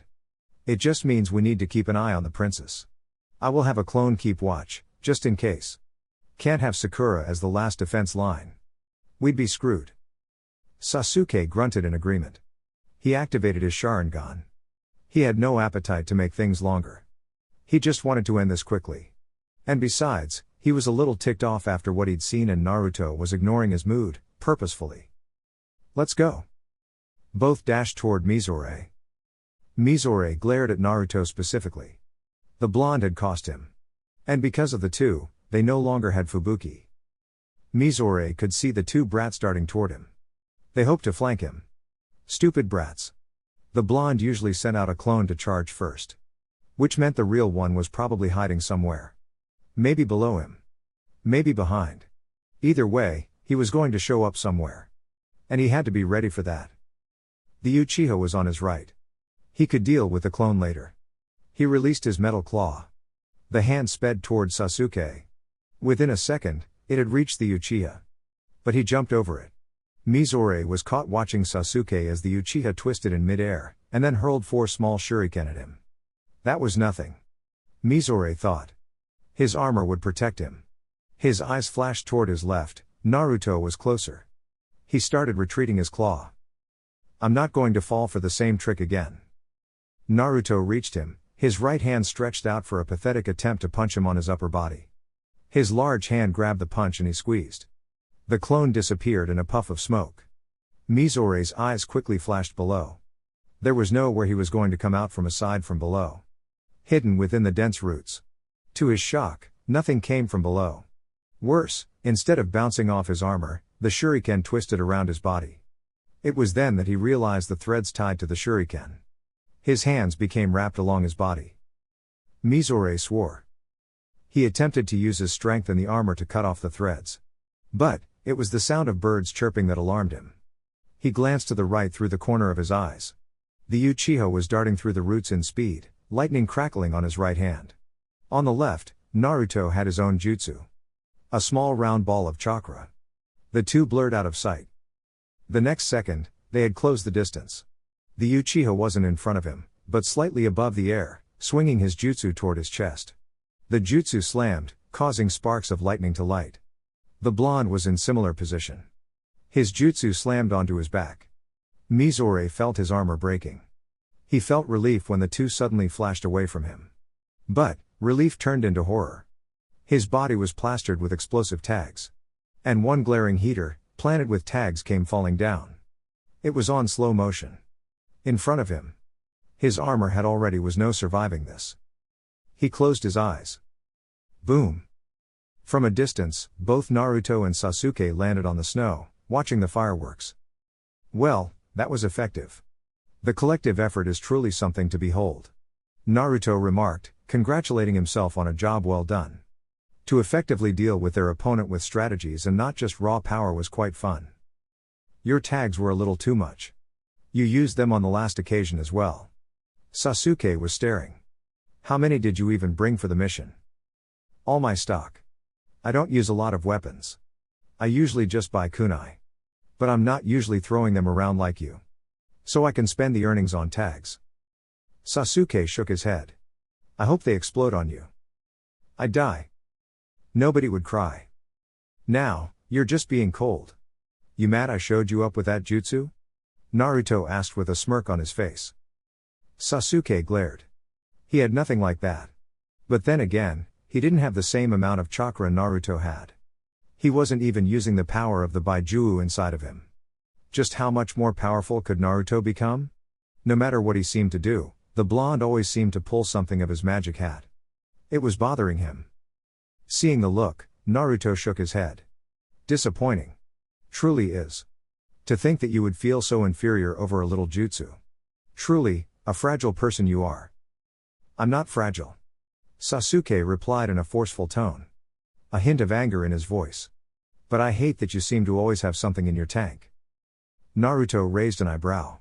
If Sasuke unlocked the potential of the Sharingan, there was nothing to discuss. Oh, this power-hungry fool. Say, Sasuke. If Orochimaru offered you power, would you take it? Why wouldn't I? He has certainly helped you. Sasuke replied without giving it any thought. Once more, Naruto shook his head. Disappointing once more. It would be a pity if you abandoned everyone simply because your little pride was hurt. You shoal. Dodo wasn't pleased to see his trusted guards failing. The brats had taken care of Mizore quite easily and Nader was fighting a losing battle. Why did he have to do everything himself? Should he have bothered to give them the same armor as his? He shook his head. No need. They were weak. Hence they failed. The target was before him anyway. Within seconds, he was in front of Koyuki. He completely disregarded the girl guarding her. Koyuki. The princess glared at the man who was her uncle. The killer of his own brother. For power. For wealth. What disgusting things people do to even those of their blood. Seeing his cold glare, she felt afraid. Afraid for her life. She didn't even have the crystal with her. Was he going to kill her? Was she going to die? She shouldn't have come here. Even when Sakura stepped in front of her, holding out a kunai, Koyuki didn't feel safe. She felt even sorry for the girl. She was clearly afraid of the giant in front of her. Yet she still braved. Don't waste your life on me, Koyuki said hopelessly. Sakura gritted her teeth. Her heart was pounding. But she couldn't fold. Even when the princess had given up. This was her mission. What good was she if she couldn't even stand guard for a second? This is my job, Sakura shouted, more to herself than to Koyuki. If you want the princess, you'll have to go through me first. Dodo didn't even think before lifting his right foot. He wanted to swat the girl away from his target. But while his foot was airborne, heading straight to the face of the stricken girl, a root suddenly burst from the ground, catching it around the ankle. He was held firmly. He narrowed his eyes, and quickly flashed his right arm, palm open. Naruto saw the hand coming toward him but did nothing to avoid it. It was like an iron grip on his face. Struggling was a waste of energy. But he still struggled to break free. Perhaps it was the instinctive nature of the mind. If the ground had been solid, he would have felt the pain through his back when the man slammed him down. But there was just the puff sound as he was buried deep into the snow.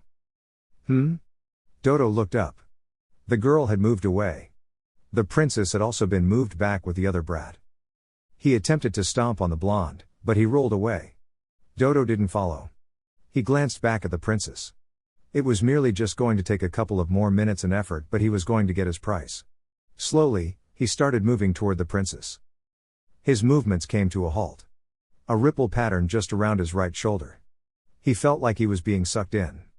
He couldn't get away. His arm is the first casualty. He swore, crying inwardly as pain shot through his spine. His arm was torn from his shoulder. The blood gushing out and the feeling that his entire body was going to get sucked in wasn't the biggest worry. No, the pain that had him frozen. And the pull he felt on side of his ribcage. Lucky for him, the strange wormhole pulled parts of his advanced armor. It wasn't a decent pull. It left the right side exposed. A bit of flesh showing. And then the thing suddenly stopped. He fell on his knees, gasping for air. He couldn't do anything to stop the blood from gushing out. A bit of bleed on his Sharingan, Kakashi ignored it in the pain. In Sasuke's fashion but with more purpose, speed and strength, he darted through the snow, heading straight toward his fallen enemy. Seeing the incoming attack, Dodo flapped the wings of his armor. Good thing for him, they were still working. He felt relief. He could escape and try again. This wasn't what he wanted, but there was no other way. Not in his state. The relief he felt turned into despair after picking up into the air. His feet had already left the ground, but roots protruded from the ground, wrapping around his ankles. As he struggled to pull away, the Konoha shinobi lunged. Reikiri. He was precise in where he hit. The part on his chest where the armor was torn off. The shock went in his body. Lightning. He couldn't help but yelp in pain as the jutsu stabbed into his body. He felt like it hit his lungs. No, it did, didn't it? That was his thought as he began to fall down the ground. Everything turning upside down, his vision becoming blurry. In a thud, he hit the snow. Kakashi landed on one knee, his breathing labored slightly. He closed his Sharingan, quickly put the headband to cover it. Well, you took care of things quickly. Naruto's mysterious tone filled his airwaves. Kakashi turned to the blonde, standing beside him with his hands held together. We had to. I used a little bit of chakra with the Sharingan. You hardly use it. I know it does take a lot from you. But if you don't train yourself to use it, you never get used to it. I mistake reliance with training. Kakashi replied earnestly as he gathered his breath. He then stood up. We don't even know if there are more who will come. And there is still much work to do here. There was no reason to prolong a battle when the client was watching. Besides, he pointed at the armed civilians coming along the way. If they had arrived while he was still standing, there would have been casualties. Naruto finished for his sensei. Yes. I took the best option to avoid that. Naruto nodded. Well, if that is it for the enemy, we can spend the rest of our time in leisure. And I can enjoy that movie part I earned for myself. Chapter 5, Home Test Home once again. Sakura smiled happily, taking in the warm breath of the hidden leaf. This overwhelming emotion that threatened to her with grins and a dash across the village to announce her return to home was something she had missed while thousands of miles away from home. More than a month of snow, and now she was back where she belonged. The place where she felt safe and free. The place where she didn't have to constantly look over her shoulders because someone might attack. A place where she didn't feel like a burden to anyone. She couldn't even wait to see the look on Ino's face when she tells her of her great adventure. Disappointedly, she wouldn't be doing much in the movie. Either way, this had been a great experience. Home, finally, Sakura exclaimed happily. Naruto glanced at the girl and then looked back at the monstrous village gates before looking back at the streets. They were indeed back to this place called home. He was happy. But it didn't take long for Konoha to remind him that he was not wanted. Either way, the rush of blood was there. The content emotion gripped his heart fully and blocked any other disruptive emotion that threatened to put a sad veil across his face. Regardless of the tragedies, this was still his home. He was born here and he would make it here. I thought our time in the snow was quite lovely. I wouldn't have been against staying there for a little longer. Nobody likes you here, Sakura snapped back at him, without thinking much of her words. Ouch. Naruto put on a hurt look. Your words can really hurt at times, Sakura. He then wiped out an imaginary tear. How ignorant was she going to be? Was she going to continue blocking everything in favor of her obsession with Sasuke? If she was going to continue with this attitude, it was better she was removed from the team. Did she even have any idea just how right she was and this was the source of his misery and loneliness? An ignorant little girl indeed. You should be more careful with your words, Sakura. You speak of things you do not understand. Much to the surprise of everyone else, and maybe a shock to Sakura, it was Sasuke who spoke. His tone had been so cold, even Naruto felt shook. Sakura looked baffled. Sasuke reproaching her? What the hell was happening here? Was someone conspiring against her? It was Kakashi's glass-shattering news and now it was this. She had been called useless by Sasuke before and Naruto hinted it. But for her to end a mission like this. Her happiness was just completely drained. She could brush off the words as nothing more than a spare of the moment thing, but that cold look that she had often seen reserved for the empty space was now glaring at her. She flinched with discomfort and looked down. After a moment, she glanced at her sensei. He was reading his book, casually walking with one hand inside his pocket. Her eyes went to Naruto. Their eyes met. He was smiling. A kind of infuriating smile. She thought he was mocking her. As he usually did. Well, there is some truth in that. If we are to be honest. You often make light of the circumstances that surround us. Me, especially. You may dismiss me because I am an orphan. But fail to sympathize. You do not understand what Sasuke and I have to go through because we do not have parents. It is not that you cannot. You just don't want.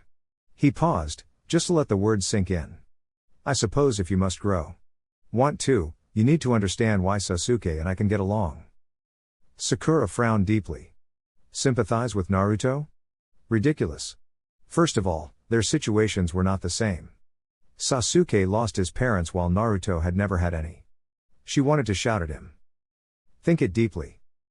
Kakashi's sharp and stern words cut through her thoughts like a double-edged sword. The man wasn't even looking at her. What was there to think about? Naruto never had any parents and thus he wasn't taught anything by anyone. What was it even like not to have a mother? To go home and just be alone with no one to love you. Both her teammates were now going through the same situations. There was no one waiting for them. They were just going to their places and just be alone. She gritted her teeth and shoved those deep thoughts at the back of her head. She saw it clearly but she didn't want to swallow it. Sorry. The word came out without any meaning. And Naruto knew it. His response said as much. How hollow. Naruto's sharp response. Shove that up your useless behind, Sakura. For a moment, Sakura stopped walking, her body tense. She felt as if she'd been stabbed. There was no anger in Naruto's voice. It was the simplicity in which he said it that made her afraid. Kakashi just sighed and shut his book. Naruto was going to be normal tomorrow. He wasn't going to let this get to him. But perhaps it was better to give them some space to think things through. You go on and rest. I will report to the Sandaime Hokage. I will also request a break for the next 7 days to help us recuperate. That is welcome, Naruto said, in a staring contest with the heavens. For the first time, he didn't feel like training and just wanted to rest. I hope the Sandaime agrees. He will. Kakashi-sensei. Sakura started a bit hesitantly. The journey through to Konoha made her fearful. She didn't want to go home. She knew what was likely waiting for her. Humiliation. It haunted her even in daylight. This part made her afraid. She bit her tongue. The talk just now hadn't really improved her image in the team. It seemed like everyone was against her. She needed to take a stand or otherwise, she would be gone. Yes? About my training. When do you think I can begin? I don't want to be a burden anymore. If Sakura hadn't said those words, Kakashi would have reported to the Sandaime that things would need to change in the team. Her attitude was still a problem. Admittedly, even her lack of professionalism was all due to him as her sensei. He failed to train her. He wasn't going to force her. But he has chosen to play the referee in many situations and just an observer rather than the sensei. It was owed to that Naruto and Sasuke were proactive. He only taught Sasuke his jutsu to make up for the gap with Naruto. This was after the Uchiha asked him. He would have refused under normal circumstances, but they did missions which were dangerous. And the power was needed. I'll make a plan and contact you. But also think about the kind of kunoichi you want to be. With your chakra control, genjutsu and medical ninjutsu can be your specialty. The Jonin said before disappearing in a swirl of leaves. There was only one thing for Naruto to do now before going to his abode, and that was to have some godly ramen. Naruto glanced at Sasuke. See you in a week, team. And I hope you will have improved a little so that I don't always outshine you. It was always fun seeing Sasuke twitch with jealousy. The Uchiha glared at him. I was the one who provided an opening for the defeat of our opponents. Naruto shrugged. But I was the one who was flashy. We worked together. Naruto smiled. That we did. At least we are able to together. See you around, team. He waved his right hand, walking away. Sakura didn't even see how Sasuke departed. She was just left alone, wondering where he disappeared off to. Hokage office. Maybe if things were different, Hiruzen wouldn't have cared to intervene with his team by going as far as to remove Sakura from it. The Sandaime used to shy away from taking some hard-line decisions. Something Danzo had often called naivety. He smiled, to think he'd once been approached by that man to kill Konoha's Hokage. More shocking was the fact that the man who committed treason was still very much alive. He wasn't doing as he pleased, but still alive. When Naruto went missing, the third had worn a mask Kakashi had never seen before. Ruthless. Cunning, he had always been, but never ruthless. In those days, he had shown no mercy to anyone who may have had a hand in Naruto's disappearance. But they were here. And he had to convince the man to keep hold of his plans to remove Sakura. Kakashi needed his team to stay intact. There was no predicting how the new teammate would adapt to the team or if the team would have to adapt to him or her. Who'd even be put on the team to compare with Naruto and Sasuke? Very few could match those two. Releasing a long breath, Kakashi knocked at the door of the Sandaime's office. Come in. The warm smile of an elderly man who cared deeply for his shinobi welcomed him. Serving under Hiruzen was nothing to regret about. You knew the man cared for you. It hardly mattered nonetheless. They were shinobi. They were subordinates of the Hokage and insubordination was not tolerated. Hokage-sama. Kakashi greeted. Kakashi. Hiruzen smiled warmly. I wish you'd come back with your students. I do like seeing them when they return from a mission. Especially one as important as this. I thought it was best to allow them to get some rest. Though knowing Naruto and Sasuke, there was unlikely to be any rest. Those two would only rest when incapacitated. They do spend a lot of time away. With the number of missions they've been on for 3 years. Well, they are no longer fresh from the academy. Indeed. But I still worry. Naruto? Hiruzen sighed.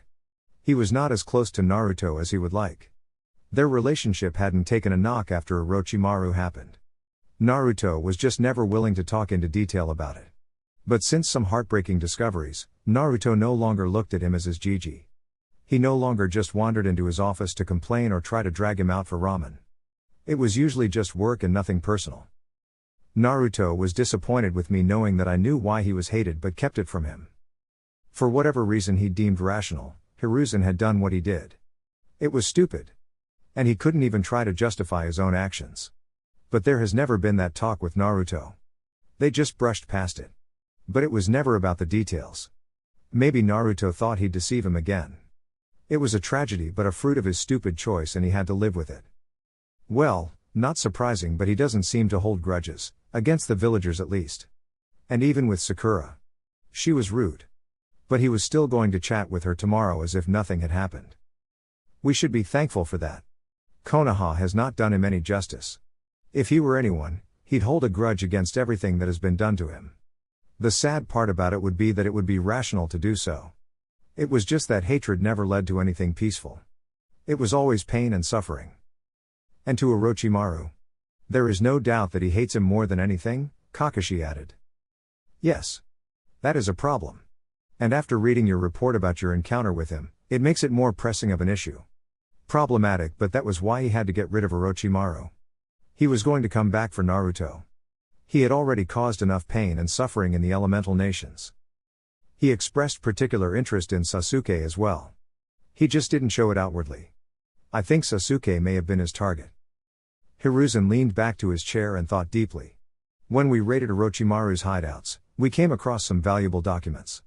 He developed a jutsu that allows him to take over someone's body. It is perhaps his answer to immortality. In this way, he can never die. We don't know the full aspects of this jutsu, but he has always been interested in the Sharingan. Obsessed, may be right. Jiraiya has also told me that he tried it with Itachi but failed when he was still with the Akatsuki. It is most likely the reason he left the organization. So, he could be after Sasuke as well. Yes. Hiruzen smiled. We will have to be careful from now on. Naruto and Sasuke are valuable to Konoha. Kakashi nodded.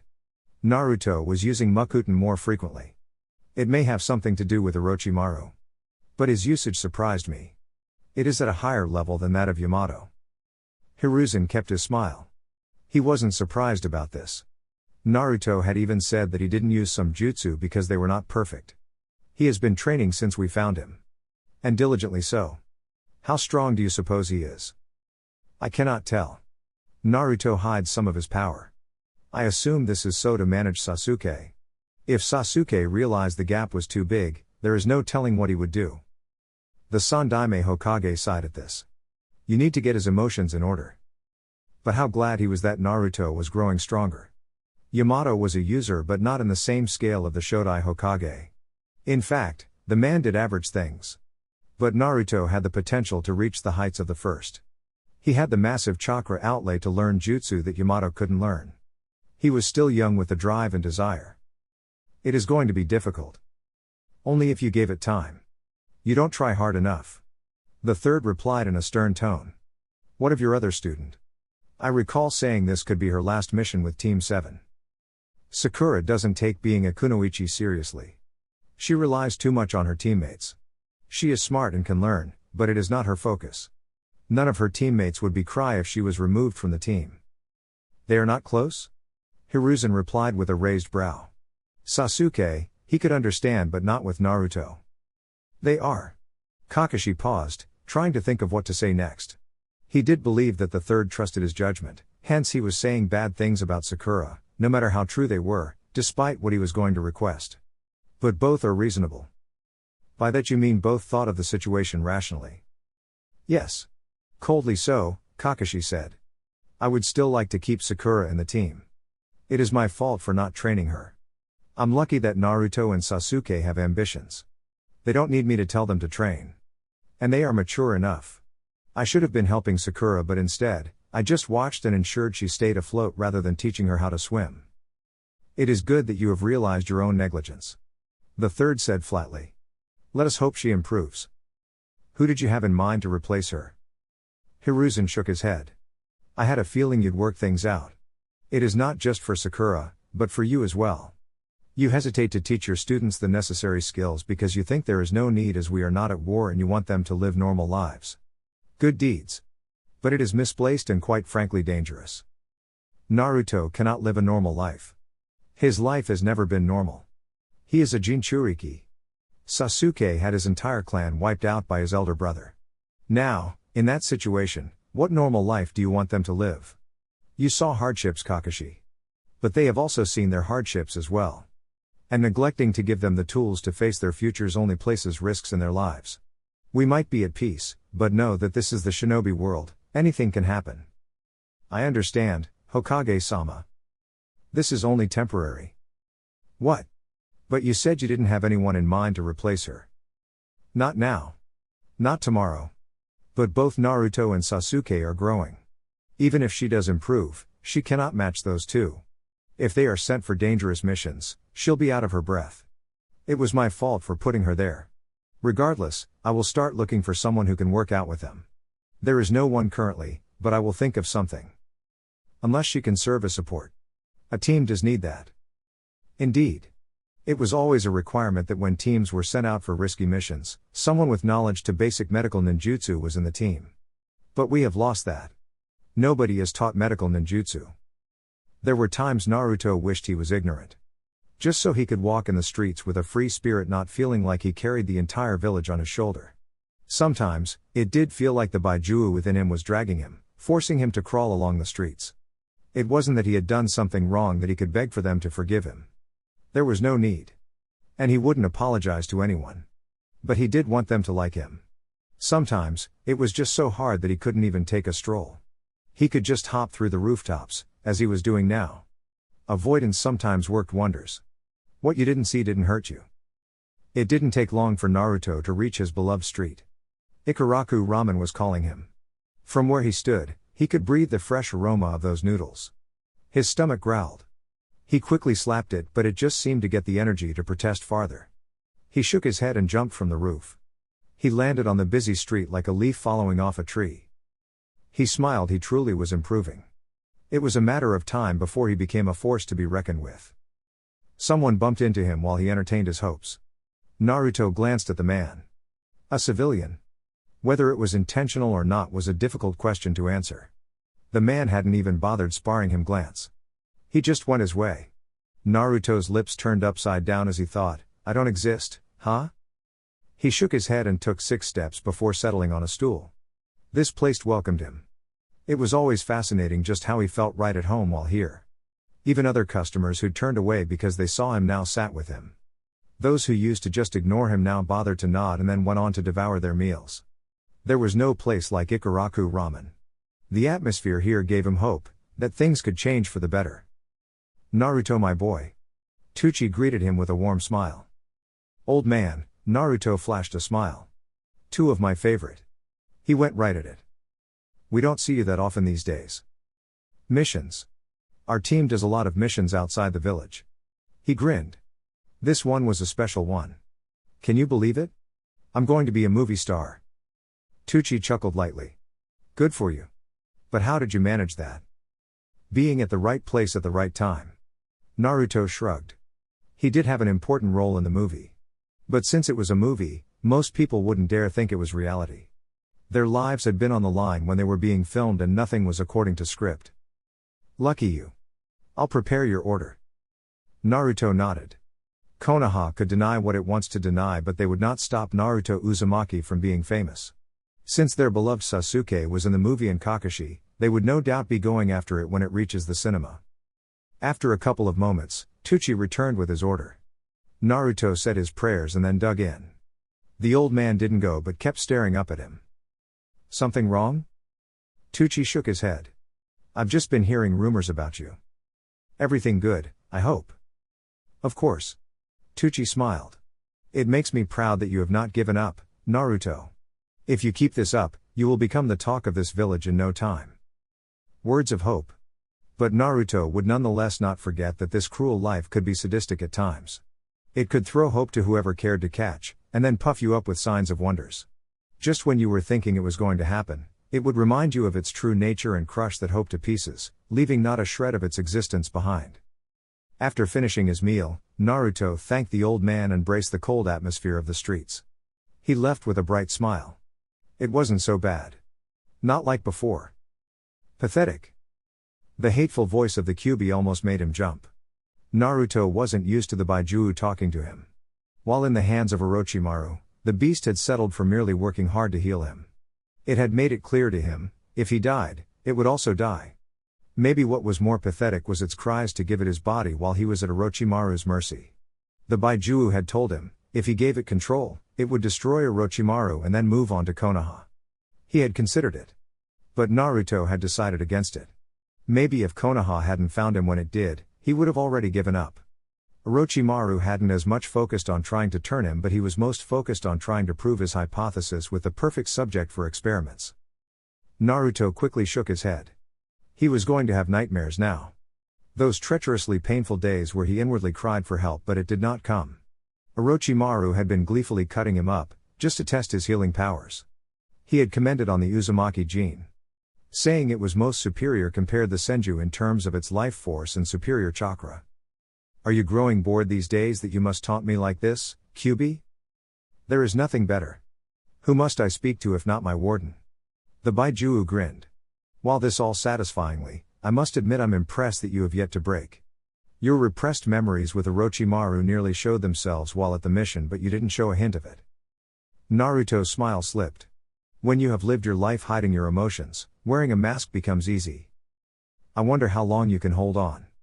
You don't trust anyone to tell your secrets. Not even the Sandaime Hokage. You're all alone in this world. The only person you can trust is that Uchiha brat, but he isn't the one you can talk to. How sweet it is to be Naruto. Just break soon and I will be ready to pounce. Orochimaru may have been applying the suppression seal to keep him from influencing Naruto, but the seal did weaken since he was constantly pushing out his chakra. The more Naruto was exposed to the shinobi world, the likely it was that he was going to end up using Hick chakra, and Kurama would not waste the time to pounce. For now, he could wait. Unfortunately for you, there will be no mental breakdowns. I am made of hard stuff. I have not survived this hell just to wickedly break down like a little girl, Naruto said firmly. You just stay there rent-free. And when I need you, I will call for your chakra. Powerful chakra. Naruto had tasted it. He had let loose in one of Orochimaru's hideouts after all. Orochimaru hadn't known he could break free from bounds, but the Sannin had quickly held him down by suppressing the Kyuubi's chakra. In cases of need, there was one route to go, and that was using his ace, the vile chakra that would make Konoha tremble if he were to release it. With Jiraiya circling around, he was sure he was going to be forced to work on controlling it. When he arrived at his place, it was all dusty. It was like he'd been gone for years. He sighed, crappy places. He needed to live at a better place. He was getting paid better, so he could afford to live at a better place. But he was never going to get rid of this apartment. It was held much sentimental value. After all, this had become his safe zone. The last person Kurenai expected to see at her doorstep was Naruto. As far as she was concerned, he was still outside the village on a mission. When she opened her door and found him smiling, she had stood still, momentarily frozen. How did he know where she lived? She looked across the hall, just to see if there was anyone else looking. Once she was satisfied, she glanced back at Naruto. He now had a raised eyebrow. What? You are not supposed to be having your students at your place? Kurenai shook her head. She couldn't say things were different because he was Naruto. You're the last person I expected to see, she said. What are you doing here? Looking for a better place to stay. My apartment is old on the outside. There are many memories and I want to think of something new? Naruto explained lightly. Bad timing? Kurenai blinked. She was standing by the entrance, hands on the door as if she didn't want him to come inside. She shook her head. She opened the door and pushed to the side. Come in. Naruto shook his head. I'll want to stay a little longer. But I found this place by chance. And thought I'd check up on you to see when we can begin with our training sessions. You'll be free? Yes. Come see me tomorrow after 3 p.m. at my training ground. We will see then. I still have my other students to think about. Of course. Kurenai stared at Naruto for a moment. There were many thoughts that just bundled up in her head.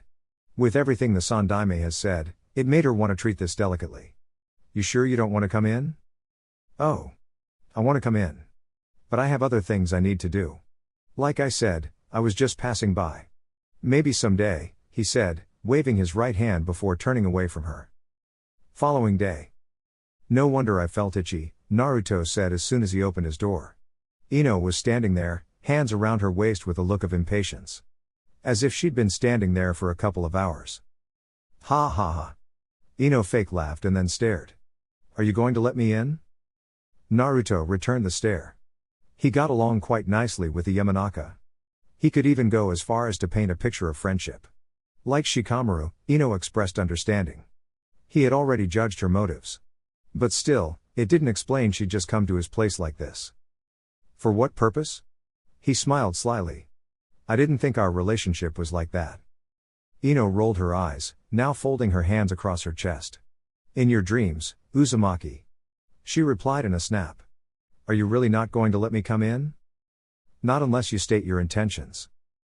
I'm being kind here. I could just decide to push you aside. I considered that. Naruto replied in thought. He then released a short breath and opened the door wide. Come on in, Ino-chan. He had his held out, a wide grin on his lips. Ew. That just made me feel a chill down my spine. Now that was uncalled for. Naruto closed the door behind him and stared at Ino's back with an expressionless look. It only lasted for a couple of seconds. You have a decent place, Uzumaki. I expected a mess for someone who lives alone. Well, I don't have anyone to do it for me, Naruto said as he stepped into the kitchen. His kitchen table was littered with scrolls. Ino was staring at them with curiosity. A questioning girl that has always liked digging into personal spaces of others. It didn't help that her father worked in intelligence gathering. Maybe she should have chosen that route instead of trying out the famed Ino Shikacho formation. Maybe it wasn't too late. She still had time. Being a kunoichi didn't seem like it was on the high list of her agenda. You know, if you'd spent this kind of effort while at the academy, you'd have been one of the famous students. Naruto scoffed and responded in a sharp tone. Academy is useless. It didn't even help that some academy teachers were actively trying to sabotage me. The only teacher was good to me was Iruka. If I had been stupid enough without him, I'd have failed. Bitterly, he could thank Orochimaru for kidnapping him and subjecting him to some unspeakable things. It had taught him good lessons. He'd become more alert and the discovery had forced the Sandaime to give him some personal lessons while also providing him with some scrolls and books to help him learn. If not for that jolt, he would have most likely remained stupid and ignorant, even of the fact of the Kyuubi within him. Naruto's sharp tone caught Ino off guard. She stared at him for a moment and then tentatively sat down. Sucks being you. She replied, in a quiet tone. Smiling sadly, she added. Well, at least you have a friend in me. Really? I always thought you came closer just because you were curious. Shikamaru may have left some hints. And Sakura may have said some unflattering slander that you must have found difficult to reconcile and so you thought to get closer to satisfy yourself. I won't deny that. Ino smiled. She is better now, you know? Before, she never spoke anything good about you. Now, she even admits that you even save her life. Miracles happen, I suppose, Naruto said, folding his scrolls. Ino sighed. You don't have to be like that, you know? Naruto looked at her with a raised brow. I'm a little busy as you can see. And I have to meet Kurenai-sensei for my first lesson. Someone is in a cranky mood. Ino paused, staring. She then looked away and staring at the floor with nervousness gripping her tightly. I won't deny that I became close because I was curious. Besides, we have known each other for a long time, haven't we? You were the kid that saved Sakura from being bullied. She may act ignorant to it, but that is the truth. You've always been a delight. Despite my crush, being around you is a lot more comfortable than being around Sasuke. With him, you know he is never truly looking at you but past you. Besides, he is always brooding. You are the better person. Wish I had a recorder to keep a record of those words. I'm being serious here. Naruto laughed and then waved his right hand in a dismissive manner.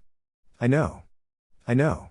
So, now that you're done with the prelude, what is the main subject? Ino stared back. Naruto wasn't an easy person to deal with. You think you had him figured out, but Ino couldn't really tell his thoughts. He smiled and laughed, but sometimes she wondered if he truly was smiling. He spoke a lot. And yet, there were many things he did not say. Perhaps that was what made him a curious subject to her. On the bonus side of things, he was easy to get along with. And it did always make Sakura mad that she was able to get along with the blonde. "You host the QB." More or less, she blurted out. But the reaction surprised her. Could she even call it a reaction? Nothing in his face had changed. There was just a slightly raised eyebrow. "I suppose it makes sense that you're the first person to talk to me about this," he replied with a sigh. "Shikamaru? He may have hinted when we were talking about you." "How'd that even come?" "I don't know. Maybe over that I get along with you." "I see." Naruto paused, now staring at his scrolls. "Let me pack up these things and we can walk out. I have to meet Kurenai-sensei. Don't want to be late. Rather be early." He smiled. "Besides, I don't want to miss Kiba. His reactions are always amusing." Ino didn't respond but just watched him wrap the scrolls. But she knew, he wasn't going to meet Kurenai now. The reason they were going to take a walk was because of her statement. He hadn't even said anything about it. Once he was done, he motioned for her to follow him. They stepped out of the apartment and then went to the crowded streets. The atmosphere was always unusual when it came to walking with Naruto. The stairs. She had noticed. And Naruto's flamboyance regarding them. Sometimes when you live in a bubble, such things you cannot even see.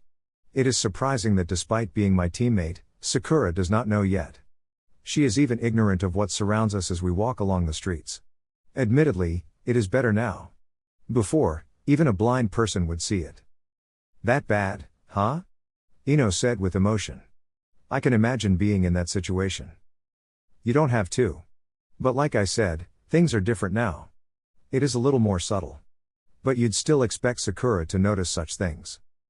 You hardly along the streets with her. Unnecessary to subject myself to her presence when home. But you're fine with Sasuke." Naruto shrugged. "You know when Sasuke is around, her eyes become narrow. She doesn't look at anything else. And aren't you supposed to be the one to tell?" Naruto shrugged. "There is nothing really to tell." "Are you afraid people will hate you?" Naruto glanced at the girl. "Who have you been speaking to? This is rather unusual." "I may have overheard Kurenai and Asuma-sensei talking about you." Ino replied with a sheepish smile. "That sounds like you." Naruto smiled while shaking his head. "Not at all. It is just something I would rather not talk about." "Hated? I'm already hated. It doesn't change much." "That isn't very optimistic. But I don't think anyone will hate you. We went to the academy together. We all know you." She paused, smiling a little sadly. "Certain things make sense. But aside from Kuji, Shika and of course, Sakura, there is no other person I can really call a friend who I could hang out with. I don't want that to change." "You came to me just to talk about that?" "I wanted to confirm about that." Ino replied. "Besides, Sakura was saying you use the Shodai Hokage's jutsu. Which is unbelievable. Why did you not tell me about this?" "I didn't know I should tell things." "Well, this other night. I don't know. I was dreaming, right? And when I don't want to hear," Ino shouted. "But it's really good." "I know where you were going with that. Be serious, okay? I suppose I must also tell you that I'm going to be a movie star." Sakura mentioned that in passing, Ino said with nonchalance. "How come you use a rare bloodline like that? We didn't even know about it." Naruto smiled. "Well, maybe now you'll believe me when I say I'm going to be Hokage." "Get liked first." Ino shot at Naruto. "You just ignored my question?" "What question, Ino-chan?"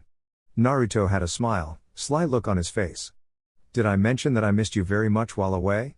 It was kind of difficult not having someone who likes you when you get to see Sakura throwing all her love to Sasuke." Ino folded her hands across her chest. "Who said I like you?" "Eh?" Naruto put a hand on his mouth, wearing a shocked look. "I was wrong about you. Actually, stop following me if you don't like me." He then paused, removing his hand from his mouth. A sly smile settled once more. "Of course, you were thinking about a different like. I was talking about liking me as a person." "What were you thinking about, Ino-chan?" He finished in a slow tone, purposefully, his eyes firmly on the blonde. Ino flushed slightly and then shot him a glare. "I'm just going to walk away from you. Naruto waved his right hand. Bye-bye. I'm not going to come around you again. Don't say things like that when you just can't resist me. I must truly discover this secret I hold if I was able to make you like me when you had been so infatuated with Konoha's prince. Doesn't take much for anyone to like someone over Sasuke-kun. Ino scoffed. He is handsome. But whoever gets around him and thinks clearly will realize just what kind of a person he is. Naruto laughed. What are you saying about Sakura, then? There is no hope for her. For Kurenai, this was a unique situation. Not long since being baptized into the sensei bath, she was now facing perhaps the most infamous person in the village. To say this was a challenge for any sensei would be an understatement. This was the Jinchuriki of the Kyuubi. Maybe it wouldn't be if she looked past that. He was just a child. That much she knew and understood. She wondered though, how would the village even react if it found out about this? She shook her head. Did it matter if they know about this? She was doing this because Naruto had asked and she wanted to pass on her skills on someone else. Maybe she was overthinking things. She releases a long breath. Standing over Naruto was who was sitting under the shade of a tree, hands clapped together and his legs folded. He appeared to be meditating. When those closed eyes flashed open, the clear ocean blue watched her with a bit of iciness that made her curious. Meditating? She asked the obvious. Yes. Naruto nodded. It helps calm my chakra and get a feel of it. It isn't easy trying to gain the precise control needed. I realized some time ago that without proper control I wasted too much chakra. And now with genjutsu, more is required. I'm told you also have large amounts of chakra reserves. Just how much was something that had left her mouth agape. He was just a kid. A Jinchuriki, but to have as much chakra as Kakashi and the Sandaime clan the blonde had was just ridiculous. Naruto smiled. The blessing of being Uzumaki and a Jinchuriki. It was almost an unfair combination. Kurenai raised an eyebrow. Naruto even knew about the Uzumaki? Kurenai didn't know much either. It was all just history about the once great clan. Well, the Sandaime did warn her to be watchful of what Naruto says and to watch over him after what happened with Orochimaru. A tragedy that he apparently was loath to discuss. She wasn't going to start working the angles about it. She had a job and that was one he requested. If he spoke, then she would not deny him. She settled down across him and then spoke. You said you didn't want to learn how to use it in that way. I honestly don't know how to go about this. Naruto shook his head. Learning all shinobi arts isn't a bad thing. If I can learn genjutsu, I can do so. I primarily use ninjutsu when I fight. But as it has been made obvious to me, genjutsu is also effective. You don't know a single genjutsu? Naruto shook his head. But I know there are different ways in which genjutsu can be used. There is your way. The other with dujutsu like the Sharingan. And there are sound-based genjutsu. I have not found any but I've heard there are. I'll teach you a simple genjutsu and then we can take it from there. I have no problem with that. However, I want to know the basic structure of genjutsu. On me and on the target. What is does to the target and what happens to the chakra flow when I dispel the illusion? Is it just the senses that if affects or is the central nerves? Is that your take when you learn ninjutsu? Naruto smiled. It is something the Sandaime Hokage taught me. I was struggling to work out any Mokuton jutsu in ways that worked out. So, he told me that I have to be able to understand the nature of the jutsu I was using from its structure. He is honestly a genius as he has claimed. The way he understands jutsu and the way he is able to break it down is just amazing. You were trained by the third? No. He just taught me a few things when I was growing frustrated with my lack of progress. Maybe because his frustrations led to a leak of the Kyuubi's chakra. But genuinely, the old man just cared for him and did want to see him progress in his training. Kurenai accepted Naruto's response and then stood up. Let us start. Sakura glanced at Naruto and then at Sasuke, who was busy glaring at Naruto. The blonde was doing his utmost best to ignore him. A week ago, she would have been yelling at him about it. But she now understood she couldn't get in between the relationship between her teammates. Their bond was much greater than she liked to admit. In fact, even those thoughts repulsed her. She was contemptuous to this relationship that just seemed far beyond her no matter how much she struggled to try to claim it. She was going to get better nonetheless. She has no other option. Anything less and she would be kicked out from the team. A heartbreaking scenario that gave her some nightmares. The part of her that she kept closed on a closet wanted nothing more than to blame Kakashi for her near dismissal from the team.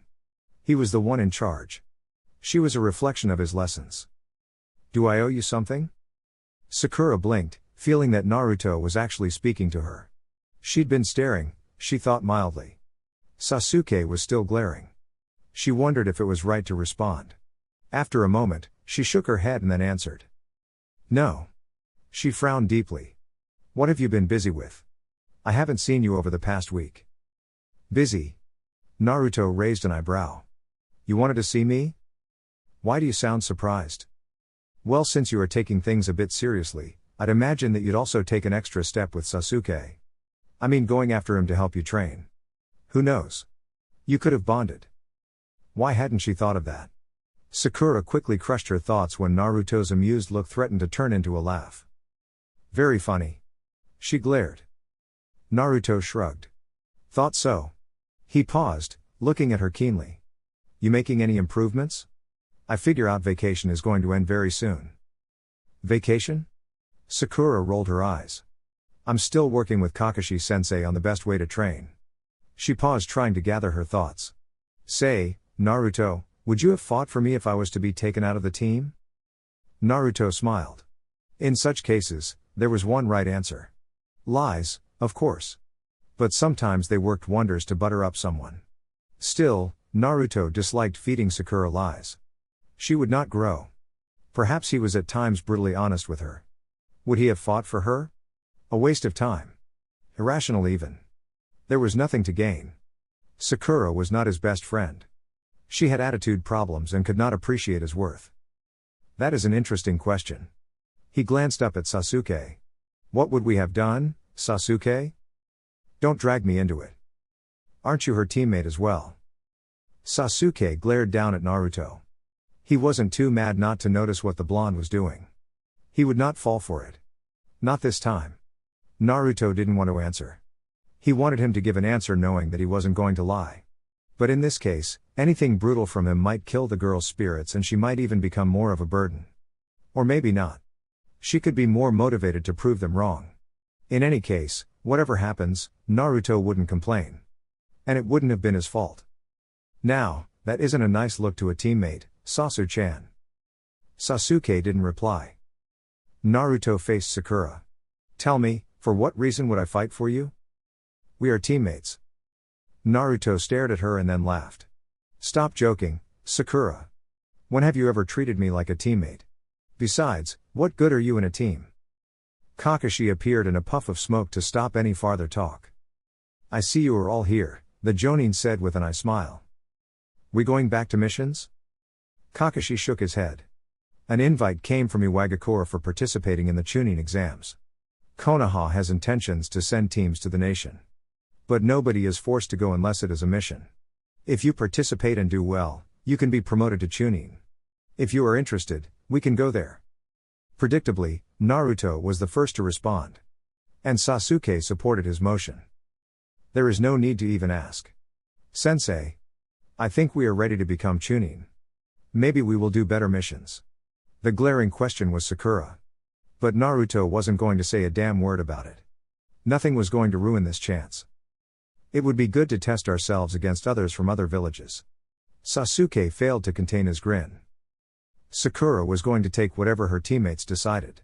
She basically followed the direction of the wind in such situations. Kakashi sighed with disappointment. Not at her but himself for allowing this to continue. It wasn't like he didn't see anything. He just thought she would grow on her own, like her teammates. But there was nothing motivating her. "I thought you'd say this. We have a couple of days to prepare." "Well, I'm always ready," Naruto said as he stood up. "Team, I should hope you take this seriously. It would be laughable if I come back with a promotion and you return with failure." Sasuke responded by jumping from the tree. He landed on front of the blonde, a hard glare on his eyes. Naruto could feel the hot breath from the Uchiha. The Sharingan flashed for a second and Naruto smiled. "Oh dear. Someone is very serious. I suppose it is on. May the better shinobi win, Sasu-chan." "Better shinobi?" Sasuke scoffed. "I've always been the better shinobi. Whatever strokes our pride." Naruto glanced at Kakashi through the corner of his eyes. In these days, you're going to help us prepare, right? If so, must we prepare weapons for training? Or will we be focused on something specific? Kakashi shook his head. We will cover all the basics. I want you to be fully prepared. The exams are a showcase for future generation talent. We can only afford to represent Konoha well. I see. Naruto responded. We start tomorrow then? Yes. Be here by 8 a.m. I'll be around by 6. Naruto replied as he started to walk away. But Kakashi stopped him. The Jonin requested to speak to him privately. Naruto nodded and the Jonin took him up to the Hokage monument. The air was fresh as always. It was always a pleasant feeling, overlooking the tiny people walking along the village streets. Naruto took in the air for a couple of moments before glancing at the Jonin standing on his right side. You already know there is a problem with Orochimaru. The village has resolved it wants to get rid of him. He has shown interest in both you and Sasuke. There is no doubt that he might try to take you again. One of the reasons the village has decided he needs to be dealt with. Kakashi spoke in a hardened tone.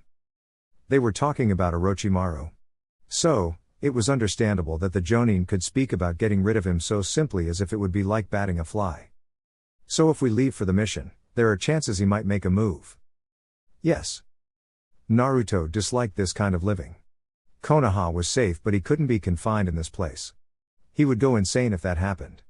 So what happens now? You just have to know that anything can happen. We will have a squad of Onbu tailing us just in case. Jiraiya-sama will also be on standby. Naruto smiled. Bait? Something like that. Well, if it gets Orochimaru crippled, I can't complain. Naruto responded in a quiet tone. One more thing, Kakashi said. Iwa must not know you are a Jinchuriki. A Jinchuriki who uses Mokuton will unnerve many people and create problems.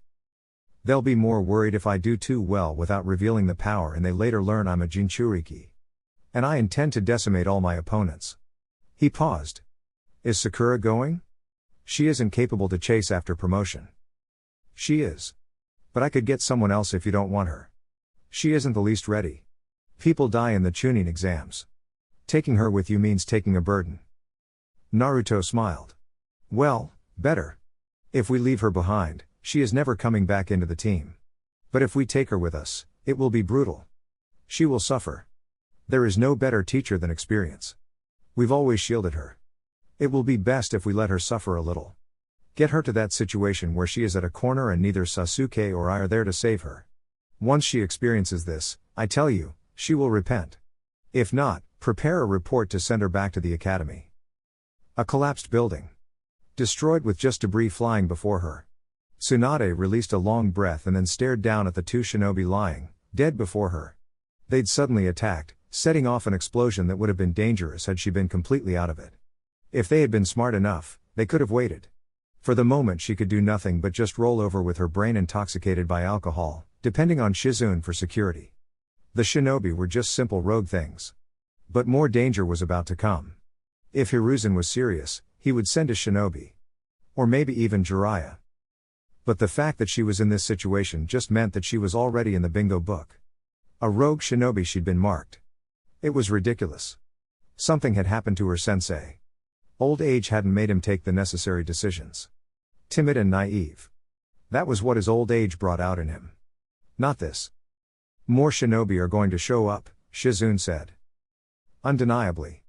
Nobody was going to miss out on the millions on her head. Even when they knew she was powerful, they'd not stop taking chances. We will have to be always on the lookout. Can't sleep with both eyes opened. Konoha doesn't have to do anything.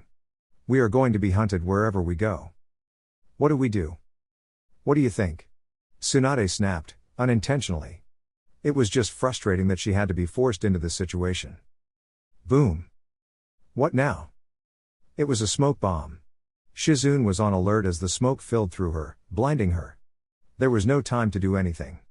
Firm hands grabbed her and pulled her from the smoke. Tsunade-sama. Tsunade twisted around. Atop of a building, masked men were holding Shizune hostage. Their masks. She recognized them. You're Onbu from Konoha. What do you want? Shizune has been ordered back to Konoha by the Hokage. We are to return with her immediately. The Sandaime Hokage expresses hope that you'll also return home, soon. If not, Hunter Nin will be activated. As if I'm afraid of Hunter Nin. You're far too powerful for Hunter Nin. Bounty hunters won't care though. They just want money. For Konoha Hunter Nin, the mission won't be to fight you head on. But just to make you uncomfortable. Just when you attempt to sleep, they might strike. Or when you're busy fighting other who give you a challenge, they might strike. The Sandaime hopes you stay sober, Tsunade-sama. And just like that, the Anbu vanished along with Tsunade. Damn it, Tsunade shouted angrily, stomping on the ground. No matter how you looked at it, this was just devious. Having Jiraiya come at her seemed like it would be the last option.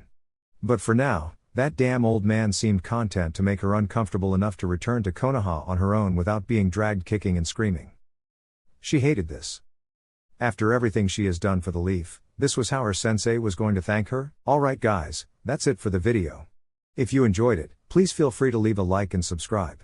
As always, the rest of the story is already out over on Patreon, link to that will be in the description. Anyways, until next time, peace.